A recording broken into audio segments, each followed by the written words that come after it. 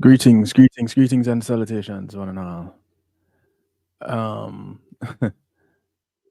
Strange things are happening. I don't know.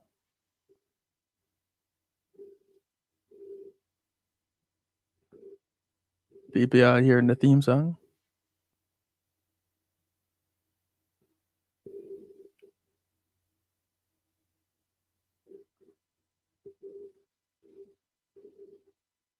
Something strange over here.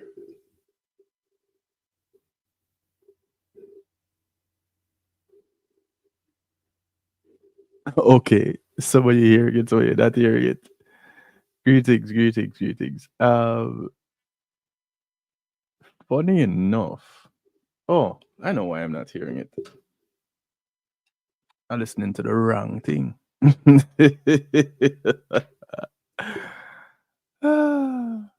People. Tell us something, you say. Too many devices. Way too many devices. Okay, here we go. Oh, not that one. Here we go. Greetings and salutations, one and all, once again. Good afternoon, everybody. How you doing? Yes, it is Reason with Rattigan, and yours truly, DJ Kevin Stew, holding it down until the rebel jumps on in. and I hear something rubbing on something in my ear. All right, arrange up this different right or so. Okay, cool, nice and clean again. Okay.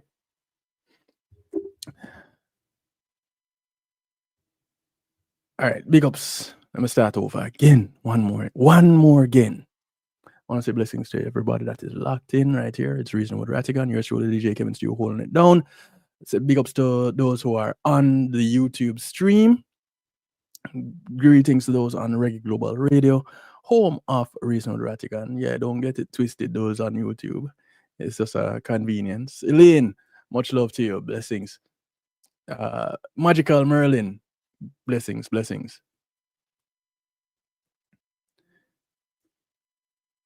Who them is Catherine? Blessings, Catherine.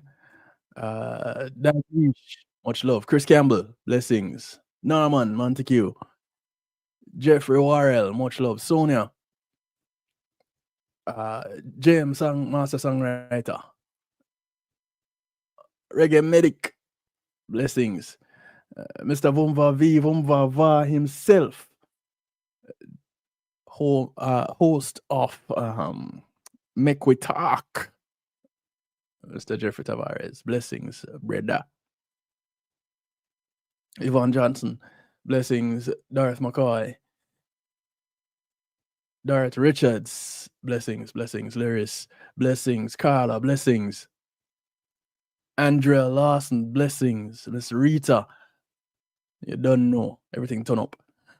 Sonia Foster, OT, blessings to you. Greetings. Marva McLean, respect and everything turn up. Donna Whitaker, blessings. Mega what? Brand Jamaica JM, much love.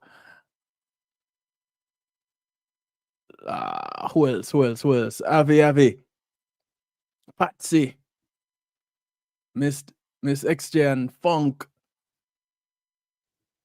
Freedom. Rosalie Ricketts. As I say Rosalie's name. I don't know how many of you know the widow of Carl Stone. So Rosie Stone she did 2 books. She's in South Florida, and last year I had her as a guest on the night shift with DJ Kevin Stew. We had a really good chat, and she's in town this weekend. We're gonna have lunch tomorrow. Looking forward to it. So if any of you have any kind words that you want to send for Rosie Stone, widow of the man that created the Stone Poles, Carl Stone, I'll gladly pass them on for you. All right. Donna Whitaker mentioned you earlier. Carla Banks, blessings. I should say hey. Hey, Carla. Yeah, you say hey, Kevin. Hey, Carla.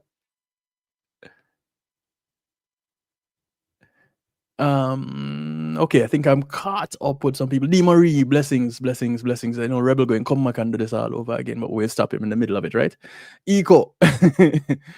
Chris Lam, blessings. Maxine Fraser Bell. Reggae Girl. You don't know. Nareen Dennison, blessings. John Scott. Much love.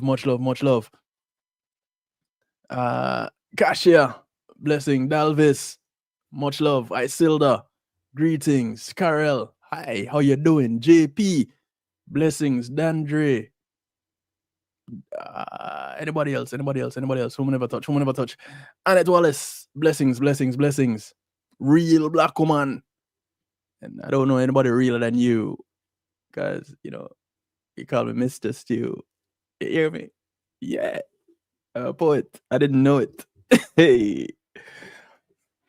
So, real quick, few things. This week, the night shift with DJ Kevin Stew, I am live on Wednesday. The broadcast does happen Mondays, Tuesdays, Wednesdays, 10 p.m. Eastern. This week, I am on it live on Wednesday for Real Talk. Those of you that missed it last week, we were talking about no, I forgot. So last week I was on Tuesday, so that was healthy love, and we look at metabolism. That's what we looked at on Tuesday. We looked at metabolism and how it works and how it's different with men and women. So those of you that would catch the night shift to DJ Kevin Stew, those of you who never caught it before, you can go back and look. The website is up and it's down and it's up and it's down and it's up and it's down, but it's up last time I checked. Yeah, the domain host still giving me a problem. The site host is fine. So those of you that have websites, know people that have websites and want to give your anywhere from $12 to $25 that you're paying for hosting your website, not your domain name, but your website. You want to build within the community. The Policy Media server is the one that I use. It's owned by one of us in the community. My website is there. The church that I play drums for, their website is there. This other church out of New York, their website is there. Another church was on there, but they didn't pay the money, so they're not on there anymore. Yeah, but we build within. So those of you that have an enterprise, you're looking to start a website, you have a website, you're looking to move, you change your hosting, you want to, you can link me. You can link me. We can do it there. Also, Prezi is Prezi's line of business also. So when Prezi is around, you can link him for advice and direction in that direction. So, we build within, we build from within. And like Black Wall Street, and like the Jewish community, and like the successful communities in the lighter hue neighborhood, they support each other. And so that's how they build. And which is one of the things that we're doing here with the One Jamaica Legal Defense Foundation. That's one of the way that the community builds. This one is through information and supporting the requests for information, which is not cheap. The prosecuting of those that take advantage of the country and the positions that they have. OJLDF work through that, does that work, and on all of our behalf. I was going to say your behalf, but all of our behalf, because collectively we are one Jamaicans, right? It doesn't sound grammatically correct, but it is. Yes, freedom. We know what needs to be done. It's time we start doing, and we're doing. We're not just talking about it. We're going ahead and taking the steps to make things happen. We're holding people's feet to the fire. We collectively, because once you're listening and you are asking questions, then you're doing your part. And the One Jamaica Legal Defense Foundation, Rattigan, the rebel himself, he's hard at work. So remember to continue to support the One Jamaica Legal Defense Foundation. Blessed Sabbath, Carol. Healthy Eats, we still need to talk. You have the number, link up a brother. Yeah, cool.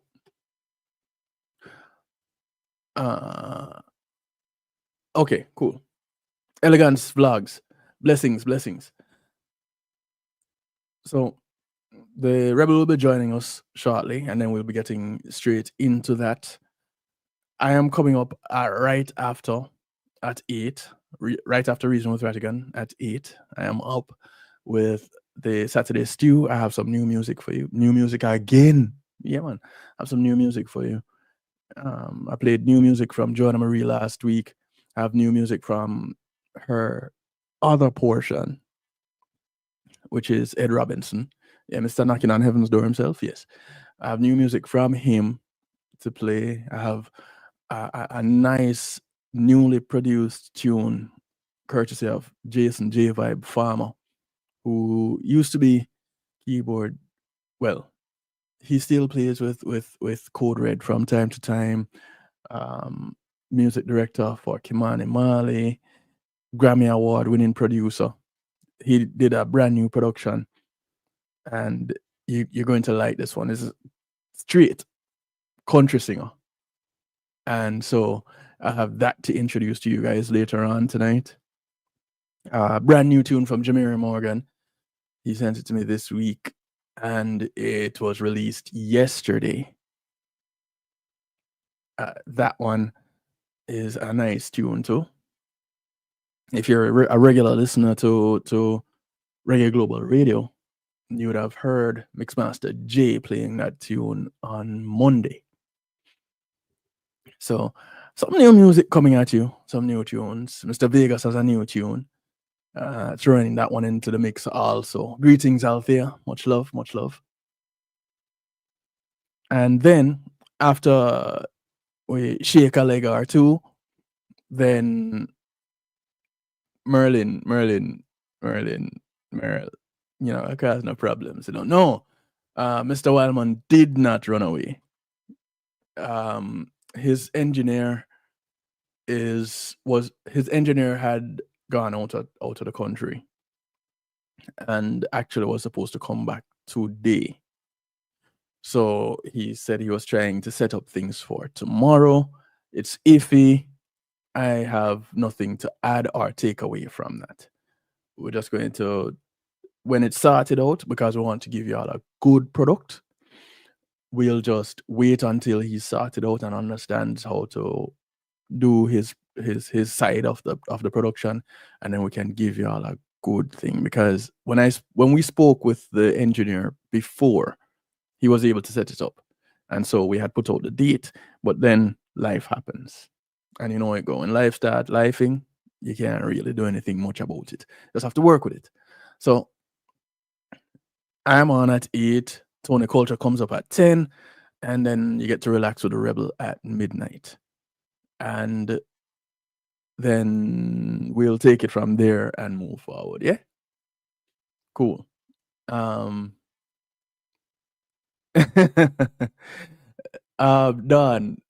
I know some of you might have some strong feelings about Mr. Vegas. All right. How do I put this now? Mr. Vegas is still closely affiliated with Reggae Global Radio. And so we will still play his music, regardless of what might have gone down on other levels, on other platforms. You know, we support our own. We may have differing opinions, but it doesn't mean that we're opposed to each other. Yeah? So we have that to take into consideration. I see, and I'm not even going to let him know that I'm throwing him up. I'm just going to throw him up. Jamaica's in the building. Hey, Jamaica's. Blessings. Wow.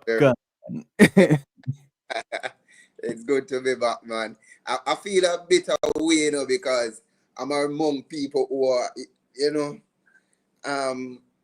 my locks is growing a bit, and I'm among people that, like, you know,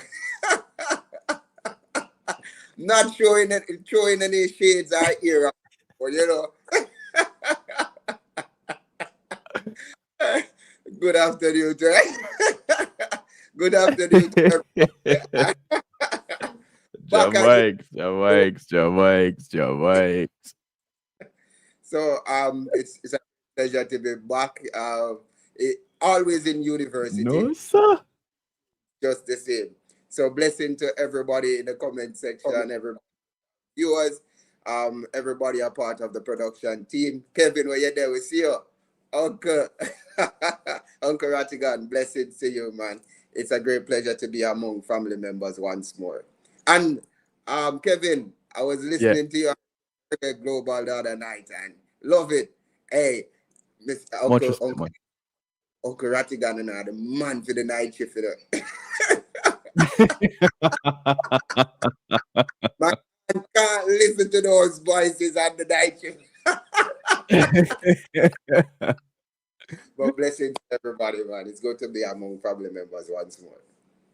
Yeah, man. I tell you, there are many sides. You don't really know what you're going to get served out of the stew pot. So with the Saturday stew, I just dip and come up, and whatever it come up with, I go where the music takes me. I don't plan out a playlist. Somebody asked me one time, all right, so where you find time to put your playlist together? I'm like, come again? Playlist? What playlist? Who does that? Who just play a tune? Who just love music and who just play a tune?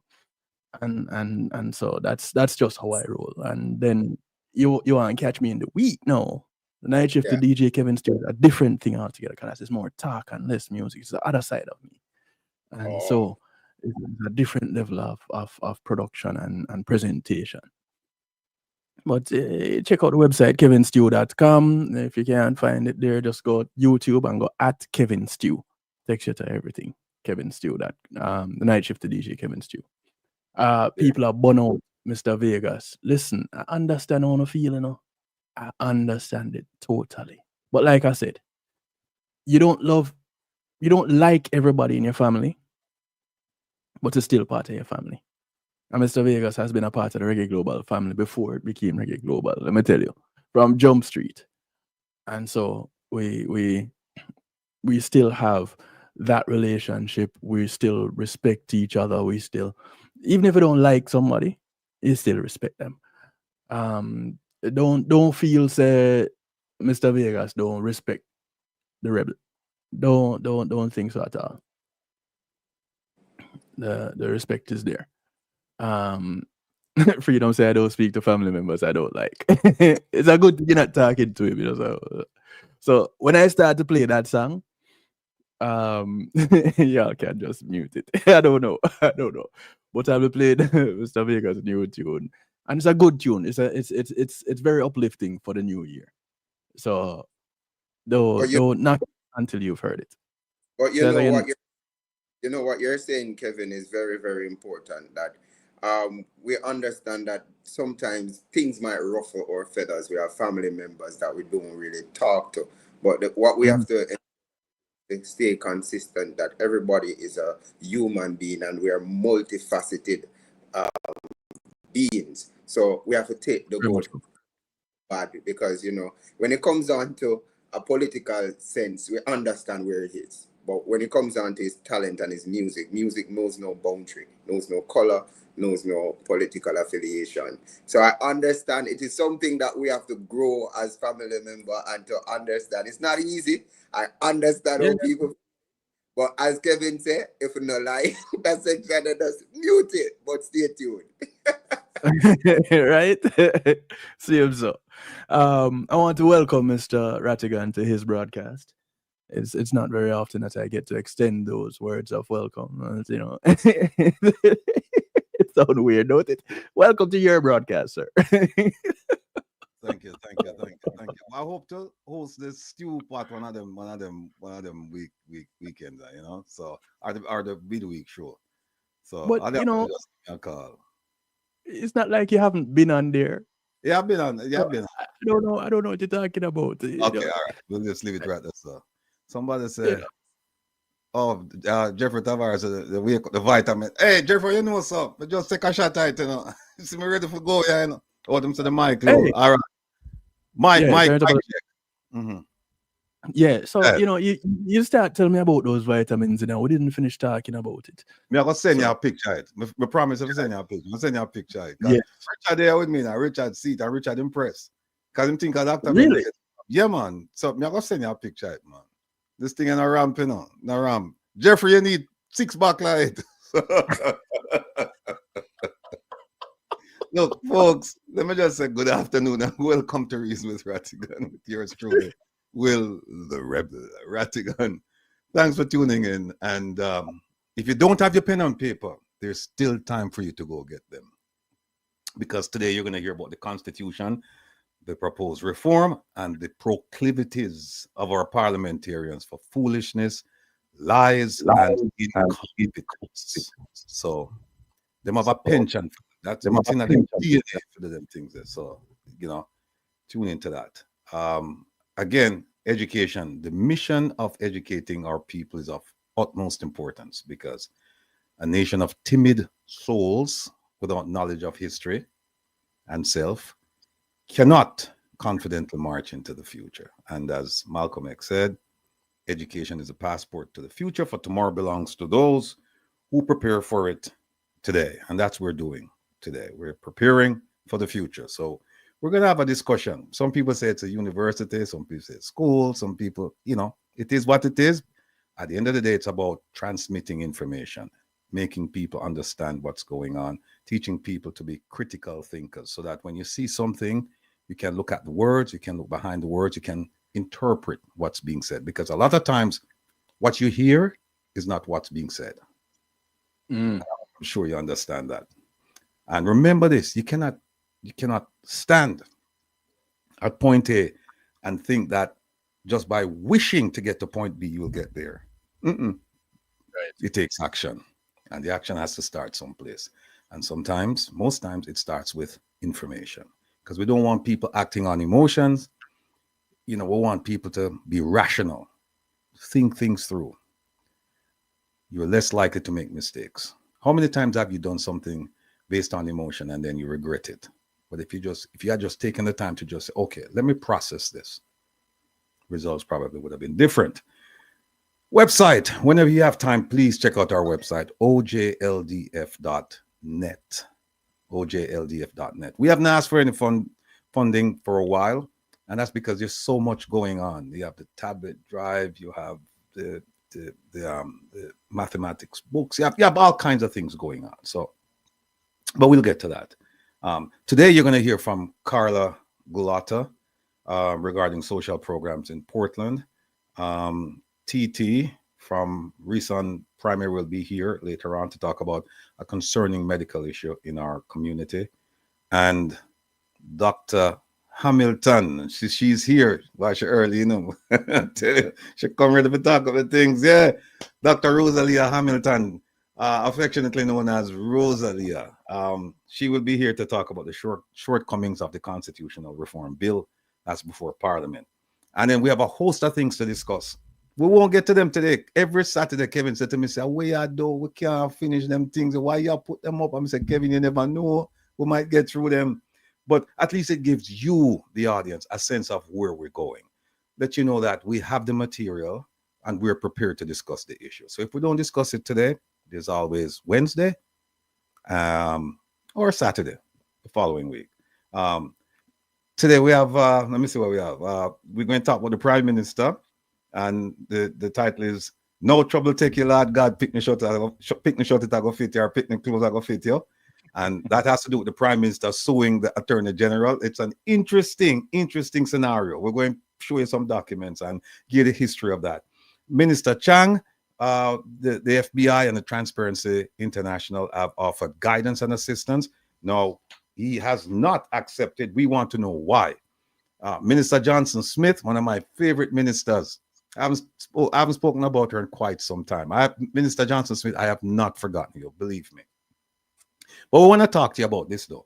Should the diaspora continue to foolishly wait on your and the government's promise to ensure a seat in the Senate and the right to vote in elections?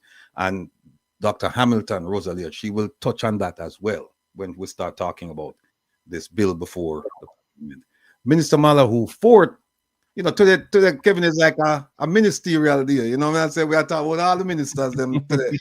Minister Malahoo, FORTE, Bob have a song we say, "The Babylon system is a vampire." So we want to know, Minister Malahoo, FORTE, why are you promoting this Babylon system? Why are you promoting the continuation of the parliamentary cabinet system of government?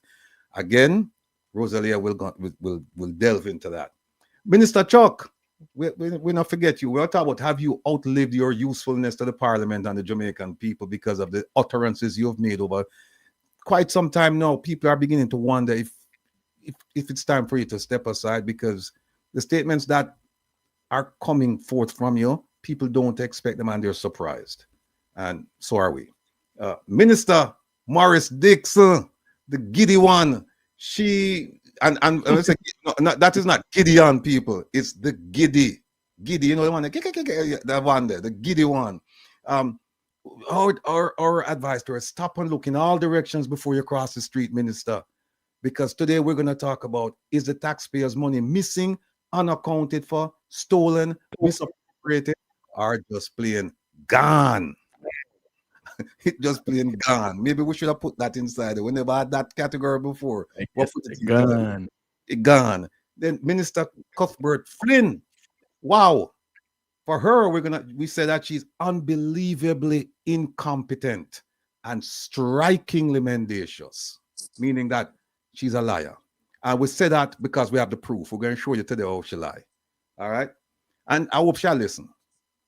And then, well, what is good for the goose is good for the gander. There's a PNP MP who has been noticeably absent for most of the meetings in Parliament. That is unacceptable. And we're going to bring that out today, because we don't care who in charge or what they're responsible for doing. If you're not doing the people's business, we are going to call you out. And that's where relax with the rebel. Let me see. Yeah, Kevin DJ, sorry, I forgive him title. DJ Kevin Stew and we were prepared to have a musical extravaganza with Jamaica's #1 legal DJ, Mr. Hugh Wildman, from 8 p.m. to midnight. But due to circumstances beyond our control, doesn't look like it's going to happen. So Kevin will come on at 8 and I will be on at midnight. Not quite sure what I'll play, but it's going to be great. And yeah, I give them that part. You give them that part. Okay, sorry about that. Yes. Easy like Sunday with the Rebel. Stay tuned for the announcement regarding our next program. And then come reason with Rattigan. We had it this past Wednesday. We returned with a blazing segment. Dr. Ben was on with 3 of his colleagues. This Wednesday, they will be back for a special show entitled Women's Wednesday. Yeah. And that will be dedicated to issues affecting or issues of concern to women. And although it's geared for women, I know the men will be there in full force. And as usual, we expect it to be very informative. So please join us next Wednesday and be educated about your health or your partner's health. Greetings. Let's continue to pray for Papa Trevor, Ma P, Ma Jean, Desmond Paul, Bonnie Jump, my brethren, Joanna Marie, Fittis the Artist Dread, Mrs. Nelson, Bob D'Souza, Barry, Mr. Baxter, Sacha Diva, Raleigh, Danny Gops, and Roland, the valiant one. Big up our ambassadors, and of course, producer Joan. Stay so. Now, Kevin, I have a little piece where I want, let me see. I have a little piece I want to talk before we bring on Rosalia. And Rosalia, don't mind me. I just go. This is just like a little intro. All right. Now, I've spoken about this for the last 2 weeks, and what you're going to hear is an abbreviated form of what I've spoken about for the last 2 weeks, and some new information in there. But I think this is a proper setup for Rosalia to come on and talk to us about the things that she feels are deficient, are deficiencies with the bill. I happen to agree with her, and then I have some additional things as well. But let me just say that before I spoke to her, I had a myopic view, meaning a very limited view of what was going on. And in a conversation, and that's why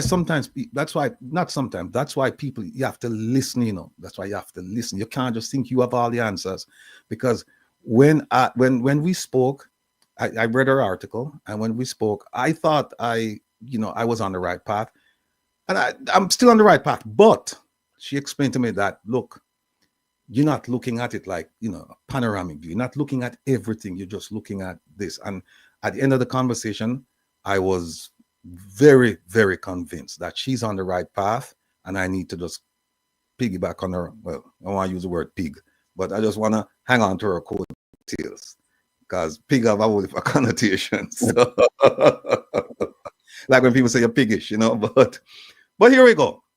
The Ministry of Legal and Constitutional Affairs, and this is going to be very critical, people. So if you don't like criticism, meaning the people from the ministry, if they don't like criticism, they should turn off now and come back later on, because I'm going to be very critical. But I'm being critical for a very good reason, and with facts. The Ministry of Legal and Constitutional Affairs is a joke and a serious waste of taxpayers' funds. This is what happens when government is administered by inexperience, lack of wisdom, no foresight, and cronyism. The so-called principal has turned the school into a clown show. And they're not even good clowns.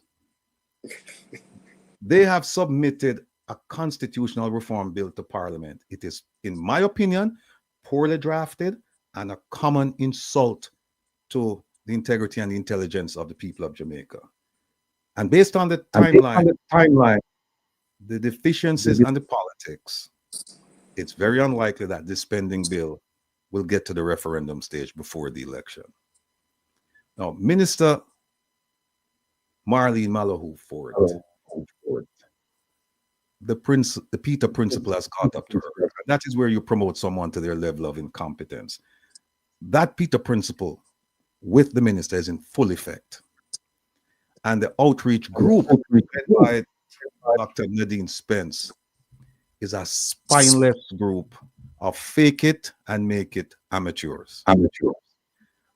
A joint parliamentary will review the bill, and you, fellow Jamaicans, will have a chance to voice your perception of the bill. I will look at some of the issues, but the real issue will be dealt by Rosalia, Dr. Rosalia Hampton. And that issue, ladies and gentlemen, is the government's blatant attempt to continue with the bastardized version of the Westminster system imposed upon us. It is true that the Babylon system is a vampire sucking the blood of the sufferers. This system calls for an imbalance of power in favor of the executive. That is to say, the king, the government, the prime minister, cabinet, and ministries. There is no real checks and balances, and the people are taken for granted. Enshrined in the Constitution is the position of the monarch's overseer, the Governor General, the man who lives a life of luxury, expense-free, on the backs and the sweat of our brothers and sisters, the Jamaican taxpayers. The government has positioned itself with this bill to continue the system.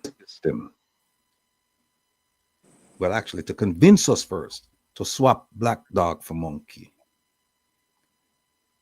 They want to continue the system and, among other things, transfer the imperial powers of the Governor General to the ceremonial president. And I say ceremonial president in quotation marks because it's obvious these people have not read the Constitution and look at the vast amount of power this invested in the office of the Governor General.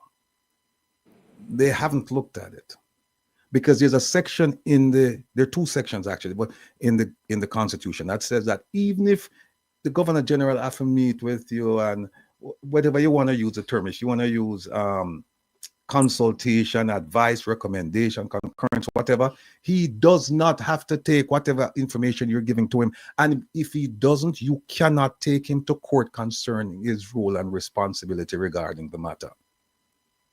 You cannot. And they're saying that they're going to give all of these powers. You'll see the language. They're going to give all of these powers to the new president, but he's ceremonial. And you'll see how close this ceremonial president is to the prime minister. And then they say, oh, it's not political. It's not political, but he gets to appoint him or he gets to nominate him. But we'll get to that. This administration promised, tricked, and fooled us in 2016 and 2020. They want to do it again, but this time is different. The scales have been removed from our eyes, and the mental chain has been broken. We are now united in the quest to hold government accountable, and anything short of that is totally unacceptable. Ladies and gentlemen, without further ado, I bring to you our primary guest, a sister, our beloved sister, Dr. Rosalie Hamilton. Don't call her Dr. Rosalie Hamilton. She prefers to be called Rosalie. Rosalie, welcome. How you do? I'm good. Well, all is well.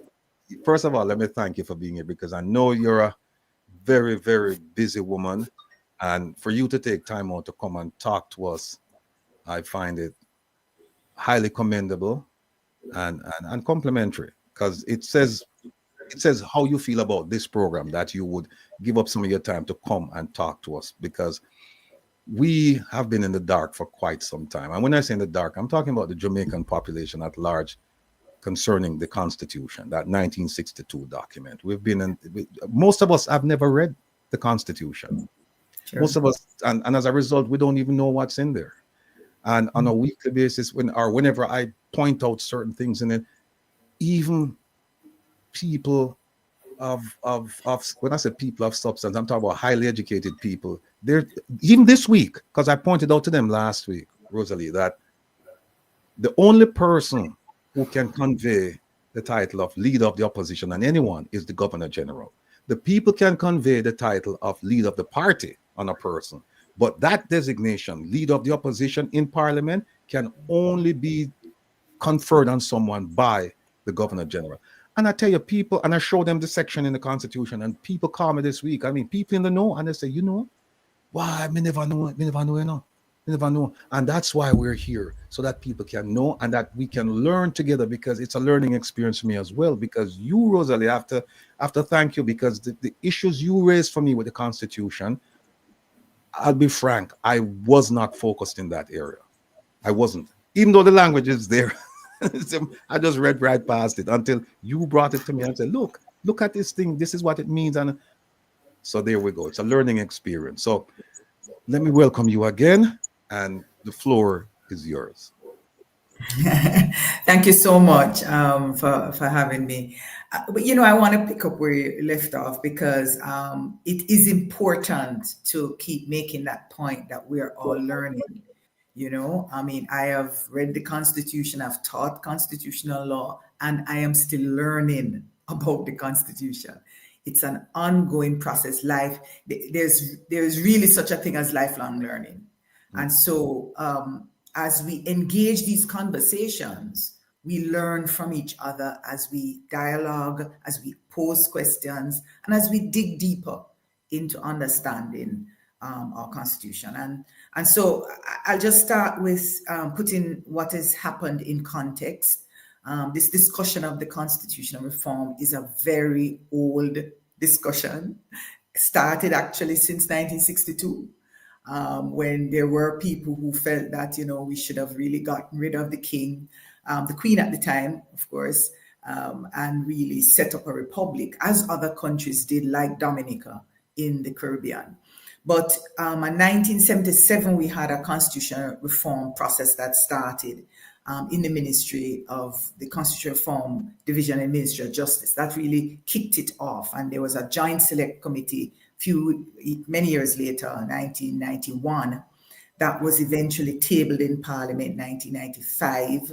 And the couple of changes took place. The most significant one, as you know, is the 2011 replacement of the Chapter 3, the fundamental chapter on fundamental rights and freedoms. And we've had significantly the inclusion in the Constitution of local government in 2015. Most people forget that, but it's important because it's an effort towards recognizing and doing more with our local government. Very significant development, I think, and much more needs to be done in that area. But it took till 2023 before any serious attempt to change the constitution began. And many will remember when the Prime Minister said, you know, we're moving on. And what was significant is that for the first time, we have a Ministry of Legal and Constitutional Affairs. So we've set up an entire ministry to do it. And I must say, Will, some people may think that this is a waste of time, but I think if it's done properly, it will be worth every cent. And I think when I say properly is the guidance from the government is to the most comprehensive and meaningful constitutional reform in our history since 1962. Now, if that's the real intent, and that's the lens in which I look at this constitution, then I think this is money well spent, because the legal foundations of our society is in that document. And therefore, shifting an interpretation of the kind of legal framework we want to create a different society makes this an important move. And so having set that Constitution Reform Committee in place to carry out the tasks involved in this comprehensive reform, we got a bill, a final report tabled in Parliament in May last year, and finally the bill in December 2024. So it's important to understand the context of this conversation. It's a very long one. It is a very important one, and the importance that this government has placed on it is reflected, I think, in this ministry set up to do it. And having said that, the disappointment then becomes really great, because having spent a lot of money and promising a meaningful and comprehensive approach to the constitutional reform, I certainly expected more than what I saw in the bill. So if we think about that bill, it was really shaped by the work of the Constitutional Reform Committee. That committee report made it very clear, and it's in the terms of reference, that there are two major things that the government wanted to achieve: the Jamaicanization of the Constitution and the abolition of the monarchy and the establishment of the republic. So, and the two goes in hand, the abolition, from their perspective, the abolition of the monarchy and the establishment of the republic. Now, these are the things that feature in the bill. So we shouldn't be surprised. And if we go to page 56 of the bill, it lays out very clearly the memorandum of objectives and reasons for the bill. And it says very clearly in the bill, it considered the report, the Constitution Reform Committee report that was tabled in Parliament early in May last year. And it said very clearly that that is the bill that it considered, and it did several things. It revoked the Jamaica Constitution Order in Council. That's important, because right now what we have is not a piece of legislation that came from our Parliament. It's literally a British law, an order in council. And so that's revoked. I fully agree with that. And of course, and they saved the schedule in the Constitution and so on. Now, one could argue, let's rewrite this thing. Let's not, make it a little, in a sense, have band-aids to it. But it's neither here nor there in some ways, if we get what we want. So that's my view there. But they saved the schedule. That's one way to do it. We could rewrite it in cleaner language, putting it all together in one clear document with no references and so on. But that's the way they chose to do it. Then, of course, the abolition of the monarchy, fully agree with that. That's something we need to do. It also altered certain provisions, and I'll point to some of the provisions that it altered. I can get into more details, but it certainly spoke to how the president is elected, and not elected, how the president is appointed, and it goes through that process. It entrenches the Electoral Commission. So those are some provisions that it did. And it also included some preambles to the Constitution. Very important, very, very good, I think, the idea that we know we'll have a Constitution that says, we the people, right? And then it also inserted some iconic Jamaican representations, the national symbols, emblems, and so on. Now, while I agree we have to Jamaicanize these things, I think one of the challenges is that we retain things like the coat of arms. Now, some people should know that this coat of arms that we have is rooted in the 1661 colonial Great Seals. And these Great Seals are the kinds of seals of authority that goes on documents and so on. And it was done at a time when the British was restoring the monarchy. This is after the end of the Cromwell era, right? And so that's the origin of this thing. And it's even more sickening, I have to put it that way, is the idea that our coat of arms is rooted in the 1672 Arms for the Royal African Company. Now, people must remember that this is the Royal African Company that trafficked our foreparents out of Africa and enslaved them. This is the company in which the British monarchy had a financial interest. Okay, so that coat of arms goes deep, and we need to deal with that. I think that absolutely needs to go if we're going to seriously Jamaicanize, and also our colonial anthems and songs and so on. Man, Jamaica have too much nice music for us to not Jamaicanize our anthem on those terms. So those are my comments briefly with respect to some of the things that, were positive, if you like, in the changes.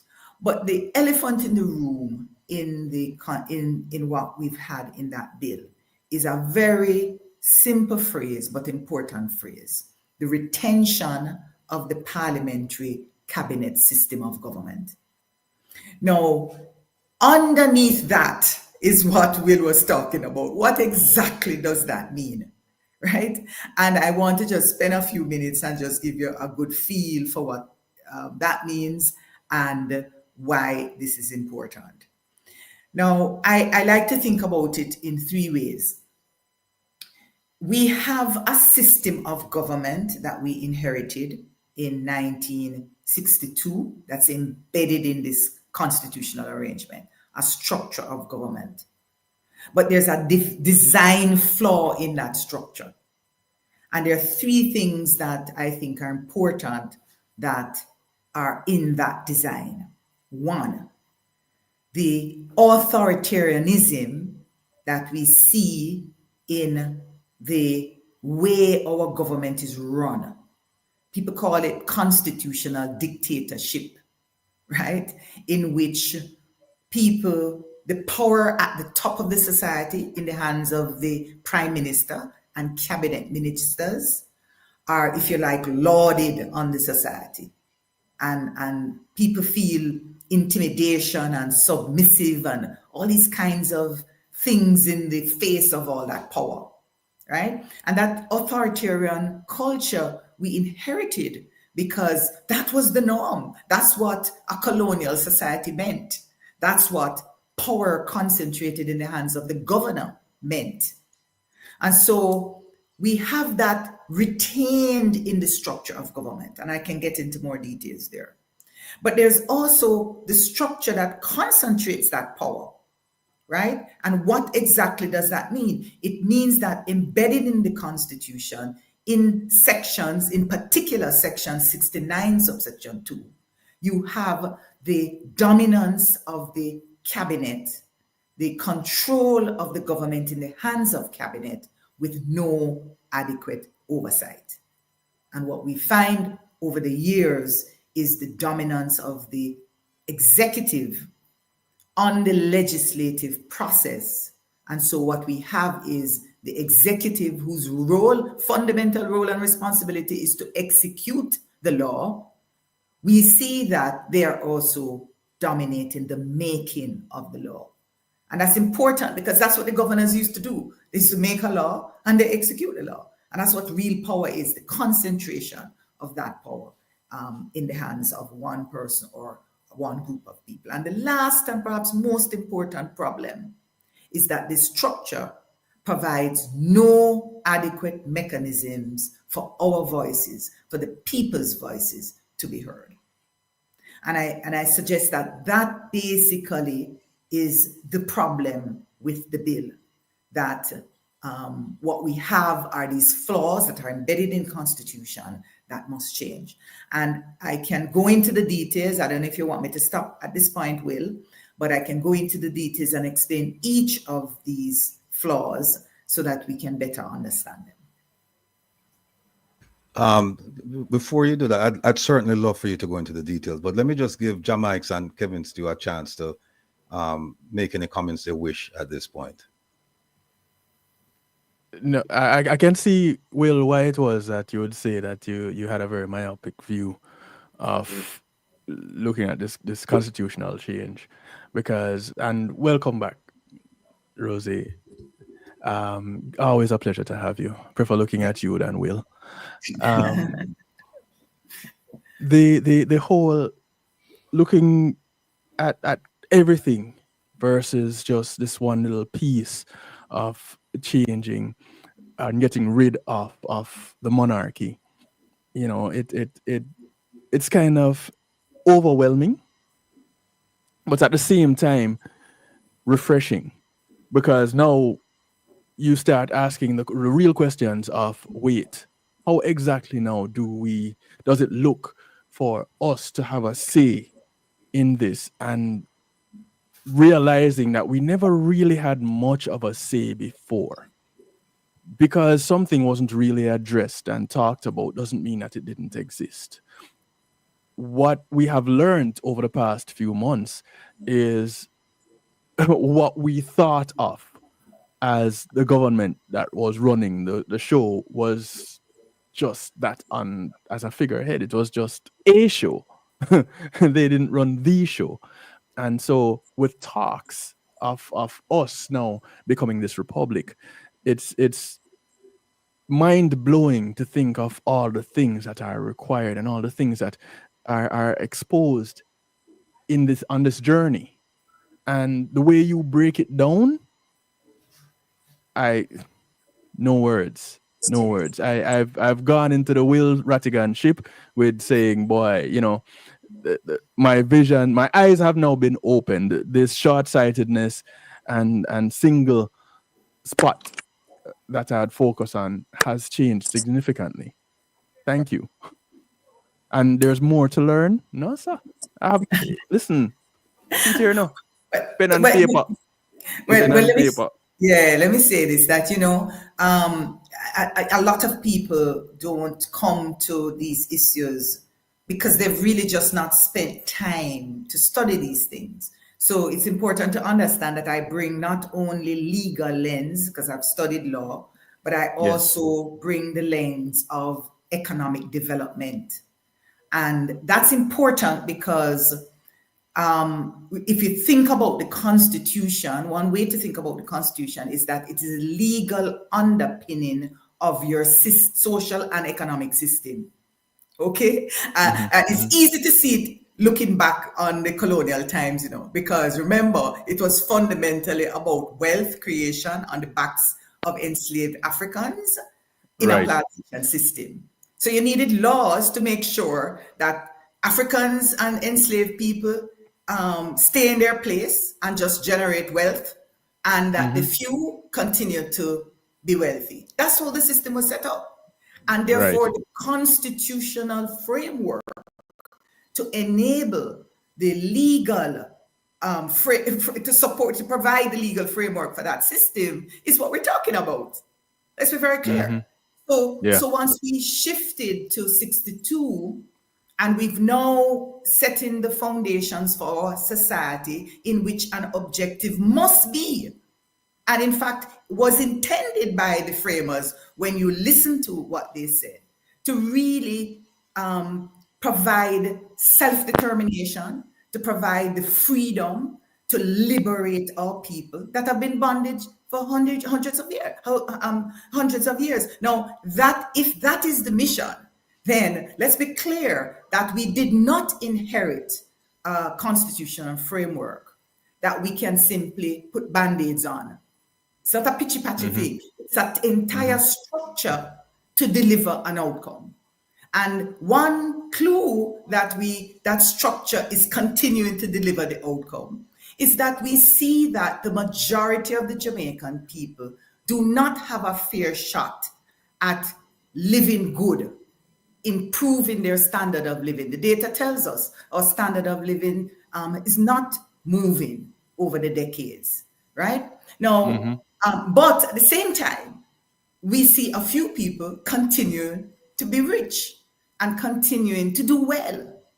So the society is set up and structured constitutionally, legally, economically to facilitate the wealth of a few and to keep the majority pretty much in our place. Now, if we want to fix that, that's not a simple fix. That has nothing to do with moving the king as head of state.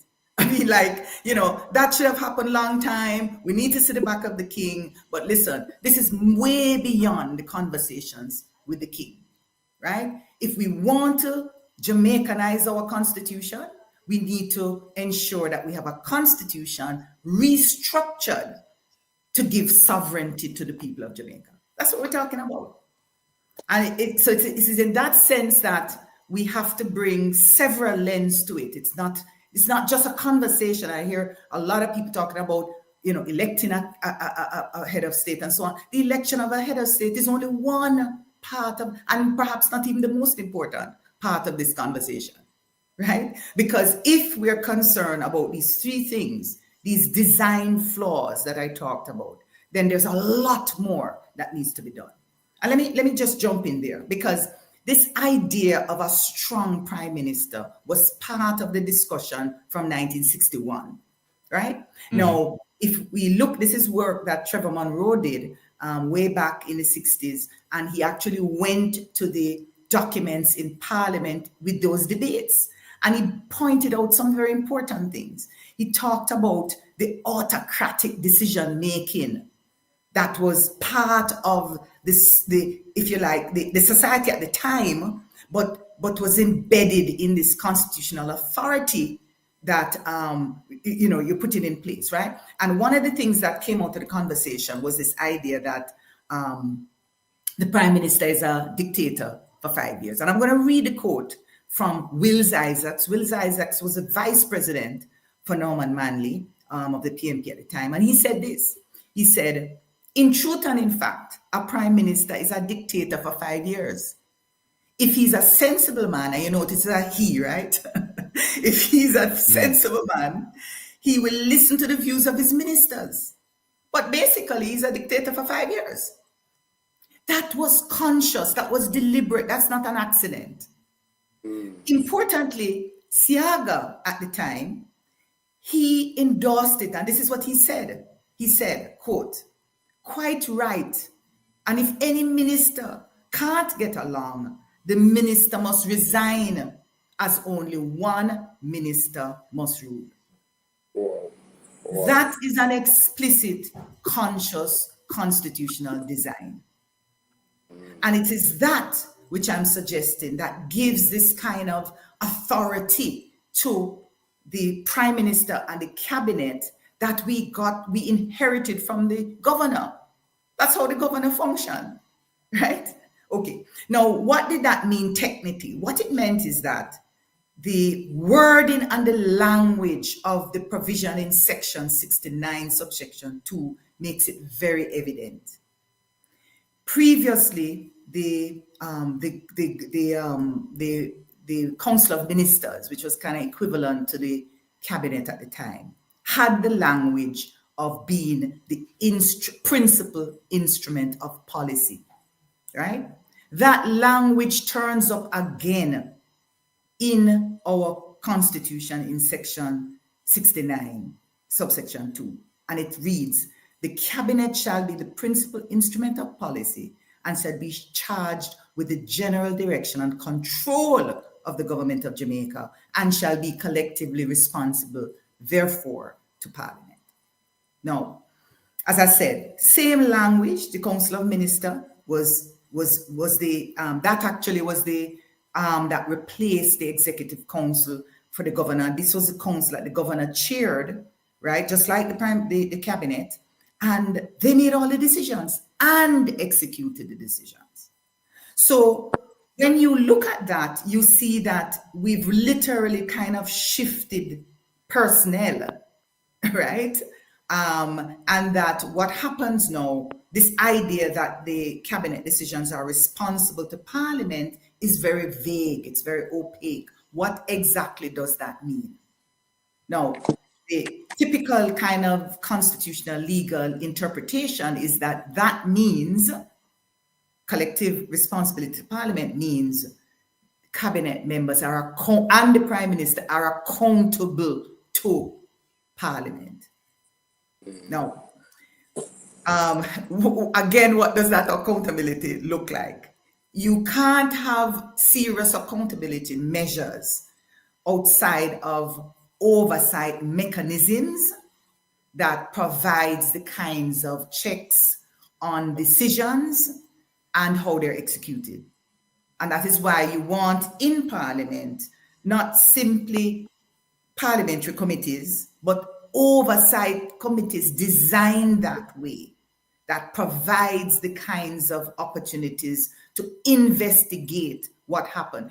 If we had proper oversight committees that provided an oversight on all ministries and government bodies, we would not today be talking about $3 trillion that is not accounted for. Because every year, the work of our parliamentarians, the work of the legislature would be to check that the money spent last year was spent according to the decisions and the rules that are made in Parliament. So the point is we don't have those oversight committees, and so what happens is the executive gets their way all the time. So cabinet makes a decision, goes to Parliament, it becomes law. When last have we seen any backbencher or any senator or anybody put a bill that becomes law? All right, so that's what we've inherited, and the opportunity, for example, to move a prime minister that is not doing what the party and ultimately the Parliament and the people want, has never been exercised in our jurisdiction, where we see, and let's be clear, the provisions exist in our Constitution in section 71, subsection 2, right? Where in fact, you can have a majority who could vote to remove a prime minister. Now, those are the kinds of structures you need.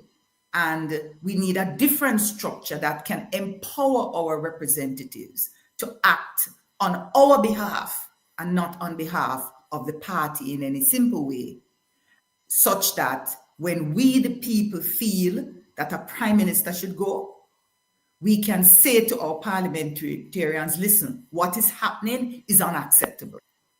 And if other parliamentarians agree with the people and there is a vote of no confidence, we can move a prime minister. We have to get to that point. And if we retain the system, and I suggest that it is not impossible to retain and improve the system that we have and make the kinds of changes that make sense for our jurisdiction.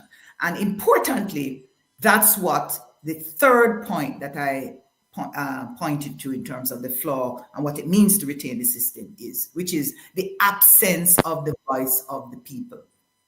And this is where, when we begin to make those changes, we can begin to transform the look and feel of our Constitution, the structure of government, and I think by extension, the development opportunities and options for our people. Now, first of all, there's no right to petition in either the local government or the central government arrangements. So that the people, remember, this is one of the very first amendments to the Constitution in the US, right? Very early in their deliberations about the Constitution, the right to petition is an important right. And it's also very important in that oversight deliberation I was talking about, because on a regular basis, as these oversight committees are set up to investigate what happens in a ministry, say, the people would have an option to say, what is happening there? I have more information than you guys know, because it happened in my constituency, it happened in my community, and this is what you people need to know in order to understand the impact of your law on us. And therefore, provide our representatives with information that will enable them to reshape law. That's their work, remember. The work of the parliamentarians is not to go to funerals in constituency. The work of the parliamentarians fundamentally is to make law, to go to parliament and make law, and to make sure that the people's will is represented. And so when our voice is part of that deliberation about what is happening with the laws and how we need to shift and change the law and how we learn from the experiences and the errors in the law, it is then that we can begin to move our society to a place where it better reflects the will, the desires, the aspiration of our people. And so we need joint decision mechanisms where our voices can be heard in how we shape law, in how we spend money. So for example, participatory budgeting is something that is done in many jurisdictions. And in fact, the provisions exist in some constitutions, in some countries. In other countries, it's in ordinary law. Nonetheless, it's a provision, a legal provision that enable us to have a say in how our money is taxpayers' money. Government spends. It's our money. So we want that kind of arrangement. So that's absent. Although I mentioned earlier that there are provisions in the Constitution for local government, the local government, the particular provision in the Constitution, section 2(4) of that Constitution Amendment Act, right? That was done in 2015. That provision speaks explicitly to encouraging and assisting the effective participation of local communities in the affairs of local government. Now, local communities is not defined. And if we look closely at the current arrangement, these local communities have no power.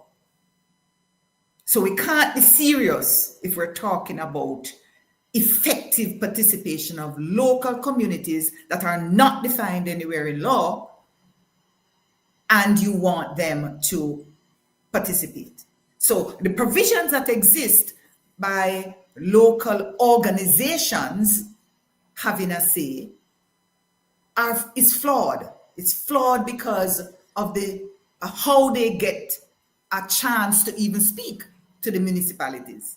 True. It requires, for example, the parish development committee select these organizations. In some parishes, those parish development committees either don't exist or they're not functioning.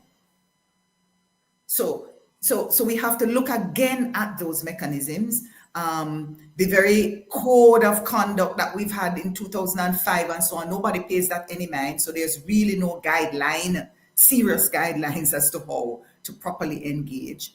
And there are, other things like no fixed dates and so the citizens can't actively prepare for upcoming elections. And of course, everybody is aware that we have no recall and no impeachment provisions. And the excuse why it shouldn't be there is contradicted by the fact that in local government, the law exists to impeach mayors. So the fact that we can put it in laws at the local government suggests that we can, in fact, do it at the national level. So these are just some of the things. The last thing I want to say, which will take another show, Will, and I can come back to you on it because I'm going to write about it. The idea that we perhaps want to rethink our Senate You know, just last week we heard all of this discussion about Senate promising individuals to be in the Senate if, right? Those kinds of trade-offs. Is that what we want a part of our legislative body to look like? Why don't we give our senators real work to facilitate the development of our country, real work to ensure fair and equitable distribution of the country's resources so that the capital budget is fairly and equitable distributed across the country. If you look, these things you can Google, you'll see that in other countries, in other jurisdictions, you have a Senate or an equivalent upper house that ensures this spatial equity, right? There are places up and down in Jamaica that is just like a ghost town, right? There are assets there that are underutilized. And you will never get to fully utilize these resources unless the cabinet and the prime minister agree. Now, we've had 60 odd years of that arrangement. It has not happened. I think we have to think seriously about how we decentralize governance, empower local community, and rethink how we structure a Senate, maybe electing a Senate, such that the senators can help us with the development challenge that we face to ensure that we fully utilize the resources we have in our respective communities and parishes across Jamaica, and importantly, empower us to make the kinds of adjustments that we absolutely need in this rapidly changing world in which AI is taking over, all kinds of things are happening, and it's as if we're losing our young people, losing them to the internet and losing them to moralities that doesn't make sense of what it means to be part of a community. And so for those reasons, I think we have to rethink the structure so that it can meet the needs of the Jamaican people where we are today. Well said, well said, well said, well said. Let me bring in Jamaica, and then I'll make a comments, and then we'll move on to the continuation of the discussion with you, Rosalie. Jamaica. Hey, Ms. Hamilton, good afternoon to you. Again, How are you? Amazing. I've heard of your name so much time. It's a great pleasure to be in your presence to learn firsthand. So, you know, they normally, well, I say that knowledge is free and education is paid for. And you have made all knowledge look so young and beautiful. Thank you for giving us history, for breaking down this constitution. So I really do appreciate it. I echo the voice of the man on the street, common sense reasoning. After listening to what you have said about the Norman Manley, you said Norman Manley was a minister. There was a minister under Norman Manley who would have had a Vice President of the PMP. Thank you. Who had said, yes, so it's basically was saying that it's an autocratic style of leadership, right? And we see that that has been echoed. The sentiments have been echoed by Edward Seaga. So today's date, the common man on the street, and I have been thinking of myself from way back when, is Jamaica independent or not? That's a simple question. I know it's very complex, but is Jamaica an independent country, or we are not an independent country? All right, so let's think about political independence, and then we can talk a little about economic independence, right? So politically, the independence really meant that we moved from the British as the political, the framework that was set up, the whole colony government and whatever was set up under the colonial. You remove from that and we put government in the hands of the Jamaican people. That's what we did. And that in that narrow definition of independence, we moved away from a legal framework and a political framework that meant that the decisions that we make, like the laws, are no, our laws are not British laws. No, the retention of the Queen at the time is primarily symbolic. And I know that Will and others will point to legal powers that they may still have and so on. But even whatever you can find and ferret out are not going to be exercised. We've never seen them for 60 odd years, barring the fact that they just come to our country and say, I'm coming, and you can't tell them can't come, right? Things like that. They really don't influence our law any more than any other country can influence our law. And I want to say it that way, because there are other countries that influence our laws by fast-tracking legislation for whatever set of reasons, right? But the British does not interfere with how we make law, how we make policy, and how we shape the decisions, including the decision to leave the monarchical constitutional arrangement. In fact, the British reminded us of that this is our decision, right? Now, so it's in that kind of narrow sense that we are independent. Now, the real independence people want, people like me and others who are economists and concerned about economic development, is the extent to which our independence drive the kinds of economy and society we create, that we can on self-reliant terms. I want to be clear there that when we talk about independence, I'm talking essentially about the extent to which we can self-reliantly, in a self-reliant way, shape our future, make economic and decisions and social decisions that impact our lives and our people. I'm not talking about independent meaning self-sufficiency, that because we don't live in a world in which any country, including the biggest countries in the world, live in a self-sufficient way. We are interdependent, and we rely on external trade to define the kinds of way we choose to live, right? And so we're not independent of any other country, we're interdependent. But importantly, it is the terms of engagement with the rest of the world is that issue. Because we know where we're coming from. We came from a world in which we had to import everything, right? Because the only thing we were making on the plantation, was sugar and so on, right?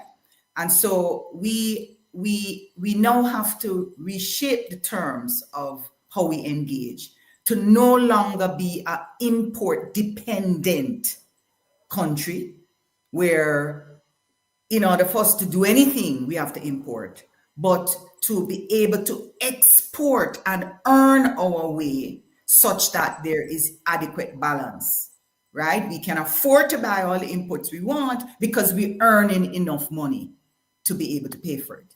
And it is the self-reliant capacity to create goods and services, put them in a global market, earn your money on self-respecting terms, right? You shape the technologies, you shape the way you make these goods and services, pretty much what we've done in our music.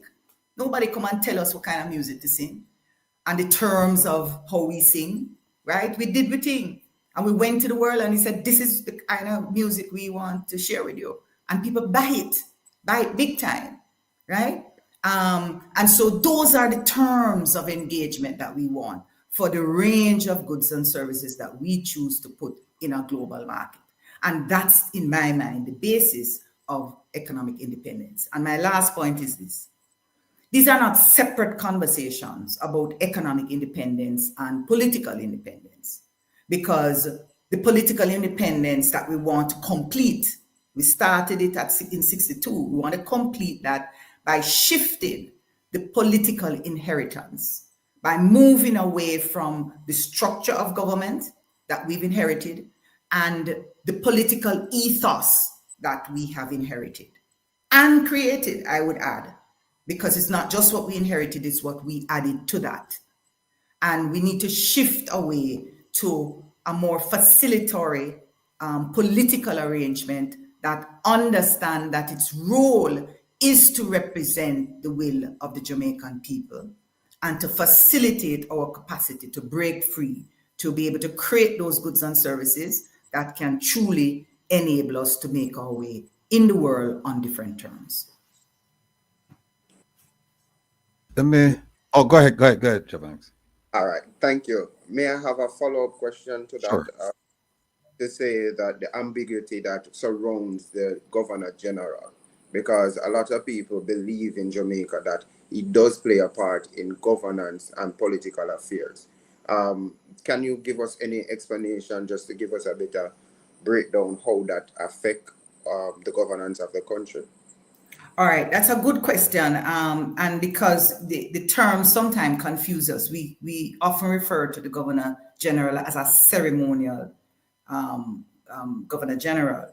And while the Governor General has ceremonial responsibility, the Governor General also has can make decision and have roles and responsibilities in our Constitution, right? That gives the Governor General some relative powers to make decisions, and I would say consistent with the Prime Minister that appointed the Governor General. And when there is inconsistency, that Governor General has to go. And that's also another way to see the power embodied in the hands of the Prime Minister, because the appointment arrangements, including the arrangement that's currently in the bill, right? There's some changes, but it still boils down to the Prime Minister. He or she will have his or her way with respect to the appointment of the Governor General. And therefore, the Governor General is not going to make any decision that is not consistent with and supported by the Prime Minister. And many of those appointments and so on must be done in consultation with the Prime Minister. So those powers are very limited. And even if they were exercised, the fallback position on any Prime Minister is to move the Governor General. Thank you. All right, let me jump in, because I heard a lot and I have to unpack some things here. Let me start out with this: a chart of the government of Jamaica, published by the government of Jamaica. Here we go. Kevin, you can pick that up for me, or like that. Most of you have seen this chart already, but I want to show you something. And then I'm going to take you in the Constitution and show you some other things, quite revealing. Oh, my look, Kevin. No, that it's smaller. It goes smaller. No, sorry. Go ahead. Take the. Yeah, I think is it that. That's it. All right. I don't know if you guys can see it, but at the top of this thing says Government of Jamaica, put up by the Government of Jamaica, and it says an overview. So it's just giving you a broad view of who is in the government, the chain of command, how the lines run, right? At the top of it is the monarch, King Charles III. Right below him is the Governor General. And reporting to the Governor General, the Privy Council, that is advisory board, and then you have the Services Commission, and there are 4 of them: local government, police, and there are 2 others. And then below the Governor General, then you have the 3 branches of government. So if you see what's going on, the Governor General and the monarch, they exist outside the 3 branches of government. You have legislature, executive, judiciary. And they all report up. So below the Governor General, you have the executive, and the executive is led by the Prime Minister. The legislature, you have the 2 houses of Parliament, the Senate and the House of Representatives. And as I've said before, people, please consider the opposition as part of government, because they're in the Senate and they're in the House of Representatives. Below the Prime Minister, you have the cabinet, the people that he has chosen to run the ministries, make policies, all of that. And then after the side, you have the Attorney General. We'll get to him later on. And then below the cabinet, the ministries. Essentially, that's the government. And there's a reason why they put this chart out. And even if you go below and you read what they said there are 3 three arms of government: executive, legislature, judiciary, blah, blah, blah, blah. The head of state is the sovereign monarch of Jamaica. And as we pointed out, the head of state of Jamaica is the king of Jamaica. That's not my term. That's a term that's commonly referred to as far as King Charles and his relationship with Jamaica, that he is the king of Jamaica. Mm-hmm. That's enshrined in the Constitution because they say the head of state is the monarch, and the monarch is represented by the Governor General. Now, if you understand that, people, I'm going to move on if you understand this chart. I'll leave the chart up there for about another 10, 15 seconds so you can look at it. Because what I'm going to say to you now, what I'm going to show you, very, very, very important. And I hope you have your pen and your paper ready. This chart, you can get it on JIS. You just go look at Government of Jamaica, an overview. You can just Google it. This chart will come up. So now, let's move to the Constitution. And here we go. Now, Rosalie mentioned 69 too. Kevin, you can pick that up for me? Because we used the wrong one. All right. I think that might be too big. 69 too. Okay, there you go. There All we right. go. Says the cabinet shall be the principal instrument of policy and shall be charged with the general direction and control of the government of Jamaica and shall be collectively responsible, therefore, to the Parliament. Let that sink in for a while. Because you see where I'm going. You see who's missing. Who's missing is this person. Let me go down somewhere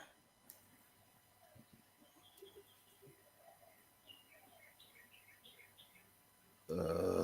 Okay. Who's missing is this person. Look at what 76 says. It says the Prime Minister shall keep the Governor General fully informed concerning the general conduct of the government of Jamaica and shall furnish the Governor General with such information as he, the Governor General, may request with respect to any particular matter relating to what? The government of Jamaica. So what this tells you is that in the hierarchy, the Prime Minister is subservient to the Governor General. The Prime Minister, the Governor General can call him at any time and say, I need you to come over to King's House and tell me what's going on with the state of emergency, or tell me what's going on with the economy, or tell me what's going on with this. And the Governor General the Prime Minister must oblige. Constitutionally, he must oblige. It says right there, he shall furnish him whenever he requests the information regarding to any particular matter. Now, I'm going to show you some. So write that down, 76 people. And I'm going to show you something now that's going to blow your mind. Most of you have seen it already, but it's worth showing again. Here we go. Where the Kevin? All right, hold on. I'll try to get to. Okay, we're almost there.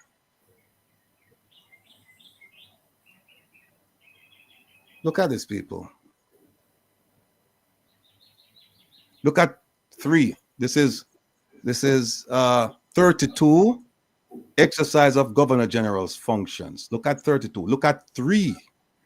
It says, where the Governor General is directed to exercise any function after consultation with any person. Or you see how definitive the language is. It's not precatory, as we say. It's not wishy-washy. It's not ambiguous. It says any. Any means all. After consultation with any person or authority, he, the Governor General, shall not, N-O-T, be obliged to exercise that function in accordance with the advice of that person or authority. So if you consult with him or you give him advice, him don't have to listen to you. Look at number 4. It says where the Governor General is directed to exercise any function, and you can read any as all, function in accordance with the look at this, in accordance with the recommendation or advice of, or with the concurrence of, or after consultation with, or on the representation of any person or authority, all persons or authority the question whether he has so exercised that function shall not be inquired into any court. So if you meet with the Governor General and you recommend to him, you advise him, you concur with him, you consult with him, you represent to him, the question as to whether he has done whatever you have asked him to do or advised him or whatever, whether or not, if he doesn't do it, you cannot take him to any court in Jamaica. And when it says into any court, we're not sure if it means court not in the UK, but we know for Jamaica it means no, you cannot take him into any court in Jamaica to say, him do it or I'm not do it.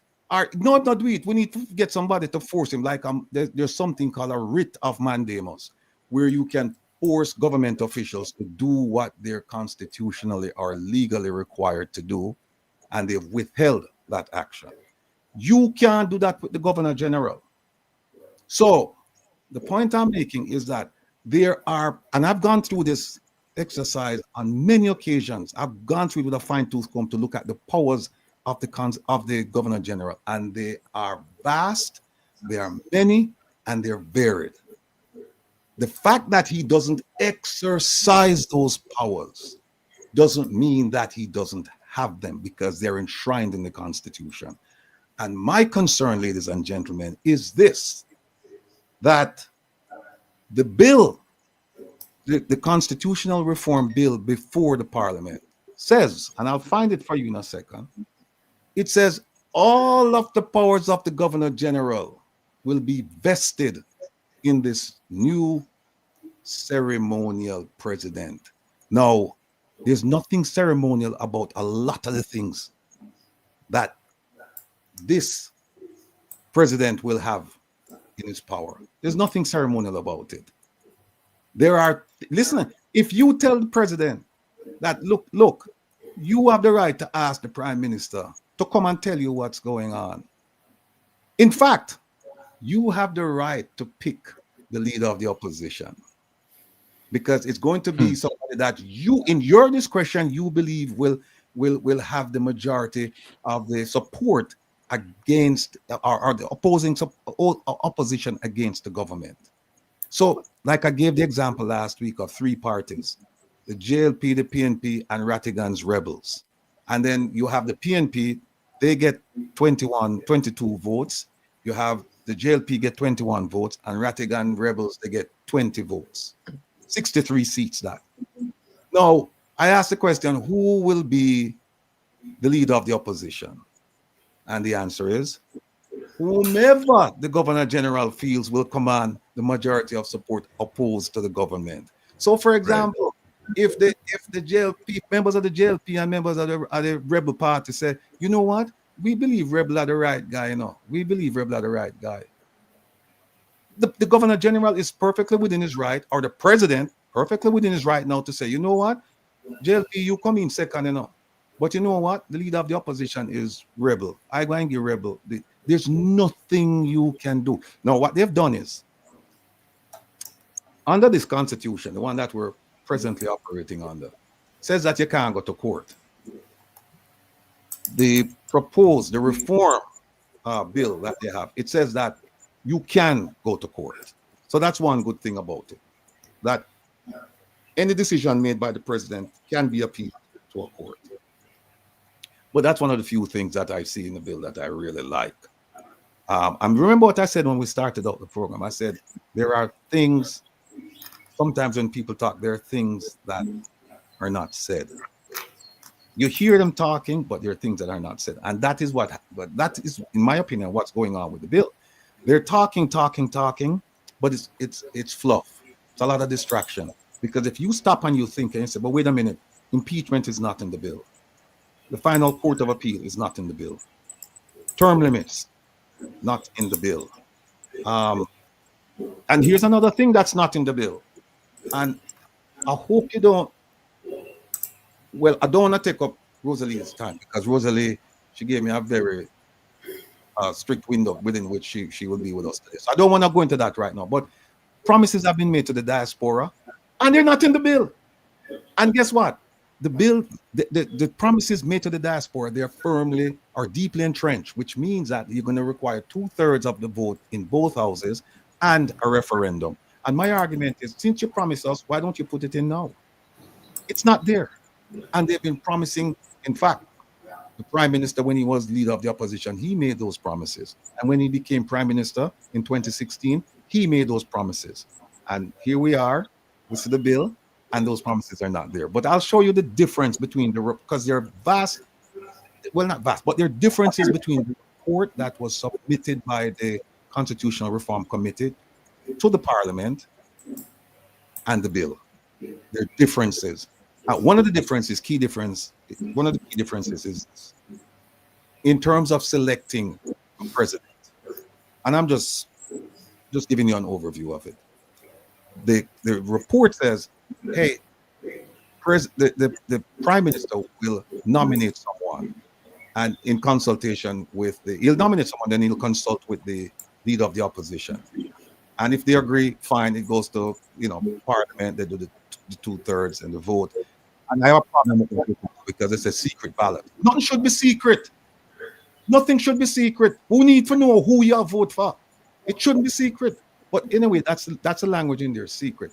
So they say, but if there's a difference, then essentially what happens is the prime minister will submit his nominee for a vote before the Parliament, and the leader of the opposition will submit a name for vote as well. That's in the report. Now, you know what's in the bill? That no, not the bill. Not the bill. Them say, listen, when the prime minister is going to talk to the leader of the opposition and come and I'll give him a name. And if there's a disagreement, the prime minister can ask him to reconsider. And if him reconsider and say, no, well, I mean, I like a person, guess what happened? The prime minister can then submit the name to Parliament for a vote. So the leader of the opposition no get no chance to submit a name as was specified in the report. The bill is something completely different, people. And we don't need to read this thing. Believe me, we don't need to read it. And I, for one, will tell you right now that I am going to campaign that this bill is dead on arrival, by the way, because they need the 2/3. But here's another thing again that people don't understand. Under the Constitution, this bill, do you know that they can bring it to a referendum without the 2/3 vote of both houses? They can. The question is, will they? Because what you want is you want consensus. You want both parties to say, we agree on all of this, and then they bring it to the people. You don't want there to be a fight and disagreement, and then you take it to the people. You just don't want that. But there is a provision in the Constitution that allows the government to submit this bill without the required 2/3 vote. But they're going to have to do it without agreement by the opposition. And that's the argument I'm making right now, that this Governor General to take all of these powers, ceremonial or otherwise, and invest all of these powers in the Governor General, in the President, I think it's flawed to high heavens. I don't think we should be even thinking about that. We need to spread the powers, because look, as let me go back to this.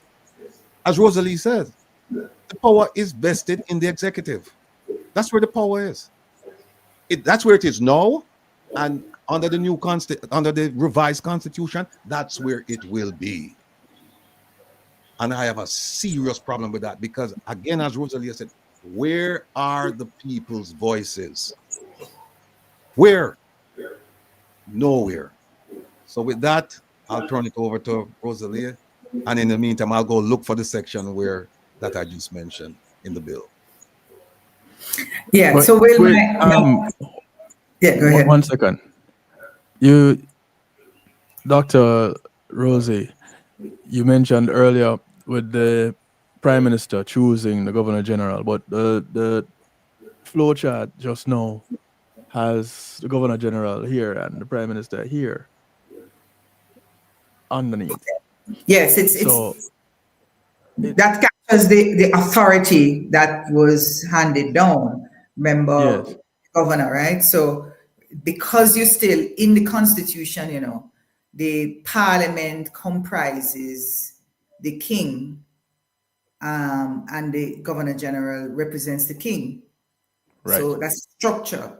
You know, so it's more of a formality than anything else. I think Will has pointed to and highlighted these provisions in the Constitution that give provide non-ceremonial functions of the Governor General. My only response is that none of that has any meaning until it's used. And if it's used, you will see that the system we've described, where the power is concentrated in the executive, will dominate.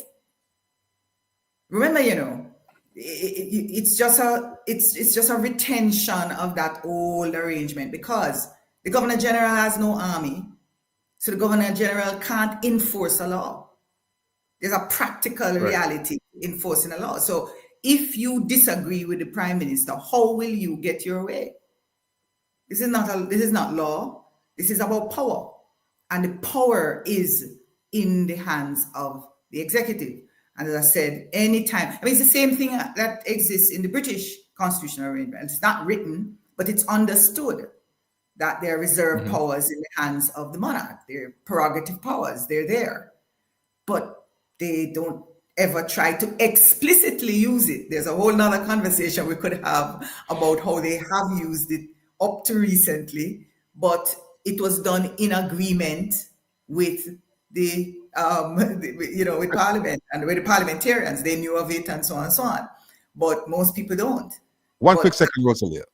One quick second. Let me just, before I forget, here we go. Remember, folks, that yes. And that's one of the things that we were trying to get rid of, right? Because if you go to the Constitution, with the Constitution there, it says right here that which part did I get? It says that the power of the executive is vested in the Governor General. Yes. Right? It says that. Just take my word for it. It said that. So where we don't know, Kevin? Hold on there. I go too fast, I won't go there. All right, see here. All right, see here. The executive. So what they've done is they said all the executive power that powers that were in the Governor General, we're gonna put it in the President, right? I have a big problem with that, right? But here's where I have a bigger problem. Here it is, right here. This one. Subject to the provisions of this Constitution, and there aren't many, the executive authority may be exercised by the President either directly or through officers subordinate to the President. So he might run things, the President. And if my feeling is that if you truly want to be independent, make the people have a say. Remember, we are talking about the people's voices. Make the people have a say. You can't have a Prime Minister come and nominate him, friend. And let's be clear that a similar thing happens even if you elect the president. If you elect the president and give that president all that power, it still begs the question: where's our voice? I agree. And then it also begs the question: what are the oversight mechanisms to ensure that any elected president does the will of the people? And in my mind, impeachment is not enough. The horse gone through already, because you went impeach after the fact, right? You want to be able to ensure on a regular basis that our money is well spent, that there's no abuse of power, that there's no corruption in the decision-making, conflicts of interest, etc. And all of that must be done on an annual, ongoing basis. Again, that is why we are now contemplating that for 11 years was the last audit track that the Jamaica Accountability Meter Portal pointed out to the Jamaican public, that accounts for over 11-year period was not properly tabled, accounted for. We don't know what happened to our money. Now, outside of that, though, with first of all, let me just finish your point. Let me just seal the point. So if we had impeachment provision, what it would mean is we would try to impeach a president now after $3 million gone. Yeah, you see where I'm getting from? So I'm just saying, 3 trillion, exactly, 3 trillion, right?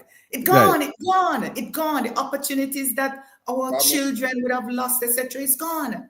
So an impeachment provision by itself is not an answer. So the question for everybody who wants an elected president, how do we ensure that our will is executed? How will we ensure? No, hold on. Be careful how you say, "Oh, I will." Be careful how you say, "Oh, I will" is executed. Not this The will. will of the Not this people. will. Okay. The will of the people, right? With 2L. The will with 2L. Exactly. And I want to go drill down to the communities that are now facing climate change issues, life and death issues, because they have to ensure that they can survive and so on. How is an elected president going to help? So it boils down to this big picture, the structure of government. How do all the parts fit? An elected president can be there, but if all these other parts are in place, meaning you have your governance arrangement intact, you have your oversight mechanisms, you have all of the kinds of things that to ensure that you have good decisions, that this governor is not going to be, this president is not going to become a dictator, as we've seen in other jurisdictions, right? And for those people who still want a prime minister, how do you settle the question of a difference between a prime minister and a president? Who run things? You have the national mandate in the hands of a president. You have a constituency mandate or a decision by the president that you are a prime minister, but you have under the prime minister all the military might of the country. How's that going to work? So we have to work the whole thing out, work through all the parts of government, roles, responsibilities, what do we want? And I suggest strongly, because I think this is what the Jamaican people want, which is that all of these decisions that we want to make and all of the structure we're putting up, in the final analysis, it must help us to lift our standard of living, ensure that we can eat our food and live well with our children and our family, and we don't have to leave Jamaica for economic reasons. Right. Well said. Well said. Yeah. Said. I guess that's what it boils down to. It just hit me as we were talking that giving the president the powers of the governor general indicates that they're aware of these powers that we just learned of. We just recently learned of that this governor general has all these powers available but not used. Exactly. But it's embedded in this idea of the hybrid. You might have heard people talk about a hybrid president. It was a recognition that it's not just ceremonial. So this is why these words sometimes confuse us, because he's not simply a ceremonial prime minister. He has ceremonial powers, but he also has serious other powers. As you said, and as I've said, these powers can't be effectively executed in the current structure of government. No, Rosalie, you just mentioned something a while ago about, so you don't want to put it's dangerous to put all these powers, including, the military and all that stuff in the hands of the president. Here's what they say in this new bill, right? It says right here. See right there? The president shall, unless otherwise prescribed by Parliament, which they haven't, have all the functions attributable immediately before the appointed date to the Governor General on behalf of the Crown in respect of the Defense Forces. Then, yes. Well, again, the question though, remember, in the current arrangement, although the word executive, the Governor General is a part of the executive, is there, the Governor General doesn't have effective executive power. The Prime Minister has that. Let me ask you this. So, I hear your point. Yeah, let me ask you this. Look at number 3, and it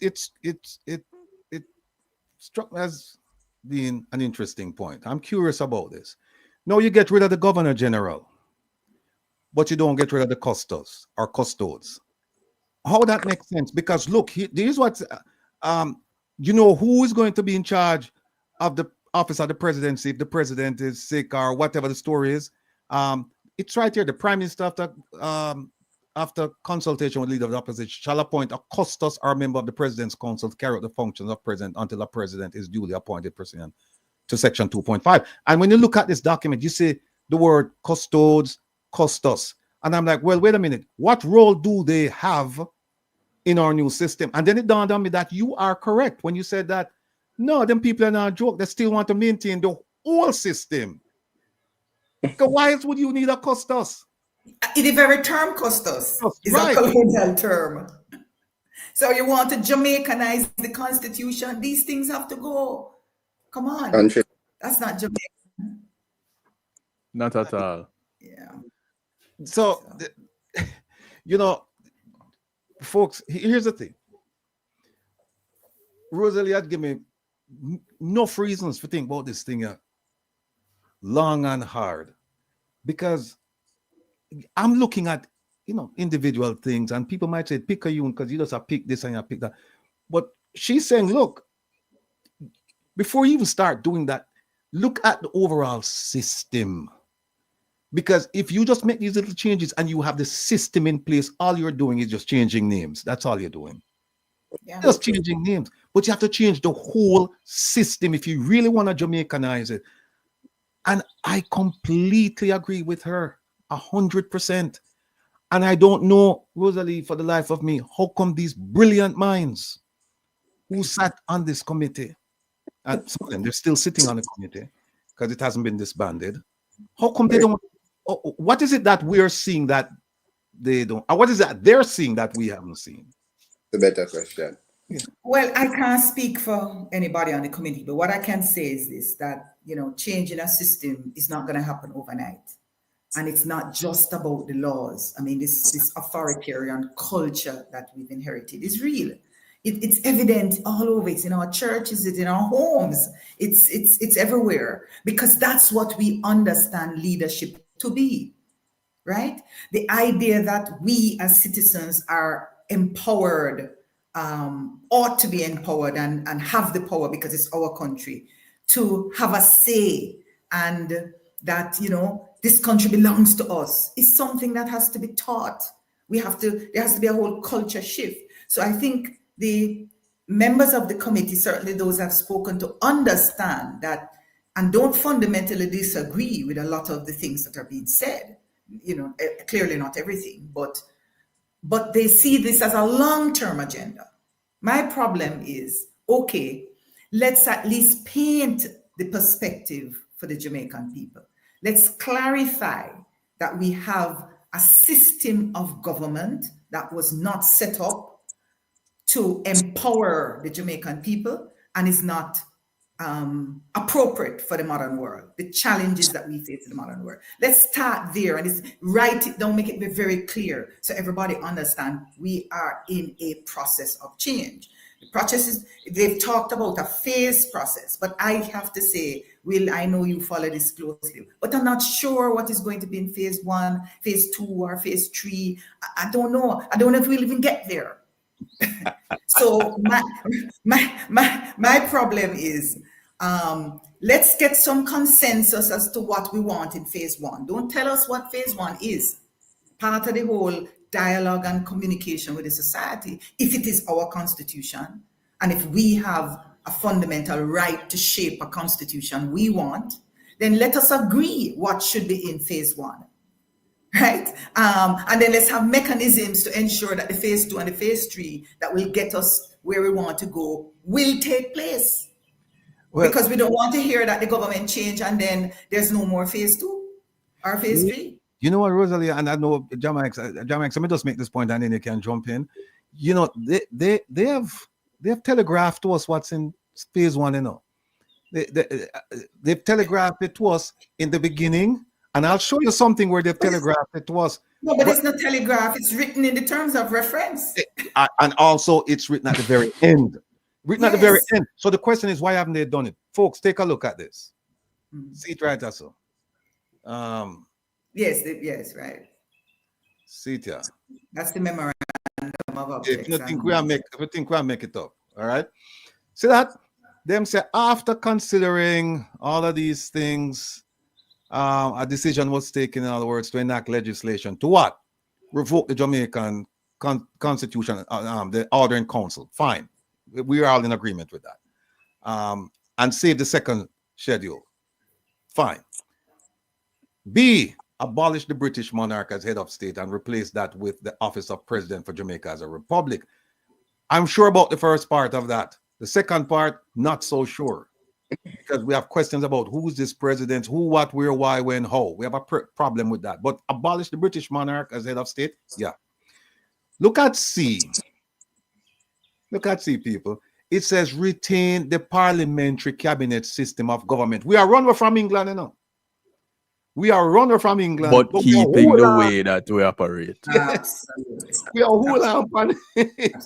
You know? And will you follow these things? You usually hear about a parliamentary system of government. I have to tell you, I've searched long and hard, and this is the first time I've seen this phrasing, parliamentary cabinet system. It's like you're focusing on the power of the cabinet. See That's that? how I read it. That man. See it right that's up. See that's up. Because remember now, people, who is the head of the cabinet? The PM. The Prime Minister. The Prime Minister. Mm-hmm. See it right that's up. The power is focused right in the middle, executive. Right here it's focused. Yeah. So, I mean, when I go back and I look at this, I say, well, wait a minute. Parliamentary cabinet system of government. Why are we doing this? Then look at D. Because I thought...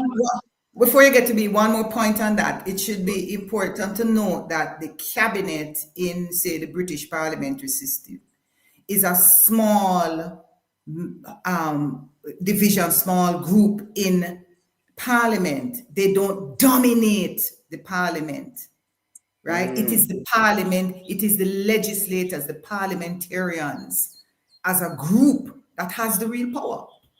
You know, so that's why I'm making that point. It's not a trivial point at all. No, it's like you reminded me the other day when you said to me, listen, Will, backbenchers in the British Parliament have power. Backbenchers in the Jamaican Parliament have no power. No power. No power. But let me quickly bring in the youngster and get his point of view. Because you know the old heads them sometimes we miss things, you know.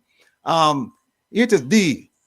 Alter other related provisions of the Constitution. Look at what it says, whether deeply entrenched or not. So it sounds like they could have looked at the entire Constitution, because people, initially we thought, oh, they're just looking at the deeply entrenched provisions. But here they said, no, we're going to alter other provisions, whether deeply entrenched or not, as necessary to establish Jamaica as a republic. And then look at E. Amend any other associated legislation that may require consequential amendment. People, let me tell you something. This is all fluff. This is just stuff they put out there, and it's just words flowing like a string of pearls. But when you ask the tough questions, they can't answer. And that's why I've invited them. They said, oh, we're in the outreach business. We want to speak to people and make them aware of what we're doing. And I said, all right, why don't you come on the program and talk to the diaspora? And them say, oh no. I mean, essentially them, because Dr. Nadine Spence, I invited them on one of their virtual meetings, and she said, Mr. Rattigan has invited us to come on his program. I won't be able to make it this Saturday, but I leave it up to the members of the unit to make arrangements and go. And I said, listen, if them can't come this week, them can't come any week. Here are the details. And up till now, they haven't made it. And I've been told what you're missing. I've been told by people in the know that, listen, them now come because they watch your program and them know the style of how we operate over here. So, and them know, so you have to ask questions what make them look like idiots. Them know, because no document is perfect, you know. No document is perfect. None. Right. And we are going to find, not going to, we have found a deficiency after deficiency after deficiency, contradict, all kinds of things wrong with this document. And when we finish with it, the people of Jamaica, they'll understand that this document is not worth, this whatever it is, it's not worth the paper it's written on. They need to wheel and come again. And they don't have enough time to wheel and come again. And look, Mark Golding, I don't support the political party, but I support positions that they'll take. And Mark Golding said, listen, if you're going to do the Constitution, given the fact that we have so many issues with it, let's just do it wholesale. Let's just get the experts, lock them up for 2 years and say, we're going to work with the old one now. But after 2 years, we expect a brand new one that will be Jamaicanized. And every 6 months or so, you come out and give us a report. I agree with that stance. I don't agree with this rush business. And another thing, people, the Prime Minister promised in 2016, he said, we will not create new ministries, right? We're going to consolidate ministries. And remember now, if you listen carefully to what Sis said, this started in the Ministry of Justice. There was absolutely no need to create a ministry for this. No need. They could have simply created a component within the Ministry of Justice to do this. So the question is, we spend hundreds of millions, if not billions of dollars to establish this new ministry. And by the way, they might pay for building where them never even occupy now. And I know me so the Auditor General said that, says fine that they might pay rent and the building not occupy. So people no see on the Jamaican people no see on hard earned tax dollars, no see where to go. No see where to go. Not to mention the pay raise, but I'll leave it at that. Jamaics. Yes, thank you.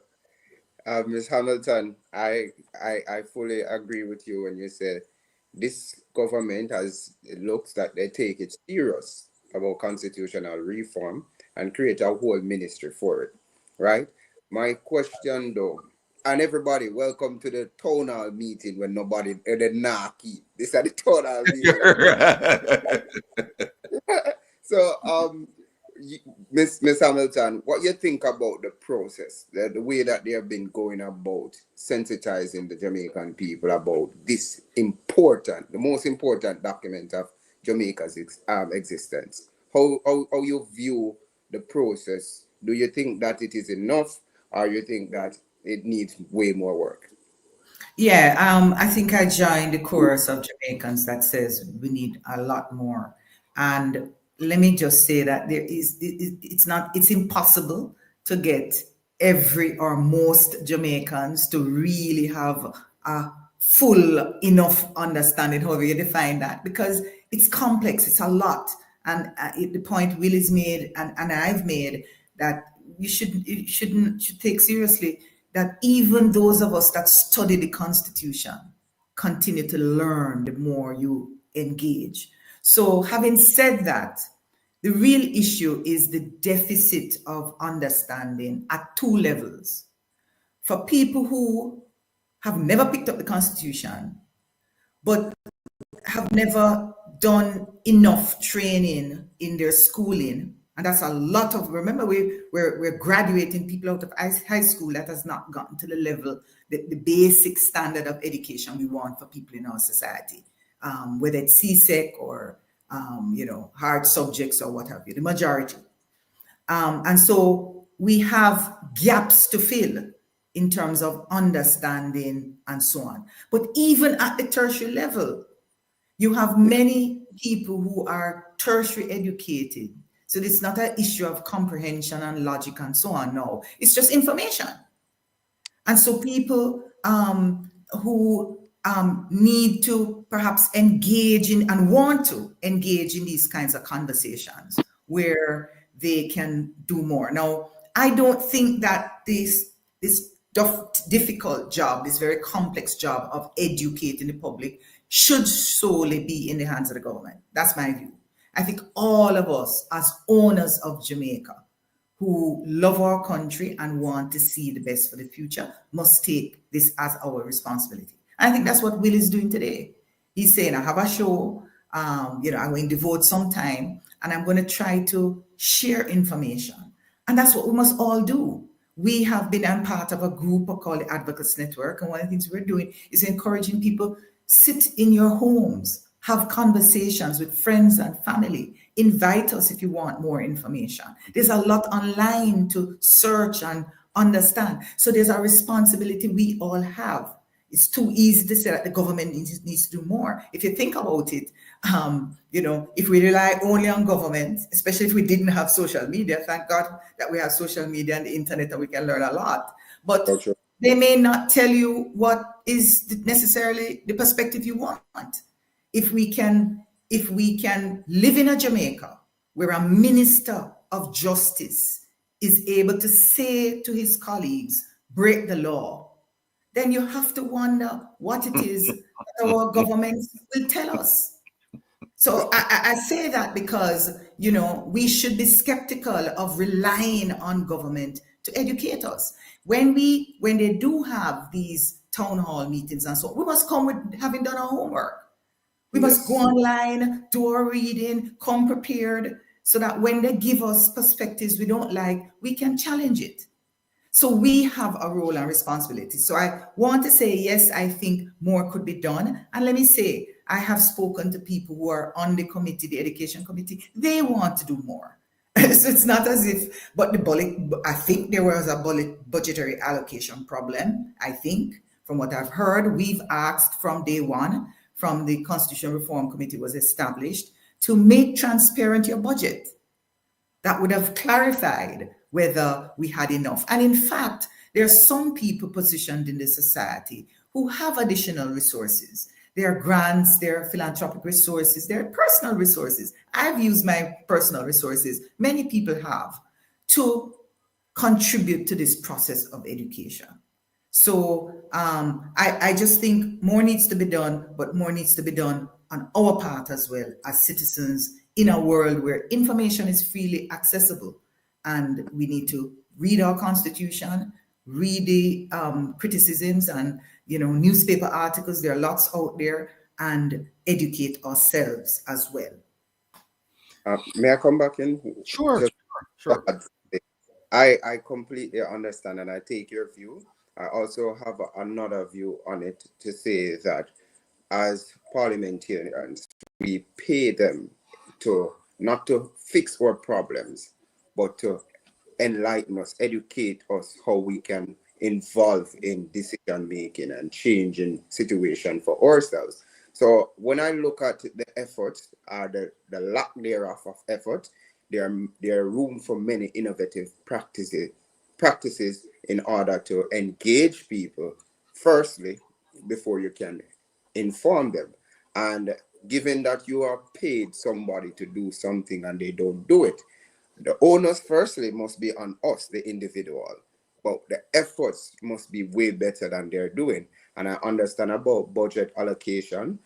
Funding is important, but what is most important is understanding the people who you're serving, so that you can know how you can impact them or effectively communicate with them.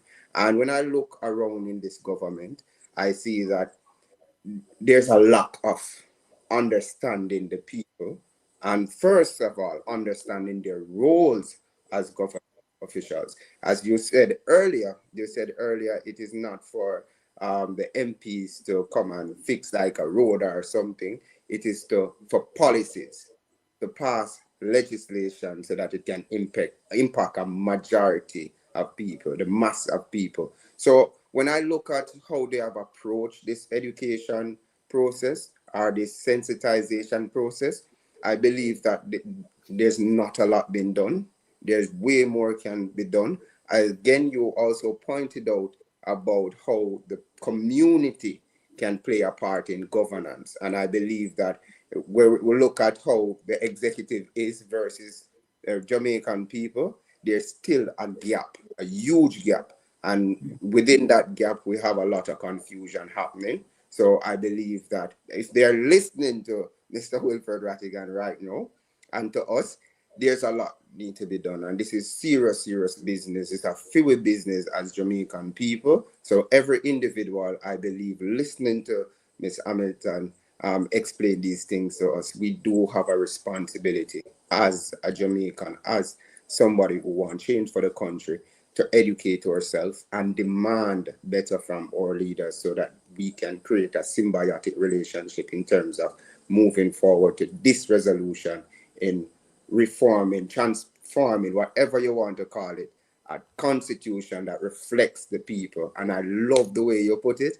that Jamaicanize it. We need to Jamaicanize it from the anthem, from the songs, from the coat of arms. I don't know how easy it is to get away from that coat of arms, but we need to come together, make a decision, and this decision is going to transform the way how we think, we live, how we also pass on information to the future generation. So that is what I want to add. So I'm asking for them to do more. Excellent points. I wanted 3 points, and I wanted just a quick thing on the coat of arms. I think if most Jamaicans know that that coat of arms is what the British used, the British royal family used to enslave our ancestors, they may think twice about it. But 3 important points to support what you've said. The role of the parliamentarians in the public education process. Every MP ought to have held and organized a meeting around the constitution in them constituency, right? So I agree that's one thing that I don't think has been done. I know that the committee have set up and they would invite them, but the MP ought to be involved. Their role as parliamentarians in ensuring that we have a budget to fund the education process, I agree, they have a responsibility. And the last point is at the level of the community, the local government, the municipality also has a responsibility to organize every community and to engage this conversation. And you're also right in saying, hear from people. Don't expect that the average Jamaican is going to come and say, you know, like a checklist, I want to elect a president, or I want, I want impeachment, or, you know, all these things, fixed dates. You hear these different things that people want, right? It's like a hodgepodge. You don't just, you know, one way to do it, if you want, is just get majority views on all these issues, put them together. But will we get a structure of government to empower our people, to transform our economy and society, to lift our standard of living? It's not, it is a science. It is not guesswork. It's not a hodgepodge thing. It's about what we've learned about government and politics, law, economics, development. These are the issues we're talking about. And therefore, we must hear what people want. I have been to communities and I've asked those questions. How do you want to develop your society? What is it that you want? Do you want to have a say in these budgetary decisions, right? And it is out of those kinds of what do you want type questions that we can frame a legal framework to give the people what they want. Oh, true. Let me just, I want to show one thing, and then show something that's it's off to the side, but it's kind of related, and then I'll come back to this. We heard about Minister Chuck, Minister of Justice, and the question I have here is, have you outlived your usefulness to the Parliament and the Jamaican people? And if you recall, he's been making some really, really concerning statements. He made one in Parliament not too long ago where he said, when they were asking about a report from the Attorney General concerning some issue about the Speaker of the House. And he said, the Speaker may not be right, but their decision is final. And people took him to task on that. Well, here's something else that they've taken him to task on. And I'll show you why we shouldn't really be upset. We shouldn't be upset about what he said. Historically, I'll show you. Here we go. Thanks to Kevin for putting this together for me. This is a Gleaner article saying IC Integrity Commission slams Chuck for advising MPs to withhold spouses' information. Now, as you know, in the Integrity Commission Act, it says that not only do we need to have information about your assets, your income, all of that stuff about the public servant, but we also need to know about your family, you know, your children and your wife. Now, here it is that it says, let me big this up right here. I'm going to show you something that Chairman of the Integrity Commission scolded Delroy Chuck for advising his parliamentary colleagues not to comply with the act, right? And he said that for the minister to say that may well be itself an offense. I hope they're looking into that. Then he talked, that is the chairman, Mr. retired Justice Panton. He said in some countries, the minister would have been relieved of his ministerial duties. Now, here's where I want you to focus. Right there, it says the IC chairman reminded the country that the IC Act, which was passed by parliamentarians, including the Justice Minister, he was a part of it. It says you have to release this information, and then he went on to say it's not difficult to see that it's very easy to hide income and assets in the names of relatives, right? So right here, statutory declaration under section 40 says that you have to declare income, assets, and liabilities of your spouse and your children. And it says the last thing is Chuck raised concerns about requests being made by the IC regarding the salaries of the spouses of some of his colleagues. And then he asked, why is the Integrity Commission asking members to indicate the salaries of their spouse or sometimes of their children? No, we took him to task on that and said, no, man, him out of order. Him shouldn't say that. He's wrong. Now I'm going to show you something. Some of you have seen it because I've produced it on the program already, but I'll produce it today in light of what's going on and make the connection. Take a look at this document.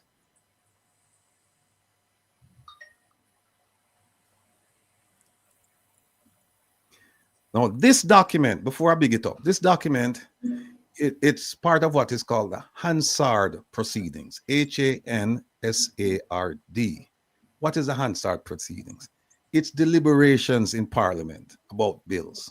So whenever a bill comes in and the ministers, they start talking, it gets recorded so that you can get us for posterity, so that people like me can take a look at it and say, what was in their mind when they passed this law? Because it's not enough to just look at the law. You need to look at the motives. Why did this law come to the floor? What was the purpose of the discussion? Where did it go? Who said what? Now, I got this document here, and this document, strangely enough, had to do with a bill that the Prime Minister now is saying is unconstitutional, right? The Corruption Prevention Act. You know what the Corruption Prevention Act says? It says if you have money or asset disproportionate to your salary, then there's a presumption that illicit enrichment, unless you can, and then the burden shifts to you now to say, I have more money than what can account for my salary and other form of income because I won the lottery, because Rosalie give me her money, because my father dead and leave it, give me, because I'm fine it. You have to come up with a reason, right? No, this was 2000, and at the time the bill was introduced by Minister K.D. Knight, and there he's talking about it, the Corruption Prevention Act 2000, blah blah blah blah. And by the way, the Corruption Prevention Act, it mirrors to some degree the Integrity Commission Act, right? Yes. So they're talking about it, and I'm going to show you what Mr. Delroy Chuck said in 2000. Why we shouldn't be surprised, but we should be surprised, but not really, because there's something going on with this man back then. I don't know why I'm having aversion to just as a public official letting people know what's going on with his finances. We have a right to know, or as President, the paraphrase President Nixon, we need to know. People need to know that our president is not a crook. So here we go. So Mr. Knight is bringing this thing in, and he says over here the introduction of a requirement for declarations by public servants of their assets and liabilities. Right. Let's move on.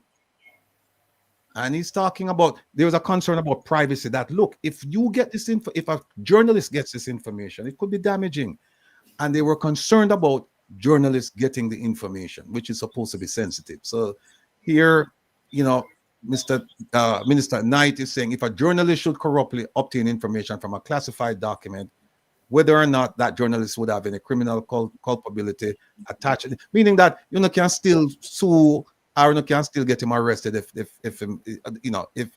a journalist gets you information and publish it. Essentially, that's what he's saying, right? Here it is. When right down here, it says culpability will still attach criminal liability, because if a journalist enters into a conspiracy with a public servant to obtain a document which is classified, then that would be an offense at common law. So them can lock him up for that. This is all KD Knight talking to the parliament. Let me skip all of this and then go to straight to. Oh, here's where they talk about the illicit enrichment. And this is what they've charged. This is one of the things that they're using now against the prime minister. Clause 14, subclause 5. It says, where a public servant's assets are disproportionate to his lawful earnings, this will amount to an offense of illicit enrichment. If on request by the commission or duly authorized investigator fails to provide an explanation or gives an unsatisfactory explanation, the person can be charged. So we don't know why they're not charged the prime minister, because they never give an to say that I'm not giving it to you, and that is what they're saying. That's an unsatisfactory explanation. But anyway, let's get to Mr. Chuck. No, here it is right here, folks. See it right, that's all? Mr. Chuck. And him say, Madam Speaker, I just want to briefly speak on this bill and indeed to support it. See it right, that's all. Him say it. I will show him thing. Him start talk about the journalists. Him concerned that the information would fall into the wrong hands. And him say, look at what he said right here. But Madam Speaker, going beyond that, the position is that we need this Corruption Prevention Act to be widely circulated and for the information contained in it to be widely known. He's supporting it, and he's supporting the dissemination, not just for them in Parliament, but outside. And then over here, where you see that circle, he's talking about sting operations. Say, Madam Speaker, we need to have some sting operation where we catch the parliamentarians them red-handed, you know, and we lock them up. Skip that. And he's also saying that people have said, hey, it doesn't apply to parliamentarians. He said, no, it does. Now, here it is. Look at this one right here. Madam Speaker, I support the act, and it has, if the bill or this act was properly implemented, we could certainly dampen the perception and the actual corruption in this country. This Chuck that say, hey, I'm all for this thing, man. We want to lock up people. We must do sting operation. Well done. Then hear him down there, so no. See him down there, say no. Get more interesting. Here, Madam Speaker, we need to do something apart from passing this act. We need to enforce it and find ways to remove the perception of. We need to lock up them people, Madam Speaker. And him say, here is a part now. See the part I know. Where him find this case? But him say, see it start right there, on the left-hand side. Madam Speaker, I found when I had to declare everything I own, including my wife and my children, own to be an invasion. And indeed, I wondered if I had to. But eventually, because I'm a parliamentarian, I said I will follow the law, and I followed it. So when do I follow it now? When do I follow it now? Him support the bill, and him say, I don't like it, but I'm going to follow it. So why am I tell? And by the way, you know, him I tell parliamentarians, are so it's been reported that they mustn't let their wives and children income be known. Why not start with himself? Why not say, I am not going to give it to them, and I'm going to lead the way. So all of you parliamentarians, you follow me. You notice him not say that. But here it is right here. Him say, I support the law. You know? And him go on to say, here's why him say him don't want to do it. Him say, the truth of the matter is that whatever you own, if it's known, everybody in our society will speculate, will cast all sorts of things. Not only how you get it, but why you are not assisting this person and that person, as the case may be. Hogwash. If you don't want to give people your money, you don't give it to them. It's your money. And the people want to speculate how you get it. You don't care, because the Integrity Commission will say, we certify you. Oh, and by the way, people, let me go back up here, son. Look right here, sir. Wait there. Look on the right-hand side when I highlight. On the right-hand side. See it here. So, Madam Speaker, not only shouldn't it be widely publicized, but we should, as soon as possible, put in place the necessary investigative bodies to do what? To weed out corrupt officials or anyone engaged in corruption. And we hope, Madam Speaker, that at the end of the day, be it 2 years, 5 years' time, we can feel that this act has made a difference to public life in this in this country. And look, it's applause. Everybody in the parliament say, yeah, Chucky, yeah, I want thing. I know, let's see what I want. But I want to show you what's Kevin there. I want to show you one thing before I bring in back, sis. Integrity Commission. Where is it? I want to show you something, Prime Minister. Let me see something here. Okay. No, people. That's why we come around here enough for feed off each other and learn. Hear them come on them say, when them say your statutory declaration has been verified, people need to ask the question, what does it mean to be verified? You need to ask that question because I'm going to show you something. This is a verification of the Prime Minister's statutory declaration in 2022. Look at what the Integrity Commission said. Then put up all them numbers, everything's fine. Look at the bottom. This is worth looking at. So what's that? Integrity Commission hereby certifies that the statutory declaration submitted by the above named declarant, that is the Prime Minister, has been what? Examined.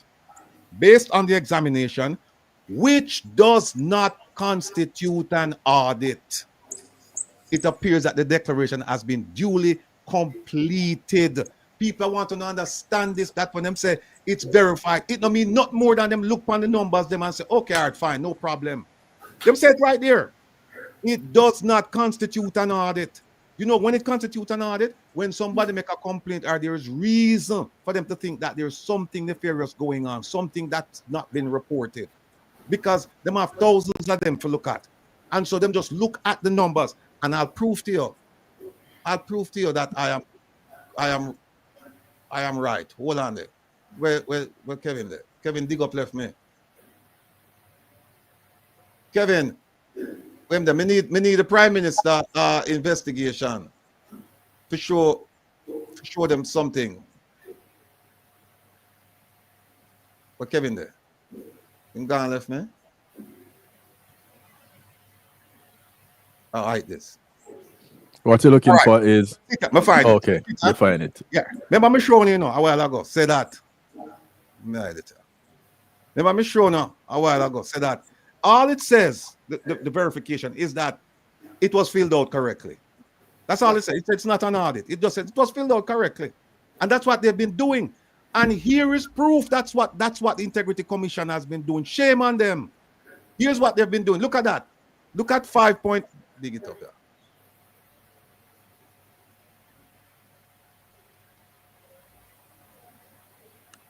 Look at 5.8 point. This is the investigation of the Prime Minister regarding the 28 bank accounts and everything like that. Look at what they said. It is important to note that the source of funds used to acquire assets held by ADMAT was not verified by way of an investigation by the Commission. And they went on to say everything we do is based on information the Prime Minister gave. We just take it at face value. The Integrity Commission, them need some restructuring going on over there. I can tell you right now off the top of my head about 5 loopholes. 5 loopholes where if a public servant, particularly an MP, should come to me or a senator and say, listen, we want to find out a way to beat this thing. I can give them 5 ways where them can legally beat this thing. Legally beat it. And it not take no whole heap of brain power. You know why? Because of the inclusion or the absence of certain protections, certain guardrails. It's not there. So let me done with that. Sorry, sis, we just have to divert a little bit. Forget that. Yeah. No, let me just one thing here. Under the well, I'm gonna get a feedback. Yeah, all right, that you, Jamaica. Yeah, all right.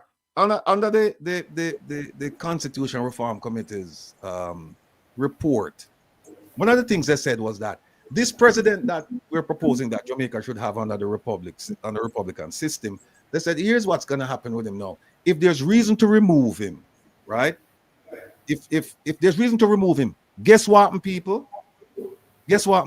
There's only one person who can bring that motion, and is the person in charge of government business in a parliament. Only one. Only one dege person can bring that motion. Wait, what could I saw it go. Just don't say what could I go, but I saw it go. One person can bring the action for move the president. One. And guess what it says? It says, and when in the report it says, and when they bring the action, the president have to excuse himself. He can't perform any more duties as president. He have to excuse himself till the investigation is over. And then lay out a whole procedure. This is in the report. Now, in the bill, what them say? In the bill, them say, when you finish the report, first of all, them say he's not going anywhere. He's going to continue to work as president. And when you finish with the report, before you give it to Parliament, guess who you must give it to first? The president. You must give the report to the president before you give it to Parliament. You have it right to say, no, people. You have it right to say. Section 26(9)(a). The president gets to see the report before Parliament and get a chance to respond. And Section 15 says the president remains president while the investigation is going on. Now, think about it, people. Them say one of the reasons that you can remove a president is for selling out your government secrets, right? Now think about this. You accuse him of selling out secrets, but you going to keep him there. He can't go nowhere until 6 months, a year, 2 years later, on the decide to remove him. What kind of foolishness is this? You see them people are not think. What them need, them don't need the people who have them highfalutin a sense of importance, and the people who have this degree, and that. Them need some people with common sense. Them need some people, because this is common sense. You can't have a man where you're accused of stealing and selling state secrets, and you say, well, then he cannot be removed. He's going to function as a president until the investigation is over. And by the way, when you finish with the investigation, you have to give to him before you give to Parliament. Well, you know what? I'll stop right there. Well, you've said a lot there. I must say I found the Hansard piece very, very intriguing. And it really does beg the question, why is the minister changing his mouth? It was very clear that he was, I was actually looking as you went through if he said anything explicitly around the spouse and children, and he did. And I think that's telling. It's one thing to support it because, you could say you support it because you've seen enough of it, but you didn't you missed that clause. And he could say, well, I missed it. He shouldn't, because, he's Minister of Justice, he should know the law, but it could have been an oversight. But you spoke specifically to that. That is, I don't know. I don't understand what happened. I am hearing that he says we misunderstand the clear words and statements that he made. I'm not sure what's happening, but it's unacceptable. Hi, Rosalie, I tell you, well, why don't? Because we don't want you overstay. We don't want overstay our welcome with you, because we might not be welcome to stay with us.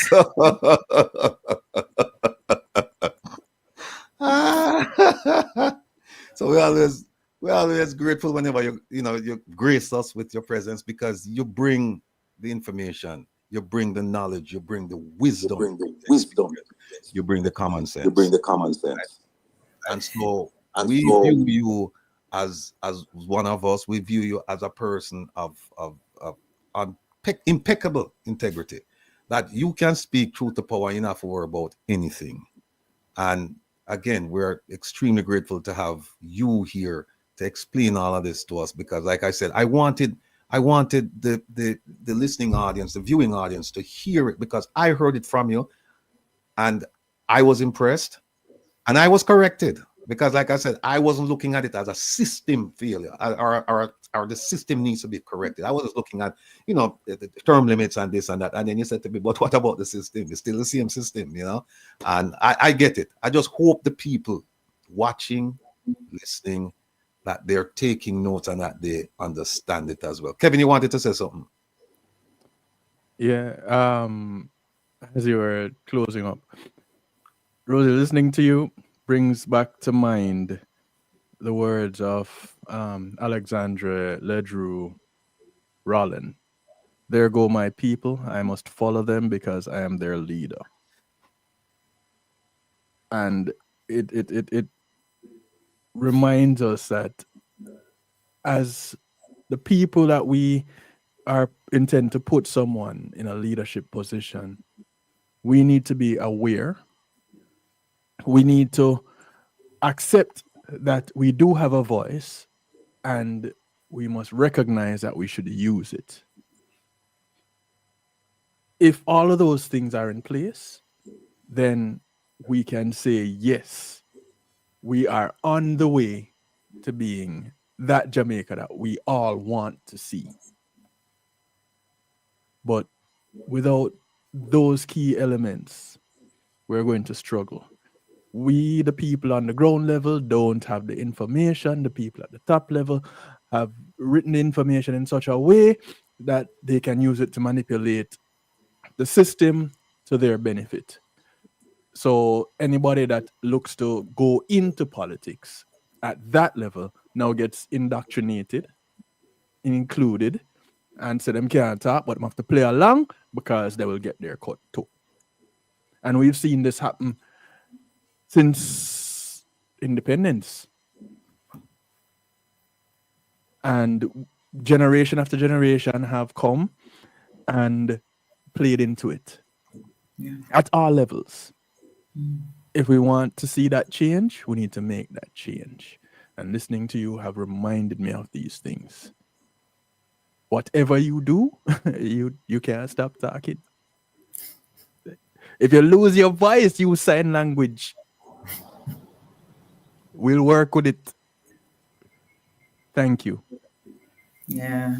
Thank you, Kevin. Thank you. I think you're spot on that, we must learn from our people. This is not a today's problem. This is a 500-year-old problem. Ever since Columbus came to this land, we have been fighting for our freedom, our capacity to, shape our future, self-determination, and efforts to regain our dignity as a people and our humanity. It's a long struggle. And when I see our kids today still struggling with wearing their hair, that's just another reminder of this systemic problem. And our musicians have told us about this systemic problem for a long time. We'll start the show with Babylon vampire system, right? And the term for Babylon is essentially that. The Babylon system has us in chains. And so I think all of us should pay attention to that. What does that actually mean? And what it will take to unravel this system. It includes our culture, the habits that we have to be thoughtful about. And I think it's when we engage these kinds of conversations and we recognize that we have a role and a responsibility to change the system. It's not something that some people do for us. You're right, Kevin. We create that republic and we're on the road. And I am thankful for the government to have put this matter squarely on the table, to have framed it as a comprehensive approach to constitutional reform. That's exactly what we need. We're in this first phase of defining what comprehensive constitutional reform means, because clearly we have different interpretations. And I'm suggesting that it must mean changing a structure of government in all its parts that can move away from a system that supports the interests of a few to a system that supports the interests of the majority. And it will take time, it will take work, it will take effort, but I think that, the kind of work that Will and others are doing, putting these issues on the table public, will enable us to get there. So I thank you for the opportunity and look forward for another opportunity. Yeah, because as we discussed, this is more than just one session. But before you go, I just want Jamaics say some words to you before you depart. Thank you again, and I join you, Miss Hamilton, to say that I support that the government has put this on the table front and center. I can't say about his motive or the motive of the government, but to bring it to the public front and center, this is an issue that all of us need to look into. And I'm happy that people like you, Mr. Will Rattigan, and others are putting it out there to say this is a free business and we have to learn about it. And you mentioned earlier about two different independence. You spoke about political and economical independence. And I'll borrow words of Marcus Garvey when he said, emancipate the minds of men, and then you liberate the bodies of men. So therefore, we have to ensure that we are educated about our political independence so that we can have our economical independence grow fruit for each and every Jamaican. It is a learning process, and it is time for us to take up our books, dust off the pencils and the pen, no matter how old you think that you are. Miss Hamilton have used old information, make it look so young and beautiful. So thank you for your time, and I want to learn so much more from you. Thank you very much. All right, send me an email. I'll invite you to some of our courses. We have a course called Deepening Democracy in Jamaica, and so we can invite you. Please give Mr. Rattigan that email, and I'll definitely join in. And I love that you spoke about the ear just now. Trust me, you're a beautiful soul. Thank you. Thank you so much. Rosie, Rosie, Listen, you should have turned off the audio on your device, because I hear what I talk about. Brother Leah, all right. Again, many thanks to you, and we'll be in touch. All right. Yeah, man. Great. Take care of yourself. Be well. All right. Yeah. That was that. I'll tell you, these are the kinds of things we do around here, people. And you've come to know this and accept it, that we not talk about, people. We're around here to hold government accountable, and to some degree, where we see the opposition doing certain things, we hold them accountable too. Like there's a certain man who's not showing up in Parliament. We're going to talk about that man too. But I just want to show you something, because we have 13 minutes before our next guest. Kevin, which part the thing that the video for this lady here, Miss, hold on it, Miss CUTHBERT-FLYNN.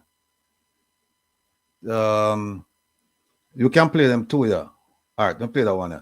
All right, folks, listen to this. Listen to this, right? I want you to listen. You have to. In fact, before you play it, everybody that is on right now that has not done so yet, all over 1,000 devices, let's go ahead and click the little thumbs up, please, and thanks.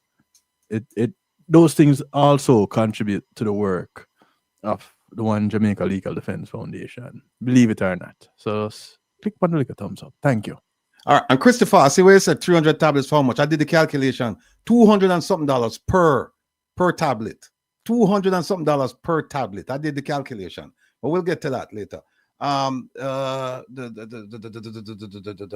Where are we, Kevin? Wait there. The other one here, right? This one first. Right? I'm not seeing it right now. But, the bottom left one is the first one. All right. Here we go, people. I've always said to people, do not trust the words of politicians. Do not trust the words of politicians. Hello, good afternoon, Mrs. Cuthbert-FLYNN. Speaking. My name is Andre Williams, madam. I'm a reporter with the Gleaner Company, and I am just seeking your guidance as it relates to whether or not you have been made aware that the Walkers Hill community has had some disruption in their water supply. Red Hills? No, I haven't. Not been aware. Well, have you called NWC?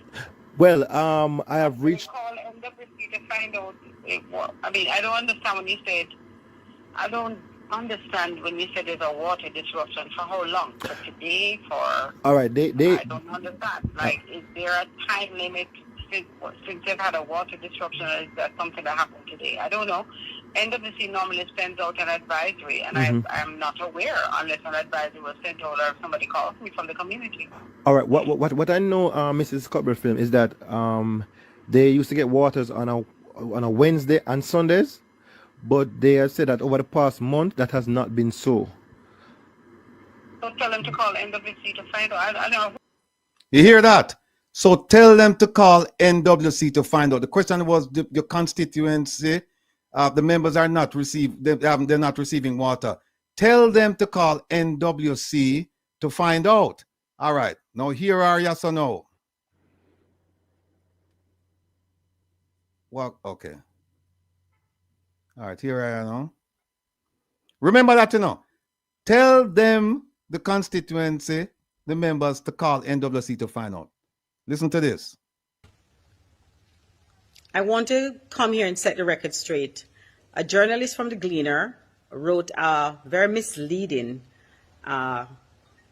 story this morning that I made a comment regarding the Walkers Hill community and that they should call NWC themselves.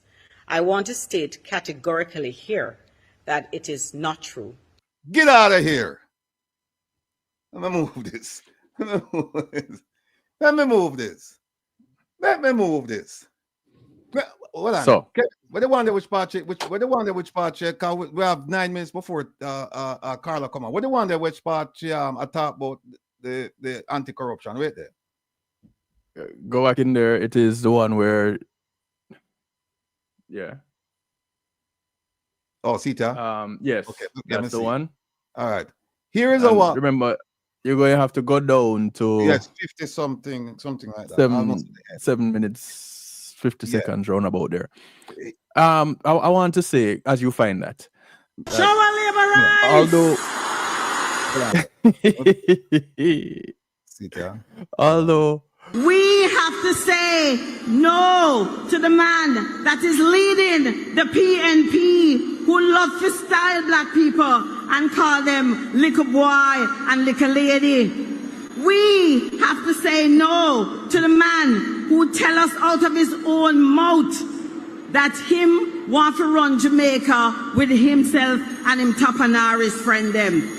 We have to say no to the PNP Tapanaris man and him friend Peter Bunting, who's really the leader. Because they are the same ones who had a company years ago that benefited from the wicked PNP policies, and they made millions off the backs of the Jamaican people. Some of them suffered brutally. They even committed suicide, and we have to say no to them. We have to say no to the PNP Tapanaris men whose company was investigated for anti-corruption. Stop there. We have to say no to the PNP men whose company was investigated for anti-corruption. This is our junior minister in the Ministry of National Security. Where else in the world we could have found such brilliance? Tell me, people, where else we could have found such brilliance? We could have found a liar, not even a liar, a liar. She tell the reporter that the people in our constituency must call NWC. Then she come out and make a statement and say she categorically deny that. And then now she come and say, oh, Peter Bunting and Mark Woolen and all them have company, and their company was investigated for anti-corruption. People, you investigate the company for corruption, Yes. not anti-corruption. And remember now, I read it, you know. I read it. And I like she just attack and you can say, well, look, it just fly out her mouth or something like that. She wrote that. she was improvising on the words.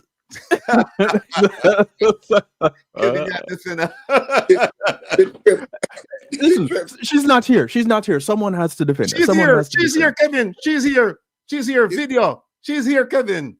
It's not here. It's not here, sir, Kevin. You heard her talking to the reporter. You saw her response to the Gleaner article, and you heard her commenting about the company. No, she's not on the panel, Kevin was said. I read in the comments. We don't want her on the panel. We don't deal with liar runner, so we don't want her panel. You know that she couldn't last 5 minutes runner, so with you know that. In her defense, Mr. Rattigan, in her defense, she also told the reporter that he should call. Kevin, she said the people. Hold on. For you. No, I'm gonna go back a little bit. Here, tell them to call NWC to you hear that? Tell them Go to call. back a little further. Go back a little further. Go again. Unless an advisor was sent or somebody calls me from the community. All right. What I know, Mrs. CUTHBERT-FLYNN, is that they used to get waters on a Wednesday and Sundays, but they have said that over the past month that has not been so. So tell them to call NWC to find out. I don't know who is this. Who are you? Kevin, me done. Me done, Kevin. So. I never said such a thing. You hear that? I never said such a thing. I want to state categorically here that it is not true. That I never said such a thing. Me done with her, man. Kevin, who are you? Me done with her. Kevin, because she focused on the part. She focused on the part where she tell the reporter that he should go. He should do his due diligence. But then she said, tell them. Yes, we're gonna investigate Kevin. She said that part there first. For anti-lying. We're gonna investigate Kevin. People want to listen to this again. We have to say no to them because listen to that song. Millions off the backs of the Jamaican people. Some of them suffered brutally. They even committed suicide, and we have to say no to them. We have to say no to the PNP Tapanaris men whose company was investigated for anti-corruption. We have to say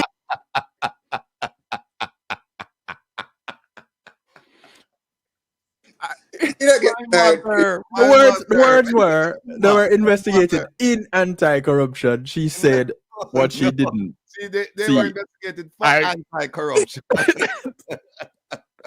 She not get none of the report. She not get.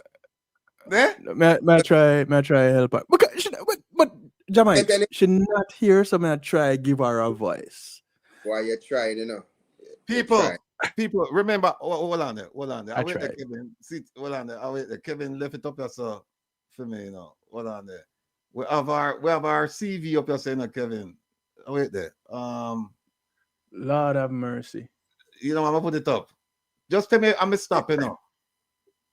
Listen. Just tell me I'm gonna stop. I don't even want to. It was in last week's, so you have to minimize that. Hold on there. Minimize. Close that tab. Okay. Close that tab group. Oh, so it's over to your right. Yeah. All right. See what I can't do without Kevin and the people. Why? Syria, I know. Syria, I know. Mrs. Cuthbert-FLYNN, I tried. Syria. And when you read our CV, it's all about running. And she was running a while ago. She was running her mouth. She's running too. She's running her mouth, you say. All right. See, try to send the people. Just go on JIS and look up our bio. It's nothing about security. And guess what, Jamaica? She is your junior minister for national security. The woman who said companies being investigated for anti-corruption. What kind of foolishness is this? And then she lied, so that she never said that our constituency must call NWC. And the Gleaner reporter taped her. And we hear her because you know what happened? If there wasn't a tape, she would have said a lie, and people that say, yeah, she never said something. She wouldn't say something like that. But we have it. See, I know. Nothing inside of this thing I talk about national security. Nothing. She run Morant Beer. She run University of Texas. She inducted in a university's Hall of Fame in 2015. And look, we applaud her for that. But that's for us. That's for a sport. That's for a sport. When you are dealing with people's lives as the Junior Minister of National Security, it's not a sport. When you make a mistake, people die. True. When you make a mistake, people die. Them not just lose a race, them lose them 3 points. That's simple. And CRI has got nothing, and our Prime Minister side fit to make her the Junior Minister. Not to mention, he make the doctor. Oh, by the way, so where the doctor there? Where film on the Kevin? Are we in film on the? Talk to me quick now, Kevin. Help me out now, It's Kevin. supposed to be right beside it. I don't know. Doctor? Eh? It's supposed to be right beside it. Hold on there. I just get a Oh, voice see, note. yeah? I was asked to play. See, yeah? Our gentlemanly looking Minister of National Security, you know. Look here, people. The first paragraph talks about him being a medical doctor. Second paragraph talks about him being in the water sector. Third paragraph, water sector. Water. Fourth paragraph, water sector. Water. Fifth paragraph, them say, you're saying, huh? Dr. Chang brings a wealth of knowledge, experience, and expertise to the security portfolio. Where in previous paragraphs anything mentioned about security? Nothing. These are the people we have running the government. These are the one that we have, what is it? 16,000 guns coming under his watch, and him only recover about 6,000. 10,000 are all over the place right now. And he might pat himself on the back. This is the Prime Minister that's turned this man into an idiot. Because what the Prime Minister did with this man, he took a good medical doctor, and instead of putting him over in the Ministry of Health, he said, no, come here. You're going to be my deputy prime minister, and also you're going to be in charge of national security. So I'm going to turn you into a security man. No, the doctor is a waterman, and he's also a security man. So that's why when the man dropped down the other day, him sit down with him foot cock up, because him not think of himself as a doctor any longer. And the prime minister said, They're going to throw some water upon him. Yeah, the prime minister said to him, say, get up. You know, so the man are dead. And him just get up and run, go. Because him not think as a doctor. He might think as a security man. This is what happens when you put people in a positions that they should not be in. And I bet that he's thinking as a security man. It's more confused. It's confused. Because it's about medicine, about water, about security, and him have to do all of these things. And when him see him natural profession is happening right there for him to shine. Him remember say that him about. So it's confused. You can't blame him. He was thinking how to get some water to throw on him. That's about it. That's why he was caught in thought. But I got this voice note I was asked to play, you know, Mr. Rattigan. See that? This is coming from the U.S. government. It says Horace Chang as being involved with money laundering and organized crime by local sources. And the U.S. government put this out. So if you believe this, so now he's a medical doctor, he's a water boy, he's a security guy, he's a money launderer and organized criminal. So the man confused. You can't blame him, people. The only thing you can do is remove him. Just remove him from the post. Just remove him from the post. And then him junior minister, oh no, you can't leave she in charge. She have to follow him out the door. You can't keep she in charge. So rebel, somebody but you know, these people that have these broadcasts, I don't know why they allow them to have these broadcasts, you know, because they send voice notes like these. She's pathologically mendacious. Wait. And you, minister, should pack your bags and go. Why do they give these people platforms? Jeez, that sounds She's like pathologically mendacious. And you, minister, should pack your bags and go. Kevin, here Kevin. She's pathologically mendacious. And you, minister, should pack your bags and yes. Yes. But that is what I was playing just now. I don't know why it wasn't coming through. But folks, yeah. listen, we have so much things to go over right now, but we're waiting on. Oh, there she is, Carla. All right, Carla is here with us. Most of you should recall that Carla was with us several shows ago. She's an Italian who's also a Jamaican. She has Jamaican citizenship. She's called Jamaica her home. She goes back to Italy to visit, and then she comes home. But she's doing wonderful work with the at-risk, vulnerable communities out in Portland, and we're asking for support for her. And so we ask her to come back and make a pitch, and at least give us some updates what happened over the Christmas holidays. So without further ado, Carla, are you there? Carla gone. She pop in and pop out. Yeah, she's having, I think she might be having some issues with internet. Yeah. Mercy. Roland, big up yourself, Roland. Ro Washington said her resume states she was on the board of Jamaica Anti-Doping Commission. Therein lies her experience in crime and security. Ro, you sound like you're a defender like Kevin, man. Well, they're trying. That's all they're doing, trying. Yeah. It's they operate on a realm of representational politics. They represent the people. So I am doing some representative defense. I am representing and trying to failing, but trying nonetheless. Leave it alone. I didn't try to make it worse for her. No, I wasn't trying to make it worse for her. I was trying to make it better. But alas. We understand your efforts, but trust me, you're shooting yourself in your foot. No, sir, not my foot. It hurts to run, so keep yours. Kevin, I'm protecting foot, man. Kevin, I'm protecting foot. Hey, you know what, people? While we're waiting for Carla, hey, now for play my father's video. Yeah. Right? My father's video. I know say Alfred has smiled when him see that video, especially when I'm going to mention money, which part the Rattigans them come from. Here we go.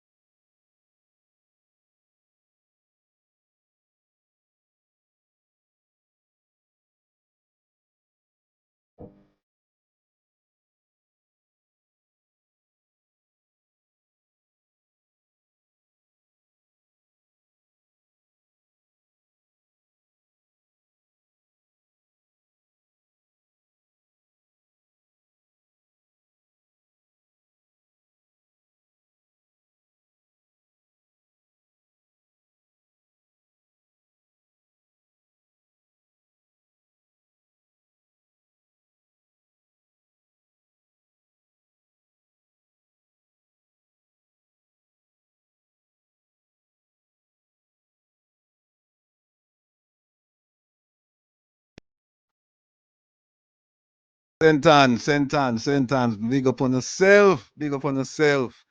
We're waiting on. Wait a minute. Carla is having issues. Hold on. Let me see something now.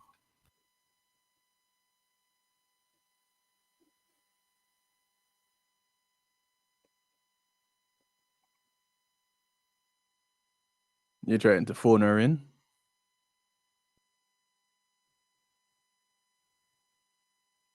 You're muted. Yeah, she left a message. You want to play it? No, I can't send it. Hold on. Let me see something.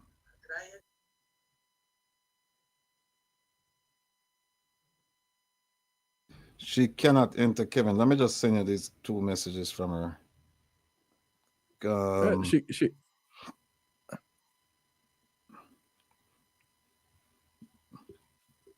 There you go. Maybe we can.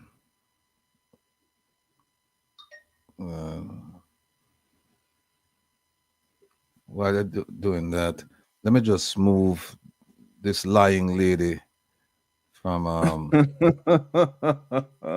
yeah, let me just move her. Do not trust the words of politicians. Tell Kevin, you know so that marriage for brother. I've always said to people, do not trust the words of politicians. Do not trust the words of politicians. People do not trust the words of politicians. Do not trust the words of politicians. People do not trust the words of politicians. Do not trust the words of politicians. Yeah, man, so people do not trust. I've always said to people, always, not once in a while, always said to people, do not trust the words of politicians. By the way, Minister Morgan, believe me, I sincerely mean this. I don't know about Kevin and the others, because Jamaica wasn't here when you were at the podium. As information. But I can tell you that. I sincerely. Yeah, I can tell you, Minister Morgan, that I miss you. I miss you, sir, because you used to come. You had a certain swag, you had a certain style, certain professionalism about you, and I admired it. You know, never like it, but I admired it on a different level, because what I say is that, okay, him don't want to answer the question, but him go about it in a professional way, where him just say, listen, I'll get back in touch with you. And you never got back in touch with us. And, you know, the reporters in Jamaica, I don't know how consumed they are with their work or other things, but they never followed up with you. And sometimes you would even say, I have to talk to the minister, I have to talk to the permanent secretary, I have to talk to God. I have to get the answer for this thing. And we accepted that. But the way you went about it, but this lady who replaced you, they put you in charge of roadworks. You're not fit for that. You look like you don't even know for angler shovel. You know, that are not your thing. Hard work not look like, you know, hard work, manual labor not your thing. You need to come back, because your experience is in public relations. You need to come back and make a deal with the thing properly, because this lady that's your replacement, she giddy as she's as giddy as they come. She and she just carry on, and she just seem enthused by every little thing, and then she not do her work. That's why I said in the promo that she must look before she crosses the street, because she look like one of them who just run across the street without looking.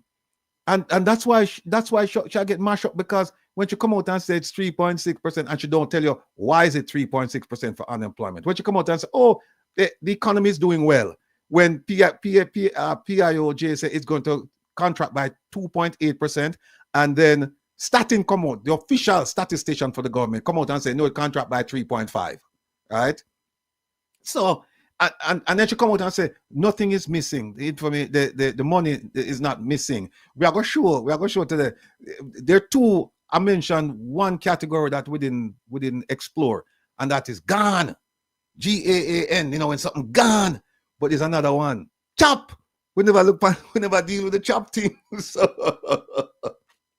maybe we should ask her, since it not this and it not that, is it possible, just possible, that this money was chopped? That's what we need to ask her, you know.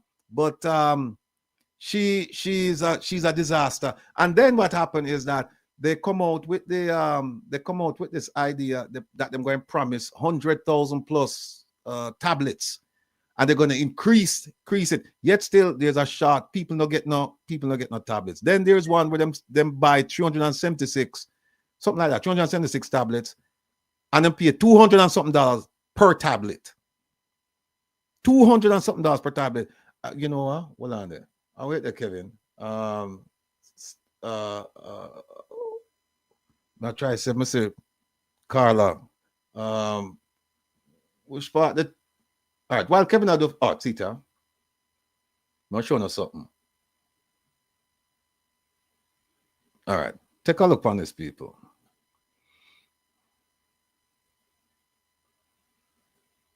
See that? 11.9 million for 347 tablets. Do that, divide that by 158 and see how much each tablet come to. Right? Where you get Jamaics, do it for me, because for me, matter might be mathematics. See, try to saw people. A payment of 11.9 million for 347 tablets. For a school, them say no location could be verified, as details of their assignment were not presented. See there?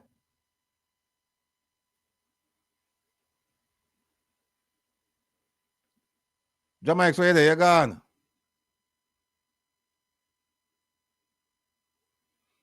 Jamaics look like Kevin. Jamaics look like him gone, just like the money man. Oh, it looks so. So wait. Oh yeah. Each of those ships coming in. Each of those tablets cost $34,000. Well, yeah, for the how much I'm paying? 11.9 million for 347. It's 347 tablets. 11.9 divided by 347 give you 34,293. No, do the exchange rate. And then do the divide by 158. So you can get the American dollars. All right. I think I 2 and change. $217. Right. $217 for a tablet. Want to believe that, people? $217 for a tablet. Tell me something. No, man, chopping thing going right as a man. Chopping thing going. 347, $200 and something for a tablet. One tablet. And you can get one tablet in Jamaica. Right now as we speak, you can get one tablet for $90. Okay, it's not that tablet. It's not that tablet. Not that tablet. Not that tablet. I'm doing some shopping here, people. You're shopping some. And you know, stand on the top of the line tablet, this them guy get a pick to them. You know that. They might buy the cheapest one about the place. So somebody make a money right here. Ah, here it is. Apple iPad, $279. And Apple them give them. Hold on, that is not a tablet. That is an iPad. Right. Tablet, right. Yeah, you're right. A tablet, them give them kids. They never say iPad, it's a tablet. Right. You can't get tablet for $60. They're half cheaper. Yeah. All right. May I go again? I'm going again. Carla, Kevin say must try and use Edge. If you were using Chrome, try and use Edge. We're still waiting. No, mega tablets right now. You can get a tablet in Jamaica, brand spanking new with all the bells and whistles for $90. 99. Oh, and Joycelyn, right? You could also do refurbished tablets. All right. Okay, here we go. Yeah. All right. Samsung Galaxy Tab, $222. Them not give them no Samsung, Kevin. You know that. Them not give them no Samsung. You know that. If them give them Samsung at the cheapest Samsung, you know them not gonna give them no top of the line Samsung. The one you just mentioned for 200 and something, is that the cheapest one? No. Why? Give me the cheapest tablet then. I mean, tablet we can find right now? Cheapest tablet. $40. It's like,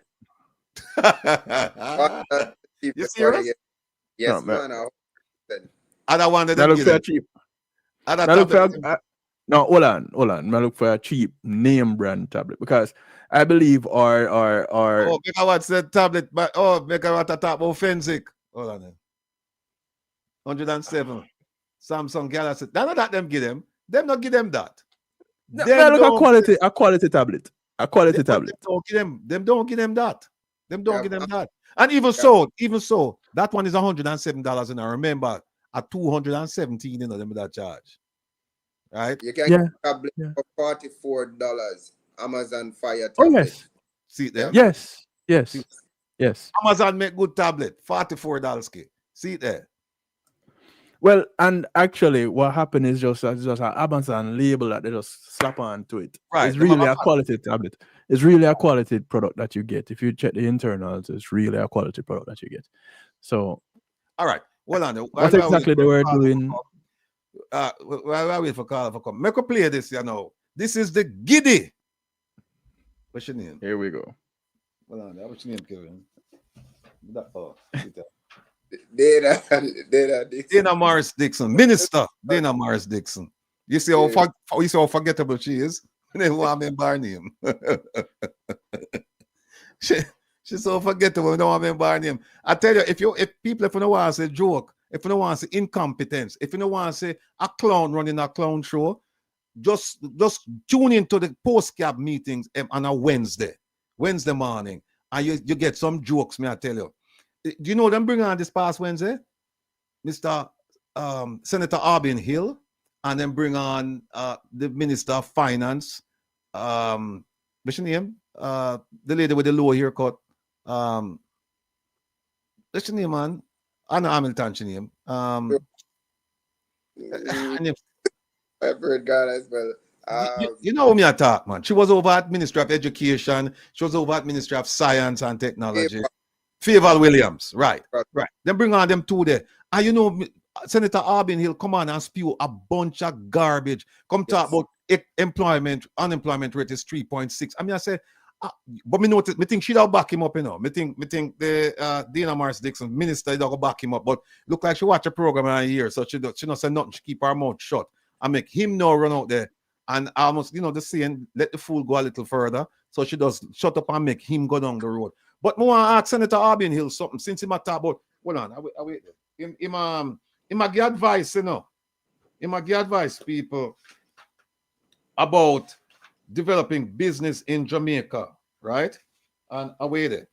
And he must say things which part anyone of we could have said. He not say nothing. All right, Sita. He not say nothing of significance where people can say, we can get the aha moment and go, that's a good idea. Hear what I'm saying? Himself we have to increase manufacturing in Jamaica, right? I want to manufacture nothing.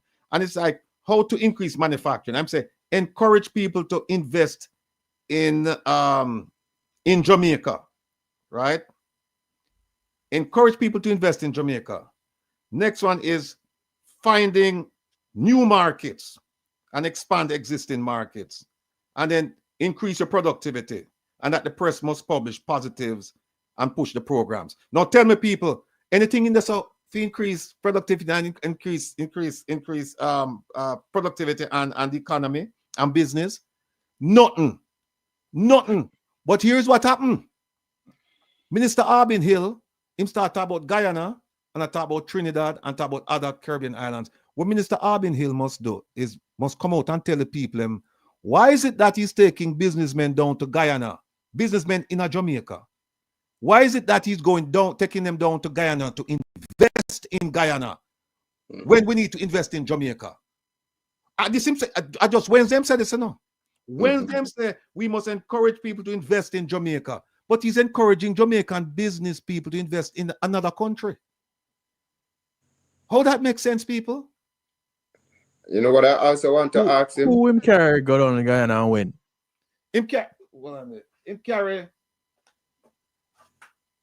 There, I know. Him carry some businessmen. I'll give you the names. I'll give you the names. Oh, you Kevin, I'm call out the name, no. Kevin, I'm call out the name.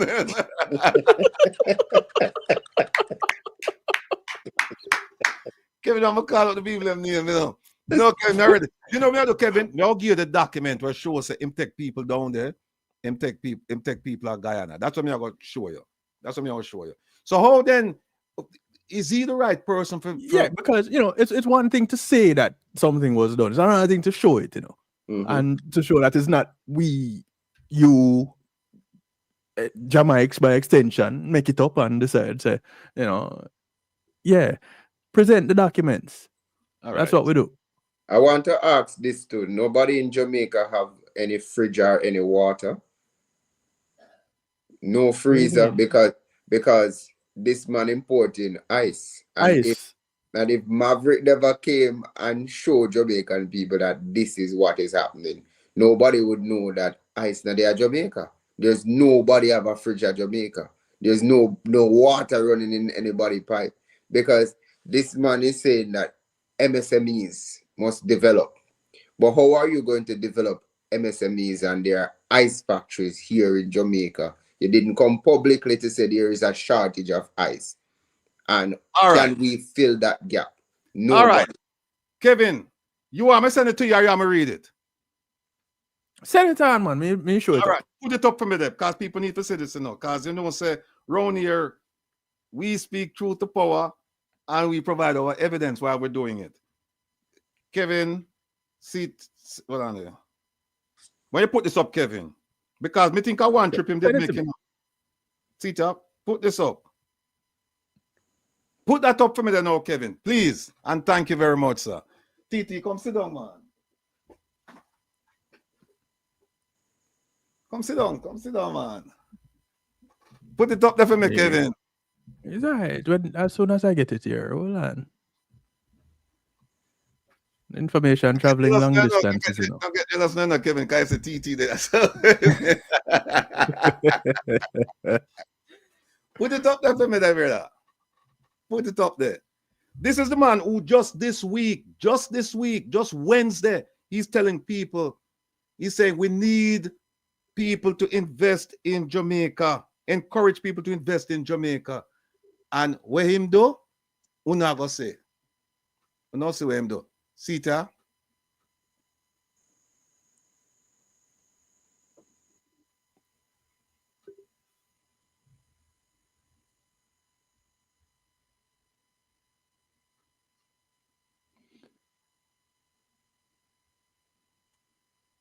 All right, my question now. And the thing say I'm third visit. I was in third visit.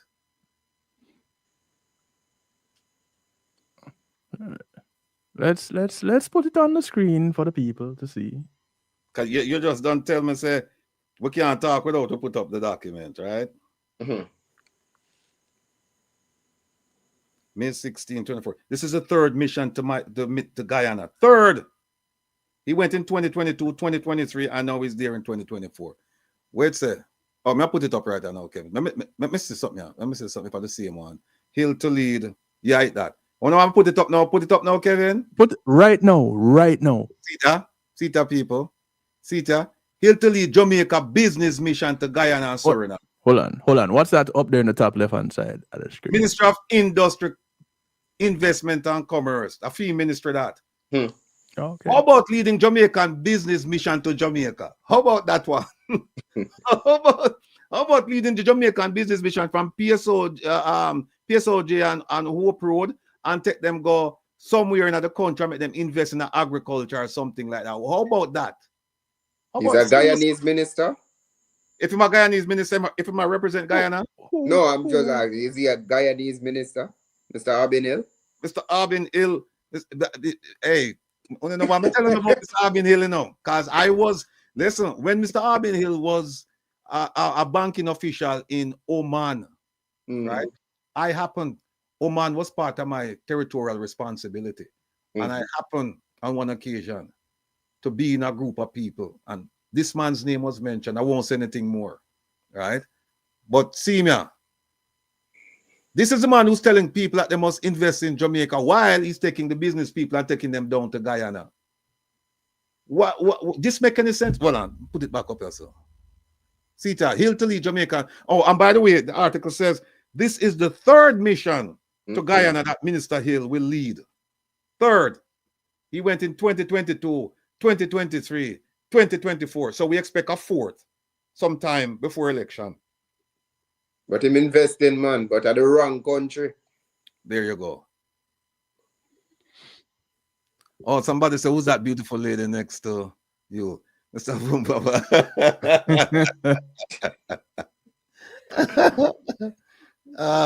So people not say we not talk things around here, you know, unless we have the evidence of it.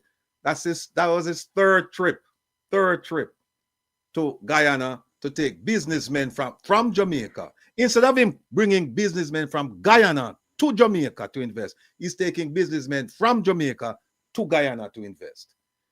So but you know what happened? Let me just start the part where I'll them are gonna go beg. Because Venezuela, them now no more free oil. And Guyana have huge oil deposits. So them go beg oil. I got them there. True. I got them there. Them mash up Petra Carib. See there. So that's what the thing said. Anyway, after people, I look for try defend the man, I said diversify. Am I diversify, you say? Yeah. Well, when you ever get to the giddy lady yet, you know, when I get to her yet, because TT is here, so we have to deal with the business with TT first, and then we deal with the giddy lady. So you what now, ladies and gentlemen? Today we're pleased to have in our presence. Up here, ladies, what I'm going through, you know. We have Rosalie, and now we have TT, right? See that? So what I got now, TT is from Rison Primary Care, a medical facility in Brooklyn, New York. And she's going to talk to us about a subject that is of concern to all of us, and pave the way for Mr. Richard Crookson to come next week and talk about this subject matter. So TT, the floor is yours. Go ahead. All right. Hello. Good evening, everybody. I hope you guys well, the viewers. Hi, Kevin. Hi, TT. Bless up. Yes. Nice meeting you. I've never been on the show, and Jab Mics have been on. All right. So I'm here to share a little bit about Risen Primary Care and just some services that we provide. Briefly, of course.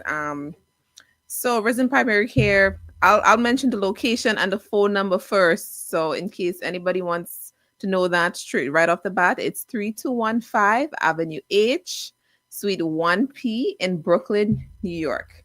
That's 3215 Avenue H, Suite 1P, and that is in Brooklyn, New York, on the corner of New York Avenue and Avenue H. Our phone number is 718-717-2278. So we have Let me ask Kevin if Kevin can put that in the chat. Put it on the chat. Yeah. I think it was here from last week or the week before. You want her to repeat it, Kevin? Yeah, but I guess we can, you know what? We'll drop it in the description. So anytime anybody go there, go to the YouTube, they'll see it in the description. That's what we'll do. Okay. So it's 3215 Avenue H, Suite 1P. All right. So I just want to speak about a few of the programs that we have. So we have 4 programs currently right now. Of course, we provide primary care as well. We are a primary care medical facility. However, our main programs that we're focused on right now, that it's a little bit more extensive. That's our testosterone therapy program, weight management program, diabetes management program, and our IV infusion program. So our testosterone therapy program, it's a treatment that helps with symptoms of low testosterone. Also, it can be used to treat sexual dysfunction in men and women, and hot flashes in women, of course. And last week's show, our practitioner Richard Crookson discussed some of those symptoms and covered some of that. So he will be on the show next week. So if you have any questions about testosterone, medical questions, that is, you can stay tuned for next week's show. He is going to be there. A little bit about our weight management program. It's for anybody struggling to get themselves to a healthy weight while maintaining it. A lot of people, you know, they can lose weight, or they try to lose weight. It lasts 1 month, 2 months, and then 3 months later, they're at the original weight, or even, you know, even bigger. And you know what? it's not just about losing weight for aesthetics, but maintaining that's yourself at a healthy weight. So we're here. We have a weight management program. We're available to help you with that. The IV infusion, that's for those of us that have difficulty consuming essential vitamins and nutrients. Sorry. If you're vegan and you don't get B12, and you take capsules and those supplements just don't seem to be working for you, or your labs are showing that you're still deficient and low, IV infusion will allow these vitamins and nutrients to go directly into the bloodstream. It's not something that you have to consistently do. It is a program, but it's not something that you have to consistently do. You take it, you see, you go in, you get labs again, which we can run on you, and if you're at a good place, you no longer need to take it. And also we have our diabetes management program. It's to help you, of course, manage your blood sugar and get you to optimal health, where your diabetes your chronic illness won't hinder your life in the way where, it makes it so difficult to manage that it really affects your lifestyle. Yes, you will still have to manage your diabetes. However, implementing minor changes daily and having the support of our medical team, will have you heading in the right direction to encourage a healthier version of yourself. Now listen, all of those programs, it will be case by case basis. That is why I would recommend a consultation for any one of them. Everybody's different. All of the treatments, all of the program, it is customized to you, so you can give us a call and schedule a consultation and we will go from there. All right. So what you can expect from our medical team is we're going to treat you like family. We are a smaller medical office. We don't have a lot of providers, but we have providers that are well vetted, 20 years of experience. Our medical staff, they're long term. So we form relationships with our patients. Sometimes I see them down the street with their kids. Their kids say hello. Sometimes they come in with their kids, and come to their appointments and whatnot. So we treat you like family. So if you don't know if you would meet the requirements for any of those programs, or you just want to check us out, or maybe you want to switch to a primary care provider and want to see if, your insurance would be a good fit, or our office is a good fit, or our employees that are there would, work for what your idea of having a good primary care provider would be, just stop by and check us out. This is what I encourage you to do. Reach out to us, 718-717-2278. We look forward to greeting you, welcoming your family if you have them with you as well. And that is pretty much it. Most of the time, you'll see me. I'll be first line of probably contact. If you have any questions about the program, you call the office, you ask to speak with me, and I'll be there to answer your questions. Okay? Jeffrey put something inside the chat. You see it right there? What's that? He put something about if you have something for men who have hot flashes. Jeffrey's joking. Yeah. Jeffrey, you know what? Come check us out, and maybe we might. See, God. Hi, Jeffrey. Good evening. Thank you. Thank you for joining us. So, Mr. Cookson will be here next week. Yes. Testosterone.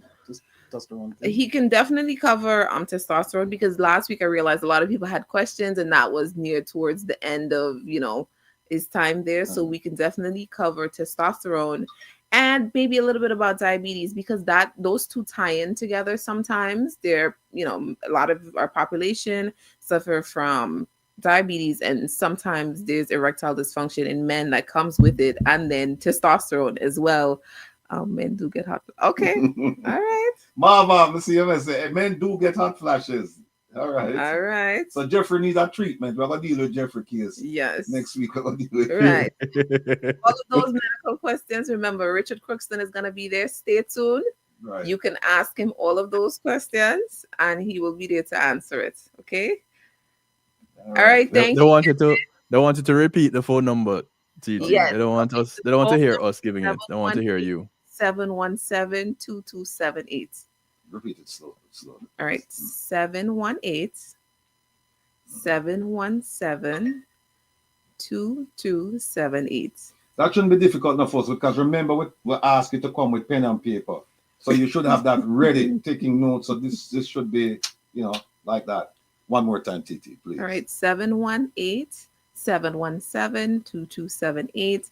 Again, we're located in the heart of Flatbush, 3215 Avenue H, Suite 1P. Near Target Junction, easily, accessible, or right off Flatbush, Are you open on this Monday?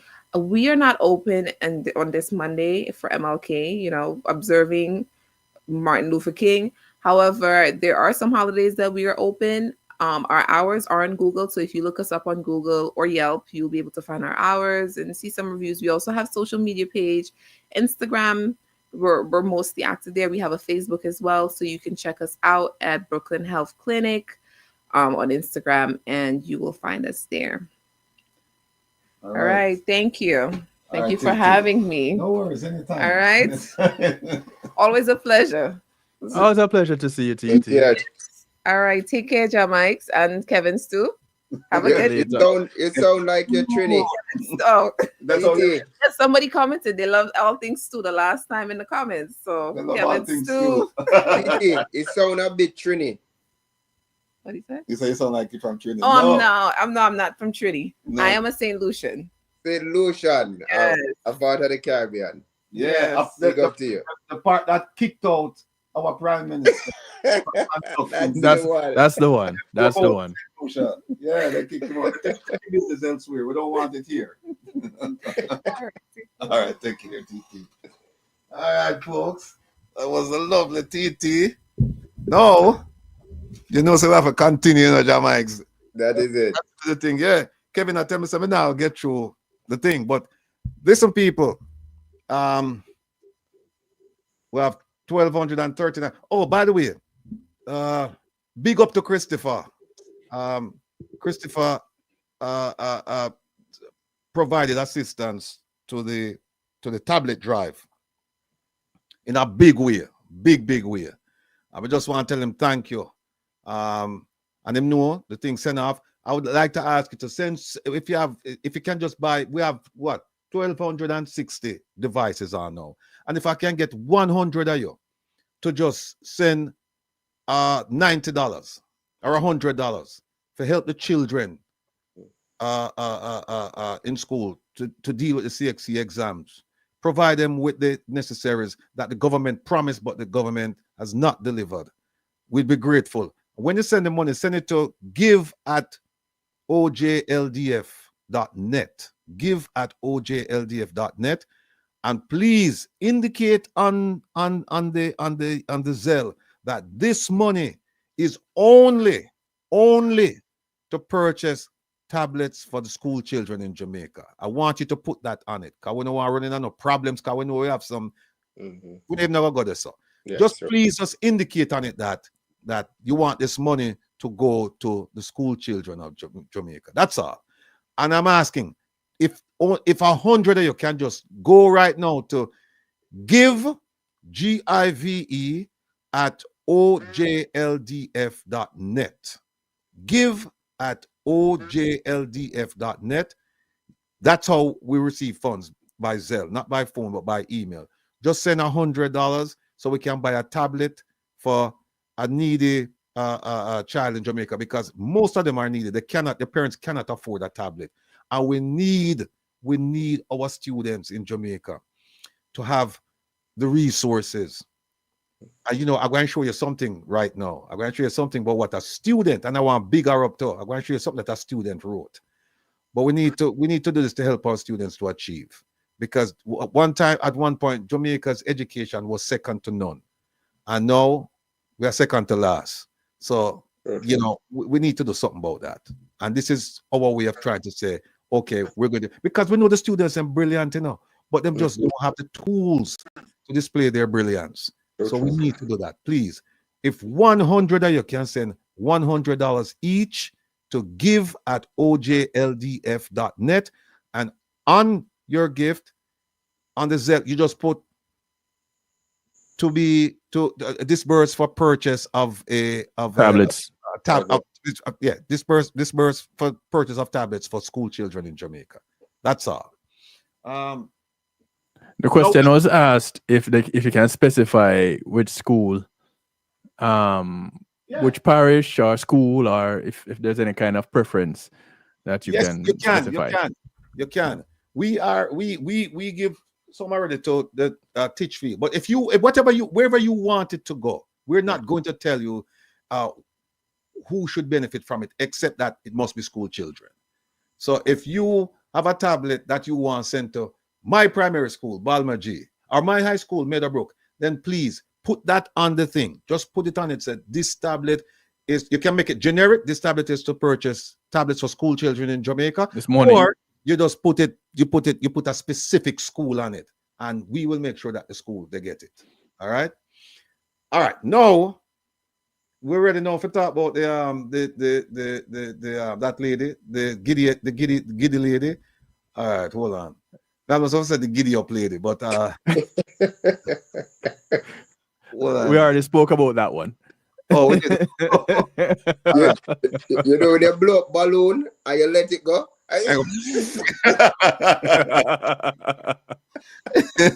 It's worse than a ship without a rudder, because a ship without a rudder it take a while, you know. But with the balloon down. All right, folks. Jamaica's not helping. All right, here we go. And as usual, we have to start out with one of my favorite ministers. I've always said to people, do not trust the words of politicians. Do not trust the words of politicians. Thank you, Minister. And again, there are no missing funds. We do not have missing funds in the public sector. And I've seen the reports, and I've seen even social media campaigns and letter writing campaigns that hold on there. When she said letter writing campaign, false information. Hold on a second. When she said letter writing campaign, I open a Misha talk, because I have written letters to King Charles, and I've written letters to the Prime Minister's Privy Council members, his colleagues. I've written to them, lots of them. I've written to them. Roland, big up yourself. Who else have I've written to a bunch of security agencies about things that the Prime Minister said concerning perceived threats against people on social media criticizing him.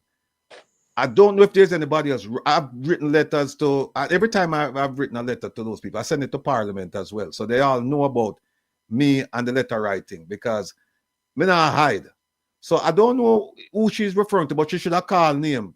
Because if she not call him, you think I mean she refer to. So she must call. Throw a stone in a pig pen. Yeah. Well, yeah, and the pig all the time get licked. Me get licked. That's why I said she must come out. Oh, are you?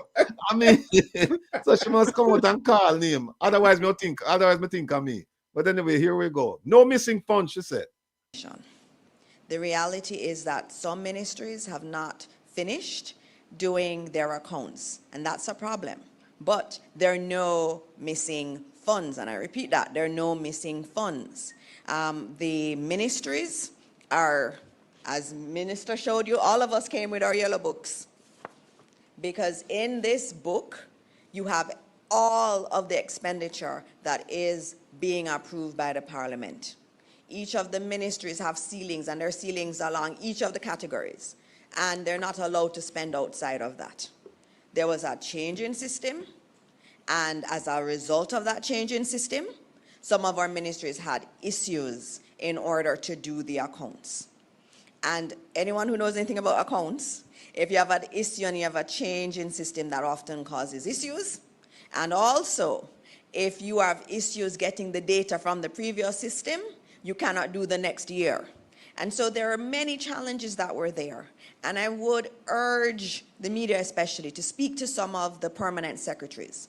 Our ministries are run by very capable permanent secretaries. And they have been working really hard to ensure that they are following the rules. Every single month, they send their cash flow reports to the Ministry of Finance. Every single month. And so they've had technical challenges in doing their appropriations accounts, and they've been fixing those challenges slower than we'd like, and slower than many of the ministries would have liked it to be. But because of the change in the system, it also caused a lot of concern. And so we are here this morning to say to Jamaica that there are no missing funds. And we have to keep saying it over and over again. In order for the accountant general, the auditor general to do their audits, they need it in a particular system. And that is what the ministries have been behind in putting their reports in that system so they can be audited. But they do, in fact, present reports every month to the Ministry of Finance. And so, thank you, Minister. I don't know if the Financial Secretary wants to add anything, but the Financial Secretary is here. And you know this is serious when we have the Financial Secretary. She's never usually at PostCab or any of these settings. But we have to set the record straight. And so we're going to open up for questions from the media at this point.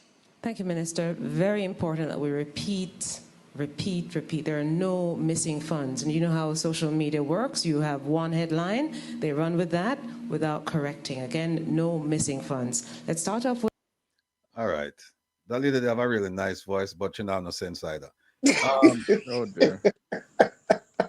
It's a choir. It's a choir. She not no sense.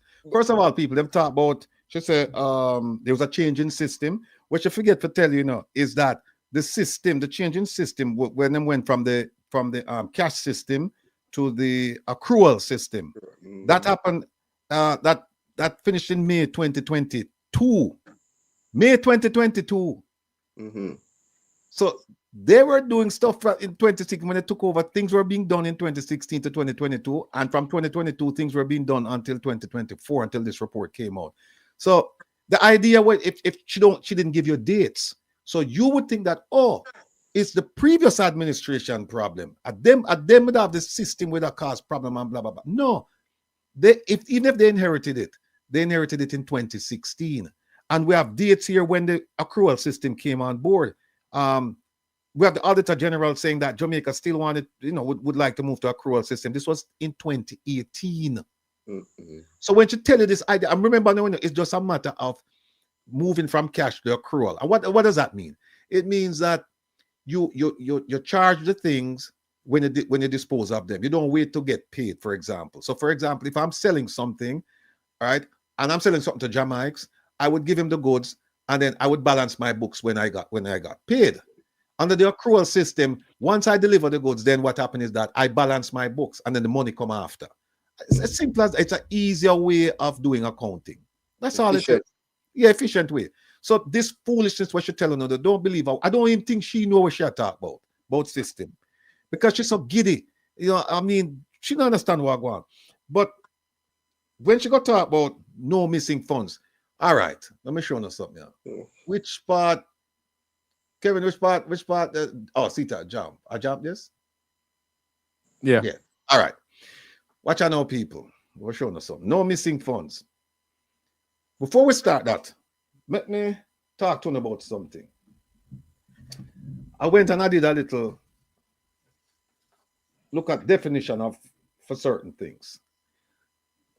Unaccounted fund. If you notice in that interview, she never said the funds are unaccounted for. She just said what they're not. She didn't say what they are. And that's very telling, right? And none of the journalists even ask her, say, okay, if there are no missing funds, then tell us about this jam thing. What about those money? How do you classify those funds? Nobody not ask her. Thank you. But here's what happened now. Unaccounted funds means that it is money that is not present and there's no explanation. Not present, no explanation. She give an explanation and says the system. So therefore, it can't be unaccounted for under this definition. It says it's money that is not present and you have no explanation for this. She had an explanation. She said the system.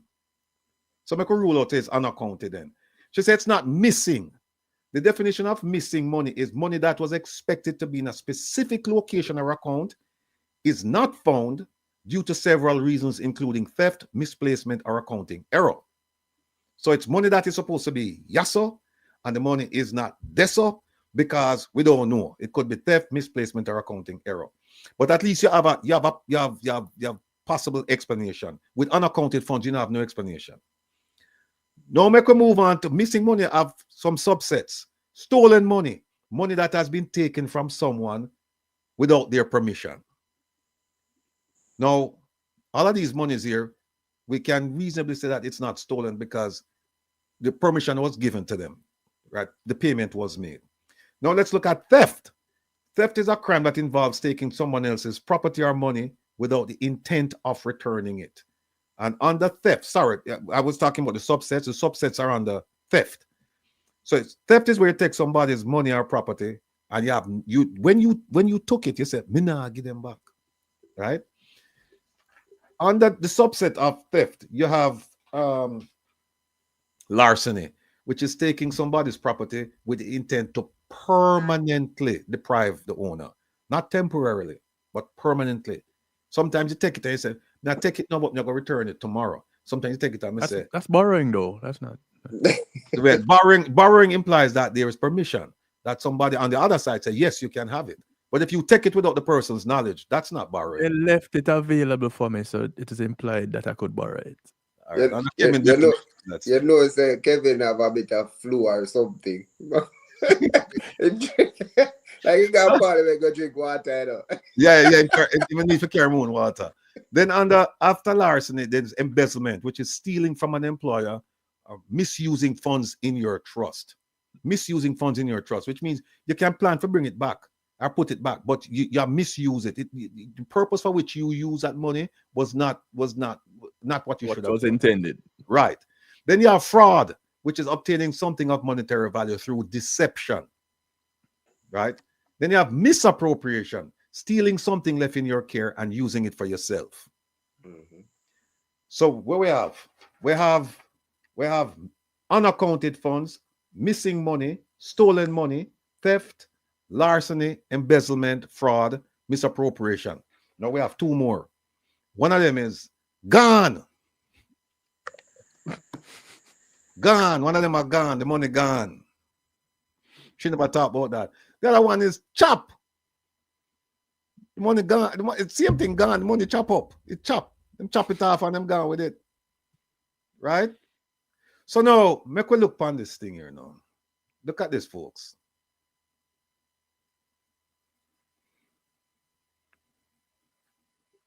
This is our highly intelligent Prime Minister here talking about oversight so that we not spend money where we're not to spend it. And he went on to say that every parliamentarian, including the backbench, remember we said today that backbenchers don't have no power. Here it is that him say even particularly the backbenchers. See it right here, sir? Top left. Them say oversight is a responsibility of every parliamentarian and particularly the backbench. So I might give them some power, and they are not defined by opposition members only, including Team Party people, them, right? And him go by us go say, look on the right. Look on your right where it's highlighted, right there. He said, there's a sense sometimes in the way the opposition speaks as if accountability, probity, and high moral standards is their exclusive domain, as if the government of Jamaica is intent on tricking the people and operating in a way less than the people's expectations. And in bold, it says, it will not happen under my leadership. It will not happen in this government. Well, me have news for him. It happened. And it happened enough time. So, we could go in at just a couple of them. We don't want to spend too much time on this because we have some other things we want to do. Kevin said we can't finish in time. No, this is Jam's thing that came out not too long ago. And look at what Jam said. I want you to look at, most of us never look at the headlines carefully. See, it says right here, it says below, and we're talking about Ministry of Education and Youth and Information. Right, this is a particular ministry. 9 years of no financial reports valued at $902 billion with a B dollars. Look at what it says right here. It says below are what? Samples. Samples. Samples. That means another whole thing, people. Below are samples. Samples of what? Egregious case of mismanagement. You know what egregious? You mean extreme cases of mismanagement. Not just simple cases. Cases where enough money involved and the act is so blatant that you actually, it's mind-blowing. Like, you can't believe they would do something like this. And remember, this is the ministry that is supposed to look out for the future of Jamaica, you know, or one of the ministries, because health is looking out for the future of Jamaica. But this one is looking out for, you know, the educational future of Jamaica. Because people knowing that the world has been ingenious and bright, and we want to continue that tradition there. So not only the tradition, we want to continue the record of being bright and ingenious. And here it is. Below are samples of egregious case of mismanagement, meaning that this is just a sorting. This is not the whole thing. This is just some of them that have occurred over the past 10 years of financial reporting, neglect, and repeated violations of financial laws.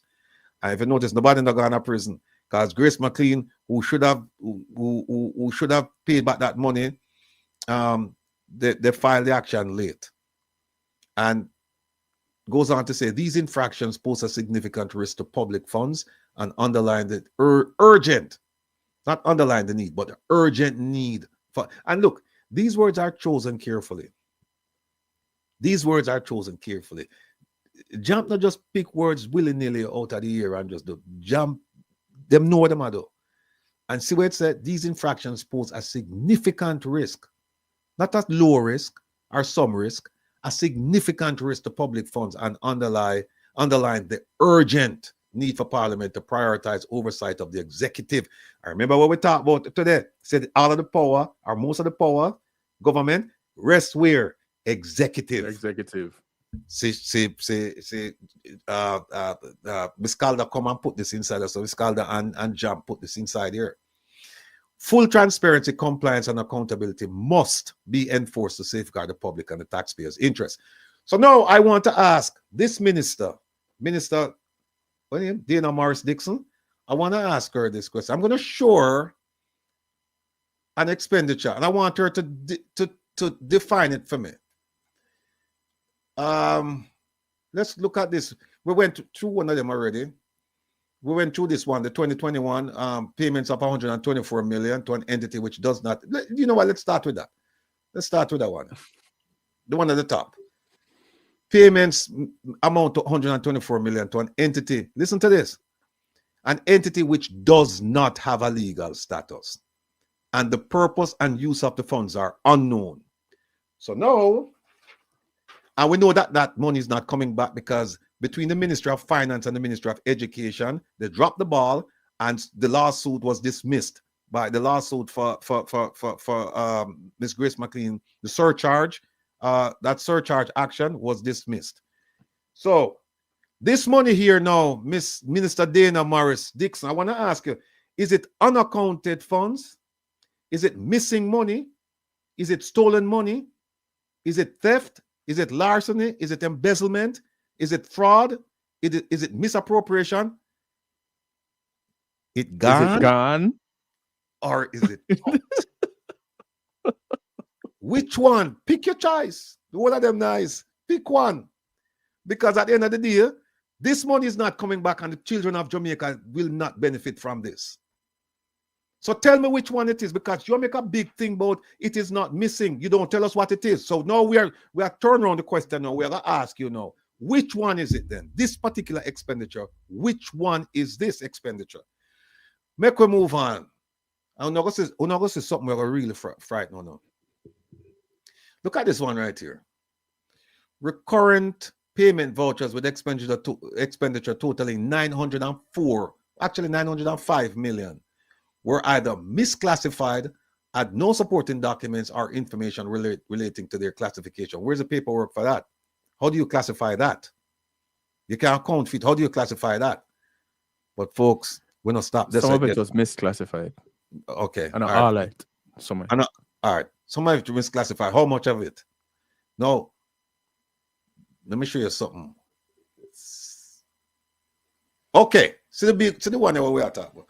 Look on this one, you know. These are the early childhood development project now. These are for the little PICKNEY them now, you know. Little beanie PICKNEY them, you know. When I talk high schoolers, right? They could be in the picnic. Just by the name, early childhood. And look on the date when this thing has started, 2017. This is a year after this government took over. Look at that, people. It said the financial statements disclosed unidentified deposits of approximately 15 million. We don't know whether 15 million are gone. Unidentified deposits. It says management asserted that the amount might, we don't know, might relate to stipend paid to practitioners who separated from the early childhood institutions.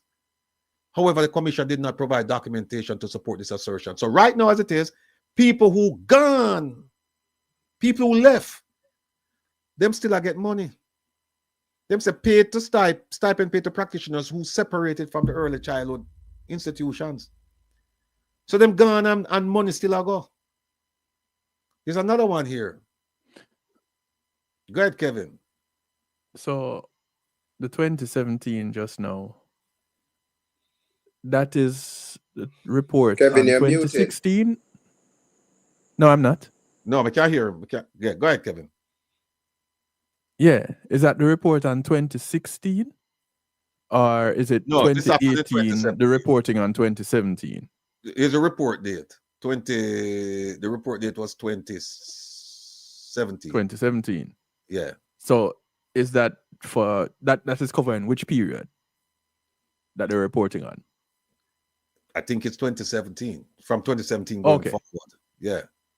Got you. All right. Now, here's another one here. Below it. It was below it. Yeah. Next page.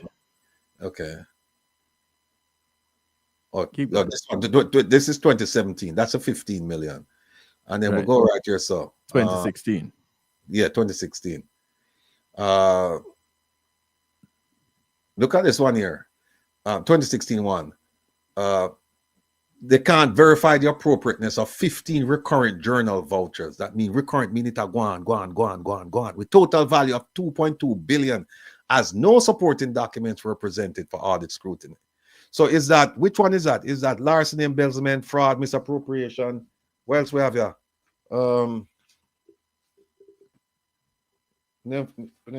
Theft. Theft. Where about all of them? Is it any one of those, Minister? Please, we want to know. Tell us, or is it chopped? I just gone. A gone. I think it gone, you know, Kevin. To be honest with you, I think it gone. Like Jamaics. Yeah, like Jamaics. Oh no, Jamaics there, man. See me, man. We can bring him back though. Yeah. No, here's another one. Here's another one. The Auditor General was unable to verify contractual payments for textbook supplies totaling 28.1 million as the payment vouchers were not presented for audit scrutiny. This included a payment of 11.9 million for 347 tablets for A-step schools for which no location could be verified as details of their assignment were not presented. So we want to ask her now, is that missing? Is that unaccounted for? Is that theft? Is that larceny, embezzlement, fraud, misappropriation, gone or chopped? Just tell us. That's all we need you to know. You told us nothing is missing. So just tell us what is. Don't tell us what is not. Just tell us what is so we can understand, right? And I think that's it for that. We have some more we are going to deal with, but this is just a couple of them that I would like her to come out and tell us that, okay, folks, this is a story. This is where the money is. Don't worry about it. The money is safe and sound and secure, and then they don't have nothing to worry about. All right. You know, I want to ask two quick questions. Mm-hmm. If Kevin, if I should come into your house and throw garbage on your bed, how would you feel? It depends on who Kevin is. Rattigan. All right. No. Hold on. If you come to my house and throw garbage on my bed, how would I feel? Mm-hmm. Is that before or after your hospital stay? How would I feel then? Anyway. I don't know how much feeling you're going to have when we're done. That's what I'm saying. You're going to feel everything. What do you mean? But if anybody in the comment section can tell me if you're feeling angry about somebody come inside your house and throw garbage on your bed, then you must feel angry when somebody try to throw garbage in your head. What the lady is saying is garbage. So the reason why they keep on saying no missing money, no missing money, no missing money, it's like telling me there is no oxygen. There's no oxygen. Because if everybody has to talk foolishness, we can talk foolishness too. Right. You understand? And the thing is, if you're, say for example, you have some plumbing issues at home, right? And you give me $1 million and say, go and buy some supplies because I'm the plumber. And I come back to you with just a few pipes and a wrench and a little bit of tangent. And you're going to look for me and say, so where the money there? I just that you give me. I'm going to tell you, say, boy, no money not missing, you know. No money not missing, but we can't provide a receipt. Right. So where the money there? Wouldn't you call police for me? Yeah. You don't call police for me. So me no bother with the highfalutin jargons, you know. Tell me, is it chop? Is it gone? Is it beef? Is it tell me something, but you know, add up. A 1 + 1 = 33. You know, add up. No, 28. No, 28, sir. 28. Do your math. Get the math right. You see, we can't take either. At 28. You know, this is just amazing. Minister Morgan, your words, sir, are so true. Let me beat the play again. I've always said to people, do not trust the words of politicians. Do not trust the words of politicians. I think we want to say, do not trust the words of Minister Dana Morris Dixon. Do not trust her words. Minister Morgan, wherever you're there, you need to come back, sir. You need to come back. Fight your way back into this thing so we can restore some order, some semblance of professionalism here, because we have a giddy-headed lady here who should just kin her teeth and carry on, and she's not doing her homework. She's not checking to verify that the information. One of the things I admire about Mr. Morgan, you know, Minister Morgan, is that he would check and he would formulate a response. No, you may not like the response, but guess what? The response he will give you, you can't come and say my lie. You can't come and say I'm obfuscate. You can't come and say, well then, boy, no make no sense. Can you give a response? Either more come out and tell you the truth, or more come out, if it's a good thing for the government, him come out and say it, and you know, you get the response. Or I'm just say, listen, I have to go back and check, because you know, I don't want to give you a response that is incorrect or not fully correct. And you have to live with that explanation. You can't fight him if him say that, because you don't want you don't want false information. So when him tell you that, you have to just say, boy, you know, my trick me and things like that, but him give me an answer when me have to just live with. So, you know, I hate that. Minister Morgan, please, sir, we need you back in front of the podium on Wednesdays. We need you. We need you. And if there's anything you think I can do to help you to be restored to that position, then please do not hesitate to call me, sir, because I have some links. So, you know, just give me a call if you think I can be of assistance. I know you want to try and do it on your own because you don't want to help from me. But if you get to the point where you really need help, please do not be ashamed. Do not be shy. Just give me a call. Look, we may not agree on a lot of things, but if you need help, I'll be there to give you some help. So that's where we're going to end that story there, right? With this lady here. And more to continue because she talks some more foolishness this past Wednesday too. So she does give. She had to give what keeps on giving, you know. But here's what happened now, Kevin and Jamaics and listening audience, viewing audience. The number one thing we put up, you know, as topic for this week was a Prime Minister Wholeness. No trouble, take your picnic clothes, I go fit you. I will put Prime Minister versus the Attorney General. And I think we need to do that story there, you know, and then we can talk some more. Now, we could go back to this. We do this already. Let me move this lady here. Okay. All right, we did this already. Remember, folks, we went and we looked at this. But we looked at it from the perspective of the executive being in charge and the monarch and the prime minister's briefing up. Brief up. Because you don't brief down. You inform down, but you brief up.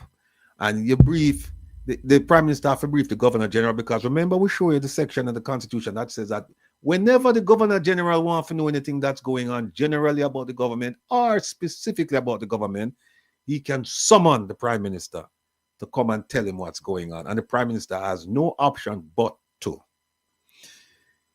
Here it is right here. Start from the top. King Charles, the King of Jamaica, and his representative, the Governor General, that I won't use a descriptive term that just came to mind, but yes, the Governor General. And then we have the executive, and then the Prime Minister, and we'll come down to the cabinet. And between the cabinet and the ministries, there's an agency or a government component after the right. That is the Attorney General. Remember that, people. Attorney General. Now, when the Prime Minister sued the Integrity Commission, right? Let me line this up here, Kevin. Hold on there. When the Prime Minister sued the Integrity Commission, right? I said to myself that because, oh, Kevin, you know, you could have found for me, if you could have found the one or the last week with the Prime Minister with the 19 agencies, and when we say he was the busiest Prime Minister in the history of the world, if you could find that for me. That was last week. It should still be there over to the right. Hold on, let me see. But you have to minimize the PMIC tab first, so you can see the rest of the documents over to the right. Crown proceedings. Now get that. No, on like that. On like that. Like that? No. Oh, you grab the thing. Okay. All right. So what happened is that when the Prime Minister sued the Integrity Commission, he sued the Director of Information and Complaints, and he sued the Director of Investigation. I said to myself, but this no sound right to me, because what he should do is, because he's suing a government component, and here's why it's interesting, because you have the Prime Minister who's part of the executive. We all know that. He's now suing the state, right? And I started saying to myself, there it is. No. Yeah. Print that from a print it. Just no, that's not it. No, that's not it. No, man. And folks, the reason why we have a little difficulty finding it is because it just came to mind, and so I'm asking Kevin to just find it for me so I can just show you something. But oh, wait. You said that we left out the student one. We'll do that. We'll do the student one next week. So the student one, Ashley Spence, we'll do her next week.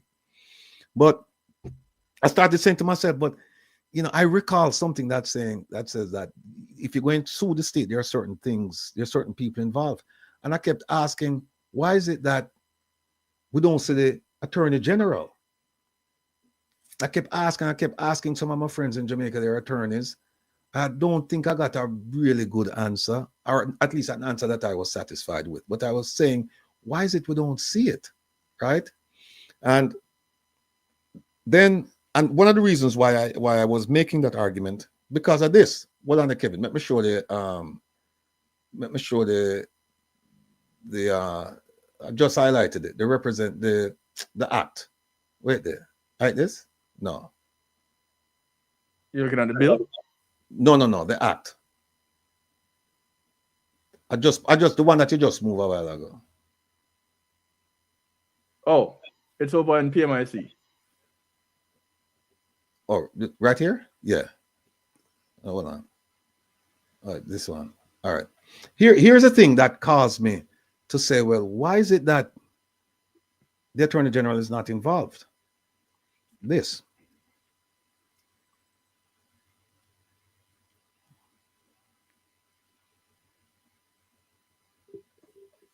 This says civil proceedings against the Crown shall be instituted against the Attorney General. So I'm wondering, why didn't the Prime Minister sue or name the Attorney General as a party to the action? He didn't. And so what happened was, hold on 1 second, people. The things them start shuffle upon me.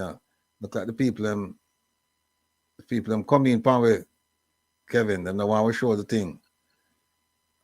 Man. What for minimize that? Minimize which one? This? Yeah.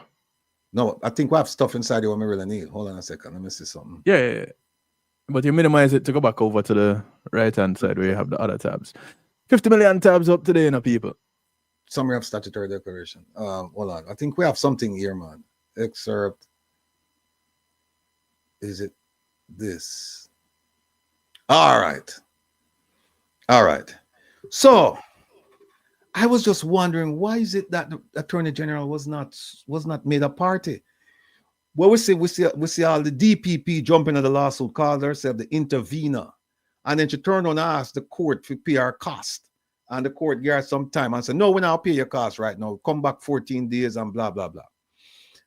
But then we look at this thing here and we see there was a court date for the 7th of December. This is after the judge ruled that out of the 28 things we asked for, 25 of them just got thrown out. And they gave him 3. And you're going to say the 3. There is no way he can win the 3. Where they're there. And the Integrity Commission, the lawyers representing them did a very wise thing. Them said, Judge, we're not opposing it. You can give it to him. Make him come and prove him case. Him can't win the 3. So here's why the judge moved it now to October, the trial date. They had a hearing December 7th. And the judge said, all right, and then set out the timeline for certain things, discovery, we have to exchange documents and where you have to do depositions and all of that. We have to interview people. The judge said, listen, we're going to go through that phase, but the trial itself will not take place until October. Why? Because the election is due September 3rd, on or before September 3rd. Somebody informed me that there is a quirky rule that says that you can actually have it like a month or 2 after, depending on certain circumstances. But I don't think those circumstances exist right now. So right now we're looking at in October, and the judge said, right, it says the trial date avoids a legal battle involving the head of government during the campaign for a general election due by September 3rd. So we don't want to interfere with the election, right? Now, here's what happened. They say in December, the Prime Minister and his companies were granted permission to file a judicial review claim against the Integrity Commission and 2 of its senior officials. And they are also questioning the constitutionality of the 2017 Integrity Commission Act. Remember, keep this in mind, folks. They meaning the Prime Minister and his companies, are also questioning the constitutionality of the 2017 Integrity Commission Act. Now, keep in mind, before a bill can become law, it has to get votes in Parliament, House of Representatives, Senate. Once they're finalized, the votes are finalized and they have the bill then goes where? To the Attorney General to review for constitutional sufficiency, to make sure that this bill is not in violation of the law, of the Constitution.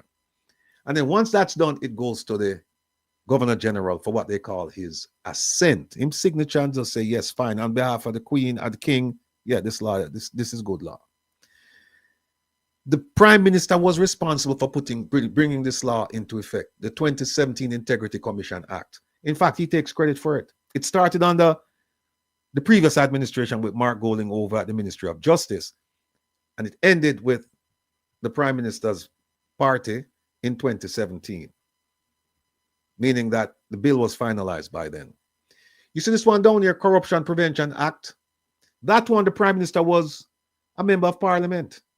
That one was 2000. The Prime Minister entered Parliament, I think, 1999, 1998, somewhere around there, before 2000. He was there when that was being discussed. So both acts that he's having issues with, he was a part of the legislation. getting it passed. No. Here is the key. Here is the key. I'm Justice Jarrett. Why, anytime me see you, we have to go have lunch. Because you really are key to the Prime Minister, and him not realize, as Tigo, big up yourself, as Tigo that time, you send the fool a little further. I don't know who's giving him advice, but it's bad advice. Because remember now, him come with 28, the judge said, no, 25 of them gone. Some of them, he himself, his attorney said, we're not going to chat, we're not going to move forward with these, we're going to withdraw them. But 25 out of the 28 no exist. And the 3 what the judge gave him is this. And if you read the opinion, the judge already I tell him, say, listen, these things are legitimate. But since you raised the constitutional issue, I am not going to stand in the way of your constitutional right to defend your constitutional issue. So I'm going to let the fool go a little bit further. I'm going to let him go and let the courts tell him when to go. Here is the key, people. Here is the key. Justice Jarrett, who granted the permission, also confirmed the serving of the lawsuit on who? The Attorney General. And ordered that an amended claim form should be filed by February 7th, reflecting that the state is also being sued in this matter. Prime Minister have sleepless nights over this. Sleepless nights. We could talk about the Attorney General. The Attorney General is none other than Dr. Derek McCoy. I've been told that he's a legal luminary. I know him stuff. Who's Dr. McCoy? He was with the Contractor General before it was dissolved. After the Contractor General, when the Prime Minister formed, when the law was passed in 2017, and they have the Integrity Commission now, guess who ended up on the Integrity Commission as a commissioner? Dr. Derek McCoy. And guess what happened? Dr. Derek McCoy had reason to resign from the commission. And the day after he resigned, where did he end up? Attorney General. You can't make this up, people. You cannot make this up. So now, see what the Prime Minister do? Him sue. Go ahead. I just wanted you to we have something go over that timeline. We have something. Go over that timeline again. Which one? So he was with the Integrity Commission, resigned from the Integrity Commission. All right. And got to the Attorney General office? Yeah. Put this up for me, please, Kevin. I'll send you something to say, put this up for me. So people can't sit down and make up the story. We don't make up things around here. Please, wait there. Give me a second there, Kevin. It's coming up.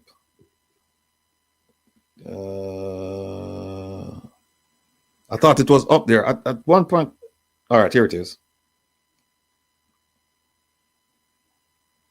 Kevin.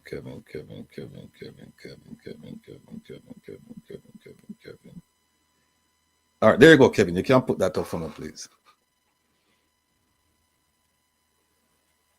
Like Khaled say, another one. You can't make this up, folks. Can't make this up. When they talk about nepotism, all right, there you go. Look here, folks. See that? See the gentleman here, you know. Well, here it is. Another Integrity Commissioner resigned. And look at the date, 2020. All right. Remember now, the Integrity Commission started to function in 2018. And who's that gentleman who resigned? There is Dr. Derek McCoy. See him picture there. There he is right here. He's Jamaica's Attorney General right now. Well, we're going to show you the history. We'll walk through it. Here it is. Here it is. Right there. Right there, right below the top part. It says, an attorney at law, McCoy was appointed to the commission by the Governor General in March 2018. He is also a former Contractor General of Jamaica. Right? So, Contractor General let me see something else if I'm missing anything. If I'm missing any.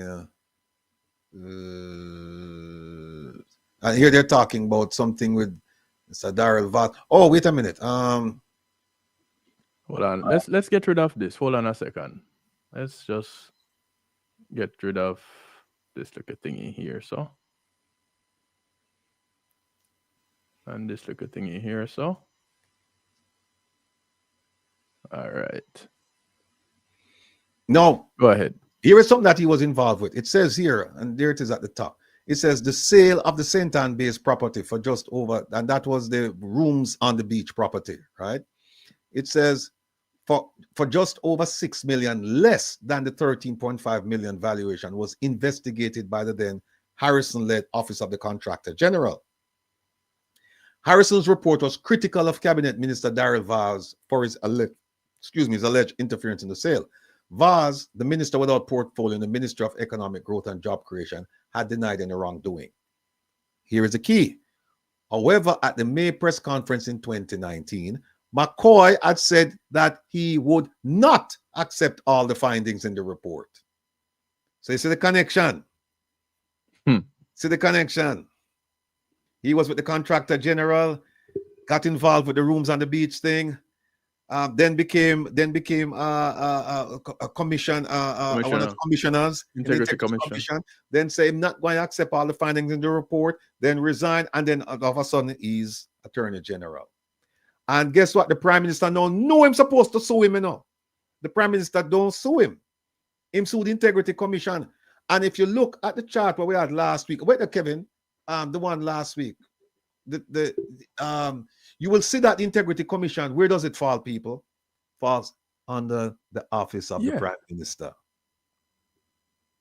Falls under the office of, and put for administrative purposes. But that's where you find it. Right? So this is the man right now that, let me see what else we miss. Crown proceedings, we have that. Oh, the other one, Kevin, where is it? The one about the office of the Attorney General. Where is it? All right, this? Yes, Sita. All right, folks, look at this. So the Attorney General, you know, Chambers of the Attorney General. There he is right there, Dr. Derek McCoy. And this lady, Marlene, when I like how you angle me, you know, because I ask you some things about the DPP, and you come back, come give me an answer that way. You know the answer is not the right answer, but we'll make you slide for now. But the answer you gave me regarding the DPP, that's okay. We will live with it for now. Here's it, folks. Here's it. Roles and functions of the Attorney General. I'll read it because the writing kind of it's pale. It's pale, right? It's as the principal law office of the Crown, not the people of Jamaica, the Crown. And this is on their website. You can go right now. Them not change it. Them not change that designation. The Crown. As the principal law office of the Crown, the Attorney General's Chambers is responsible for providing legal advice and representation on behalf of all ministries and departments of government. The Attorney General or their appointee appears for the Crown in all civil cases, which must be instituted against the Attorney General. And pursuant to the Crown Proceedings Act, the office also institutes civil proceedings on behalf of the Crown. We'll just show you the act that says whenever you sue the Crown, the Attorney General is a part of it, right? And here it is. The Attorney General carries out numerous miscellaneous functions and powers.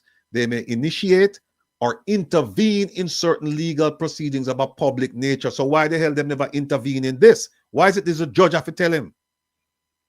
And here are some of the things. Right? Charities, patent, public nuisance. Here's another: institutes proceedings in respect of statutory duties on their own initiative or on the application of a third party or a realtor. Could I get in under that? Here it is. These are some of the things. Oh, and then folks, take a look at this. It says right there at the top. Them can't see it, Kevin. I'll read it. It says, no law can come into force. See it right. Yeah, big it up again, Kevin. One more big up. All right. I don't know if them can see it. No, it gets smaller. It got small again. Hold on.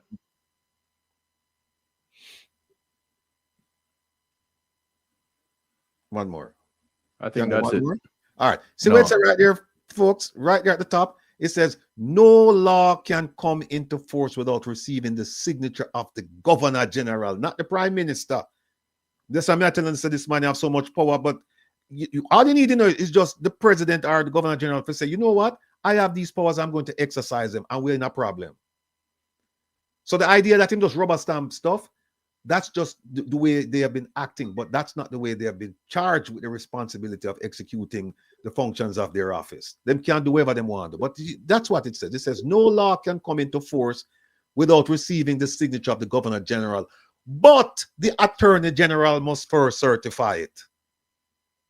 So it go from Parliament to the Attorney General to the Governor. See, try to send a writing. But it makes sense, because if I'm entering into a contract with you about building or obtaining a property, I'm going to want those documents for my attorney to look it over before I sign it. Yes. So it only makes sense. Yes. The Attorney General has to look at it and then pass it on to the GG for a signature. But you know what interesting? The Attorney General look at it for constitutional sufficiency to say, yet meets the Constitution. And yet here it is now, the Prime Minister come back and say, it doesn't meet the Constitution test. It doesn't meet the constitutional test. It violates my constitutional rights. That's the argument he's making, you know. That's why the judge said, proceed. Because he said it violates. Yes. He said it violates my constitutional right. But but remember now, we know the Attorney General. The Attorney General was, when him become Attorney General, 2020, something like that. It was an Attorney General before him, you know, who said, and that Attorney General served under this administration, who said the Integrity Commission Act satisfies the constitutional requirements. And now the Prime Minister turned around and said, you know what? It not satisfied because of me, you know, and me not go against. When you used to use it, and use the Corruption Prevention Act against other people, that's fine, because those people are not me. But now you're dealing with me. And the law doesn't apply to me the way it will not apply to other people. So there it is right here. So nobody else has had the Speaker of the House as their pillow mate. Well, yeah, that's true. That's true. Where else are we? Office of the AG, the newspaper article, the Supreme Court decision, the Crown proceedings, and the chart of the government. Yeah. So here's what's going on now, people. The Prime Minister now, after the judge smart, the judge said, no, you have sued the state. So guess what? Now, when you sue the state, the Crown, guess who must defend that action? The Attorney General. So now you have to sue him. So she said, and you have until February 7th to serve him papers and bring him in the action. So now when brethren know who he move around, after come now and file papers and say, Mr. Prime Minister, why you don't have no chance, you know. You don't have no chance. So you can just imagine the conversation. Now, if I am the legal the law firm representing the Integrity Commission, you know what's going to happen now? We have to go sit down now with the Attorney General, because we're representing the same party, the Crown. So we have to go sit with him and say, okay, guess what? I just say, for me, I do it. I say, you write the toughest part. You, the biggest part that you write it. The part where saying guilty as sin, you write the part that are saying have no action. You write it and make me see it before you submit it. And we sign on upon it. And that me gonna tell him. I said, you draft it. And we would just sign on and say, we concur with it. That's it. So, Mr. Prime Minister, I don't know why you go down this road. The people... Yeah. This is why on not one, not two, but on 3 occasions you never made it to police commissioner. Oh yeah, that's this right here is why. That's true. That's true. That's true. That's true. But you see what him do? Him I don't know what fly up in him head. You know what him should I do? And I've said it many times before. If I were advising the Prime Minister, I said, Mr. Prime Minister, watch out now. Integrity Commission gone over FID, here what you do, man. Very simple. Who control FID? Ministry of Finance. Who control Ministry of Finance? The minister. Who control the minister? You. Who control, and guess who have to prosecute the case? The DPP. And guess who control the DPP? You. Although it says nobody can tell her what to do, but you are fight for her. Remember, you bring the action, Our government bring the action for she get the extension. We don't know why, but and so hey, I know not much chatter what she got finish project what she did it for 17 years. Any project she shall start and done. So here what now? All you have to do, Mr. Prime Minister, don't say a word, 9-day wonder. Make it go over there. And we don't know, you make the minister just tell FID, say, cramp the investigation there. Or make them say, oh, no, go on to the investigation, but keep we posted on when the investigation are show up. And then they just go to the DPP and say, here, what you see under the Constitution, guess what? You can start case, end case, or take over case. Take over the case and done it. And nobody now to know. And it done. It done. However. Oh, that's where I was about to go.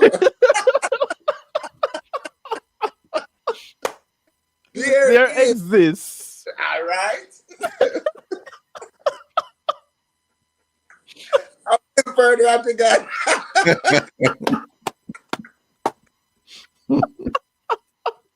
So all of that is all good and well. It could happen. However.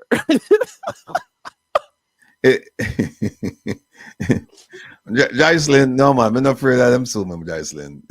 Joycelyn, I tell you what, them no want to sue me because you know what, them don't know what me have, and I'm afraid them sue me and through discovery, all of this come out. Them don't want that. And not only that, the things that when me talk about Joycelyn, if you notice, but put them up on the board, And even when me not put them up on the thing, Kevin challenged me and said, no, we don't do things like that around here. You have to put it up. If you talk about it, you have to put it up. And he said, we'll put it up. But you want to OT, he might listen up, but you want to the ass gone through the gate. Him can't turn around now and do that because him gone down the road now with the legal. Him should just do it administratively. Him go legal with it. And that's the problem. Him go legal with it. So he might just go through with it now with the trial and everything. So him can't turn back. But he must say to himself, the friend them watch it, they must say, Rattigan. We don't know why we never just call Rattigan, We don't know why we never call him. Because him no sleep, him spend nights and days I look on them thing. And we have some little idiot collect one money and give we a full advice, by the way, let me retract. Him have some legal advisors who giving him bad advice. We'll put it that way. The vitamin them run out, guys.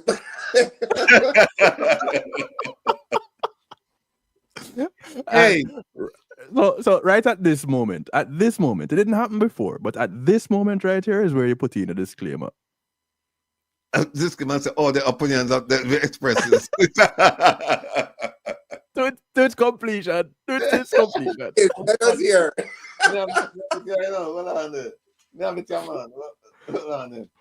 Kevin, so I must do the disclosure. So Reggae Global, coming on, boss lady there, watch it and say, Lord Jesus Christ, am I go? I'm assuming no. See, yeah. Hold on, Kevin. It's weird. Not in there, Kevin. We not see it in there, Kevin. The views expressed. Yeah, fully and solely. Yeah. Of the presenter and the presenters of this broadcast. I'm not necessarily those of them. No more midnight rebel can go out and I know Kevin's joke. But hear the joke, Jamaics. Here's the joke. Yeah. Reggae Global gets sued. Who is representing? It's like it'll be like the government, like the AG, and the Prime Minister. It's a friend thing, a family thing, man. That's where it go. Yeah. Yeah, but you see what happens is that look, me not ask for no lawsuit, but if it come, me not run from it because there's a thing people call discovery. And believe me, if you're not aware of discovery, I've been through it several times. It can be a very painful process because what happens is that when you start raise certain issues and people start ask for certain things, and in a court, no, you have to provide them. You have to provide them. And when you start, and also during discovery, you get a chance to do deposition where you get to make the person sit down and you ask the questions of the person and the person have to answer. Them no one go through that with me. Because I'm going to bring up some things when we not talk about on the program. Now bring up some, and there are some things when we will never talk about on the program, but if there's deposition, they're going to bring it up. And them have to answer, and them can't lie. Them can't lie. Because you raise your hand, and so that's perjury. So that's the thing there. But this is where I said the Prime Minister PICKNEY shot a fit him right now.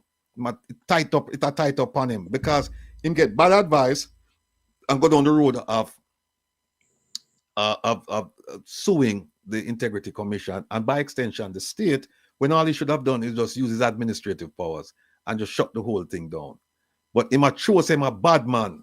You know, him a go browbeat the Integrity Commission. The same commission where him farm, you know. We never say something like this yet. And him farm it, you know. Him farm it. Him sign up on every single commissioner yesterday, you know. Him agree with all of that. Him and the Governor General. Them do them things, but him no object to that. And I'm not even sure if him even play a role in that. But I feel him baby that. And him claim it. Him say, I might be able the Integrity Commission. And him give big speeches. When him, Kevin, we have the speeches and when him put them up. Him give big speeches and a rally support for the Integrity Commission Act. And warn people too. Yeah. See there. And then no, when the man them come now, them go after a lot of people, you know. And it's not a problem for him. You know, come out and say, whoa, guys. No, overstepping the boundary. No. It's only when them come after him. And as I've shown people, the Integrity Commission don't just go after people because what them do with the verification process is just to look for make sure so the numbers add up and you fill out all the things you're supposed to fill out. Them no check. And them say, look, add the money. We don't know where it come from because we never investigate. They don't investigate. And they say it in the thing. They said, it is not an audit. They said clearly, it's not an audit. I wish part of that, Kevin, for the people who want to come late. Right, this? Sita people, this is the Prime Minister's declaration for 2020. Here it is. 2022. 2022. There it is right there. For the most honorable Andrea Holness, Prime Minister. Right? And then put up all of this stuff, blah, blah, blah, blah, blah. Put all the numbers, everything, check out. And look what them say at the bottom. Look at that. The Integrity Commission hereby certifies that the statutory declaration submitted by the above named declarant, the Prime Minister, has been examined. Them look on the form. Them look on the form and say, okay, the numbers are here. Based on the 2021, 2020 declaration, that one. Okay. And them say, based on the examination. Look at the next piece of the sentence, which does not constitute an audit. It appears that it appears. They didn't say the declaration has been duly it appears that the declaration has been duly completed in accordance with the provisions of the Act. Them don't check it out. I remember I will show you a piece where them say the Integrity Commission itself say, hey, money what the Prime Minister talked about is for admin. We never investigate that. And then there's another section where them say that all of the things we're doing, we just base it on the information provided by the Prime Minister. They didn't dig into it. So when you hear them talk about, verify, believe me, people, it's nothing more than just looking to make sure that the numbers are there and, the form is completely filled out. That's it. Because what you're telling you is that an audit is not this. An audit is something else. And that's what they did with him. And come find out about the 28 bank accounts. That was an audit. That wasn't verification. Because this is what verification is. So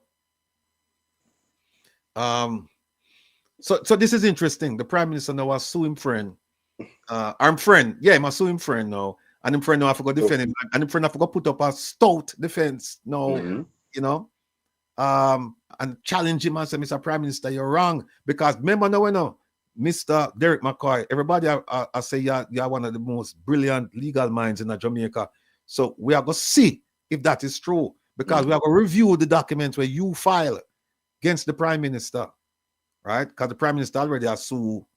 He must sue the Integrity Commission, and you have to represent the Integrity Commission. So I want to say, what kind of defense you are going to put up now? More say. And them lucky say never me I represent Integrity Commission because like I said, I would have sit down with him and say, you write it. I mean, me read it. You write it, me read it, and if it's good enough, then me sign off on it. If it's not good enough, I'm not signing. That's how it would go. So the Prime Minister should get tight on him, you know. Tight on him. We have more stories, you know. We have one, which one? Oh, we never do the one about the promise for the diaspora. Diaspora members, next week we promise, you know, we're going to show you some things. Yeah, promise. Come on. Right? We promise, you know. But here's the thing. We deliver upon our promises, you know. We deliver. Okay. And we're going to show you next week. Because we have this we can't promise because Kevin put it up. It's up here already. Yeah. We have a section up here called wait there, Kevin. Oh, wait there. Wait. But there's this diaspora. Oh, the whole tab. Yeah. The whole tab, yeah. Tab for We already have the section finished. It's just that we're out of time. Because Kevin have some stand supporters, you know. And we have 10 minutes. And if me go over by 1 minute, you know, me hear it and after I come off, them start rapping and say, we are though. You know, so Kevin stewed up on the thing. But I have to go cook. Yeah, Missy B, are you me attack? And the rest I don't know. No man, when Kevin said a time to go and me still a go on, them text me and said, no, you need to come off. How we are do? So me say, all right, I respect that. But had it not been for Kevin, I for go on, would have gone at it and would have show. But we are gonna have it. Yeah? But we are going to show it next week. And believe me, diaspora, if you never love me, the ones that who not love me before, I know not gonna love me, you know, when we show this thing, you know. I know not gonna love me. All of the disbelievers, all of the naysayers, you know, when Rattigan do him thing nicely. So we're gonna put up the documents, them, and we're not gonna see. And believe me, all of you know, who not like me, who not like when me do. Who don't have to like me, just like when me do. Right? And we're not going to see next week when we talk about promises made to the diaspora. And we are talking promises made long time before Mr. Holness took power in 2016. We're going to show you what him say about the diaspora, or more take care of the diaspora. And we're going to show you what him say when he took over. And we're going to show you what him do. We're going to show you what them do right now. But stay tuned for that. Which other story? Oh, we never touched. We have a story called The Goose and the Gander, meaning what is good for the goose, good for the gander. Opposition's MP, Hugh Graham. We don't forget you, you know, sir. Yeah. We don't forget you because you know the right by the people, your constituency. We're going to talk about you next week. That's wrong. Yeah. So MP Hugh Graham, stand by. Then we have the diaspora one. And which other one? Oh, then we have the one. We have one here called We Fool, but we no fool. It's we are stockpiled. Yeah? We are stockpiled unfulfilled promises, the 2016 and 2020 manifestos, the party conferences, the press conferences, the 100-year promises, and all the other promises. We are stockpiled them because we are going to put them out. And then we have another one, the opposition outside Parliament. We are going to talk about that. And we're working on something right now against a senior politician in Jamaica. Now call no name. And we have gotten some preliminary information. Believe me, it not look good. It not look good. And we are going to ask some questions. And I don't know it go. When we ask questions, we know the answers already. So we are going to ask some questions. Hopefully next week we can do it, you know, because we have the preliminary information, but it is so serious and so significant that I've said, no, we have to verify this, and we have to double verify it, and we have to triple verify it, because I want, when I come out, that there is no question that this actually took place. And we want to put it up. So that's not going to happen until we have triple verified it, because it is so serious that I'm telling you, if true and when verified, Jamaica will not be the same. No, look good. Let's put it like this: Jamaica will not be the same. And no, Rex, I know Ed. Although Ed, you know, Ed, we have to do some things about that apartment there, you know. Yeah, the penthouse. Yeah, Penthouse. yeah, Kevin loved the place too, you know.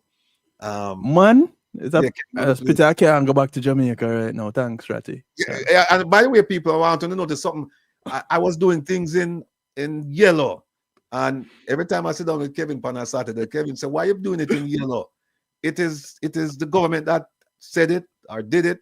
You need to put it in their color in green. Properly represent, man. Yeah, Properly represent." And I said to him, "Kevin, we can't do that." And Kevin said, "No, you have to do it. You have to do it." So that's why, if you don't notice, today all some things when I hear they see them, we said we put the green over it. So this is my representation right here. Yeah, presentation is key, eh? Yeah.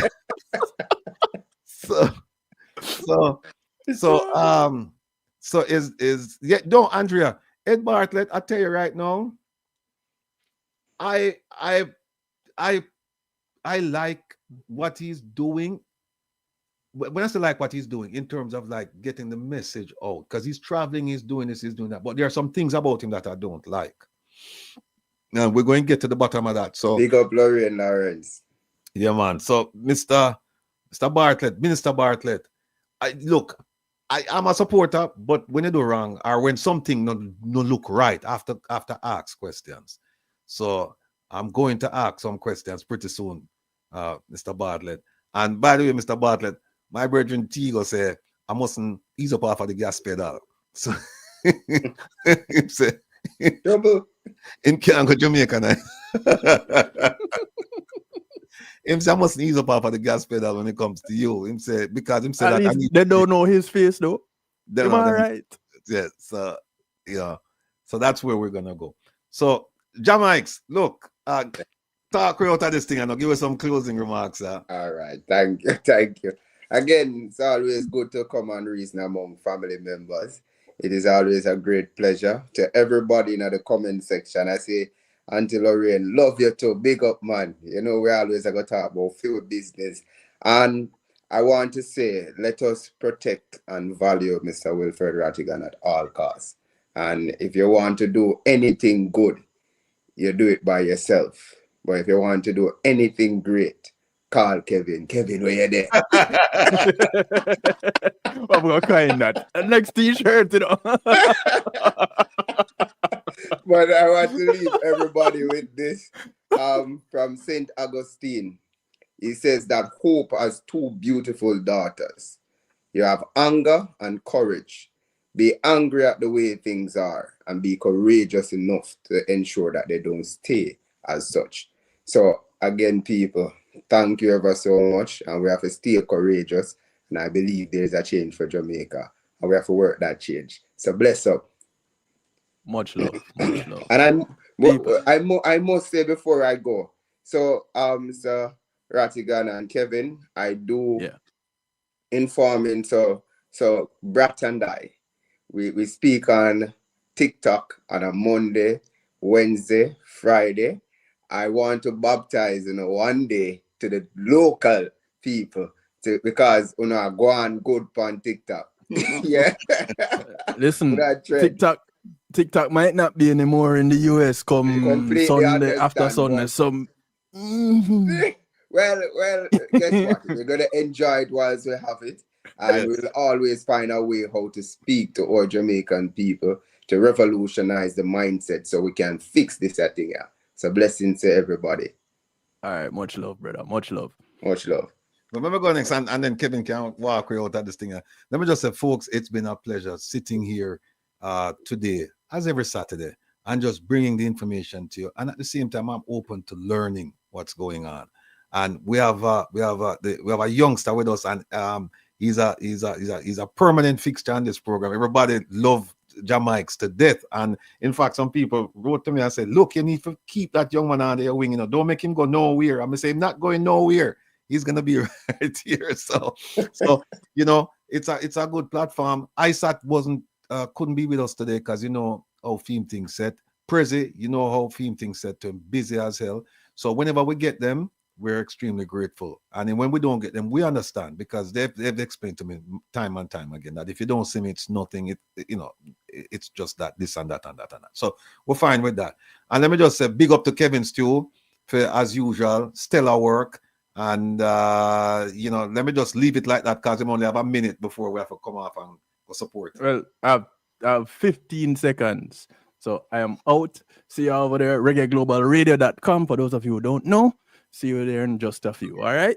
All right, take care. Yes, Jamaica. cool. Blessings and manners. Yes, Take care. All right, cool.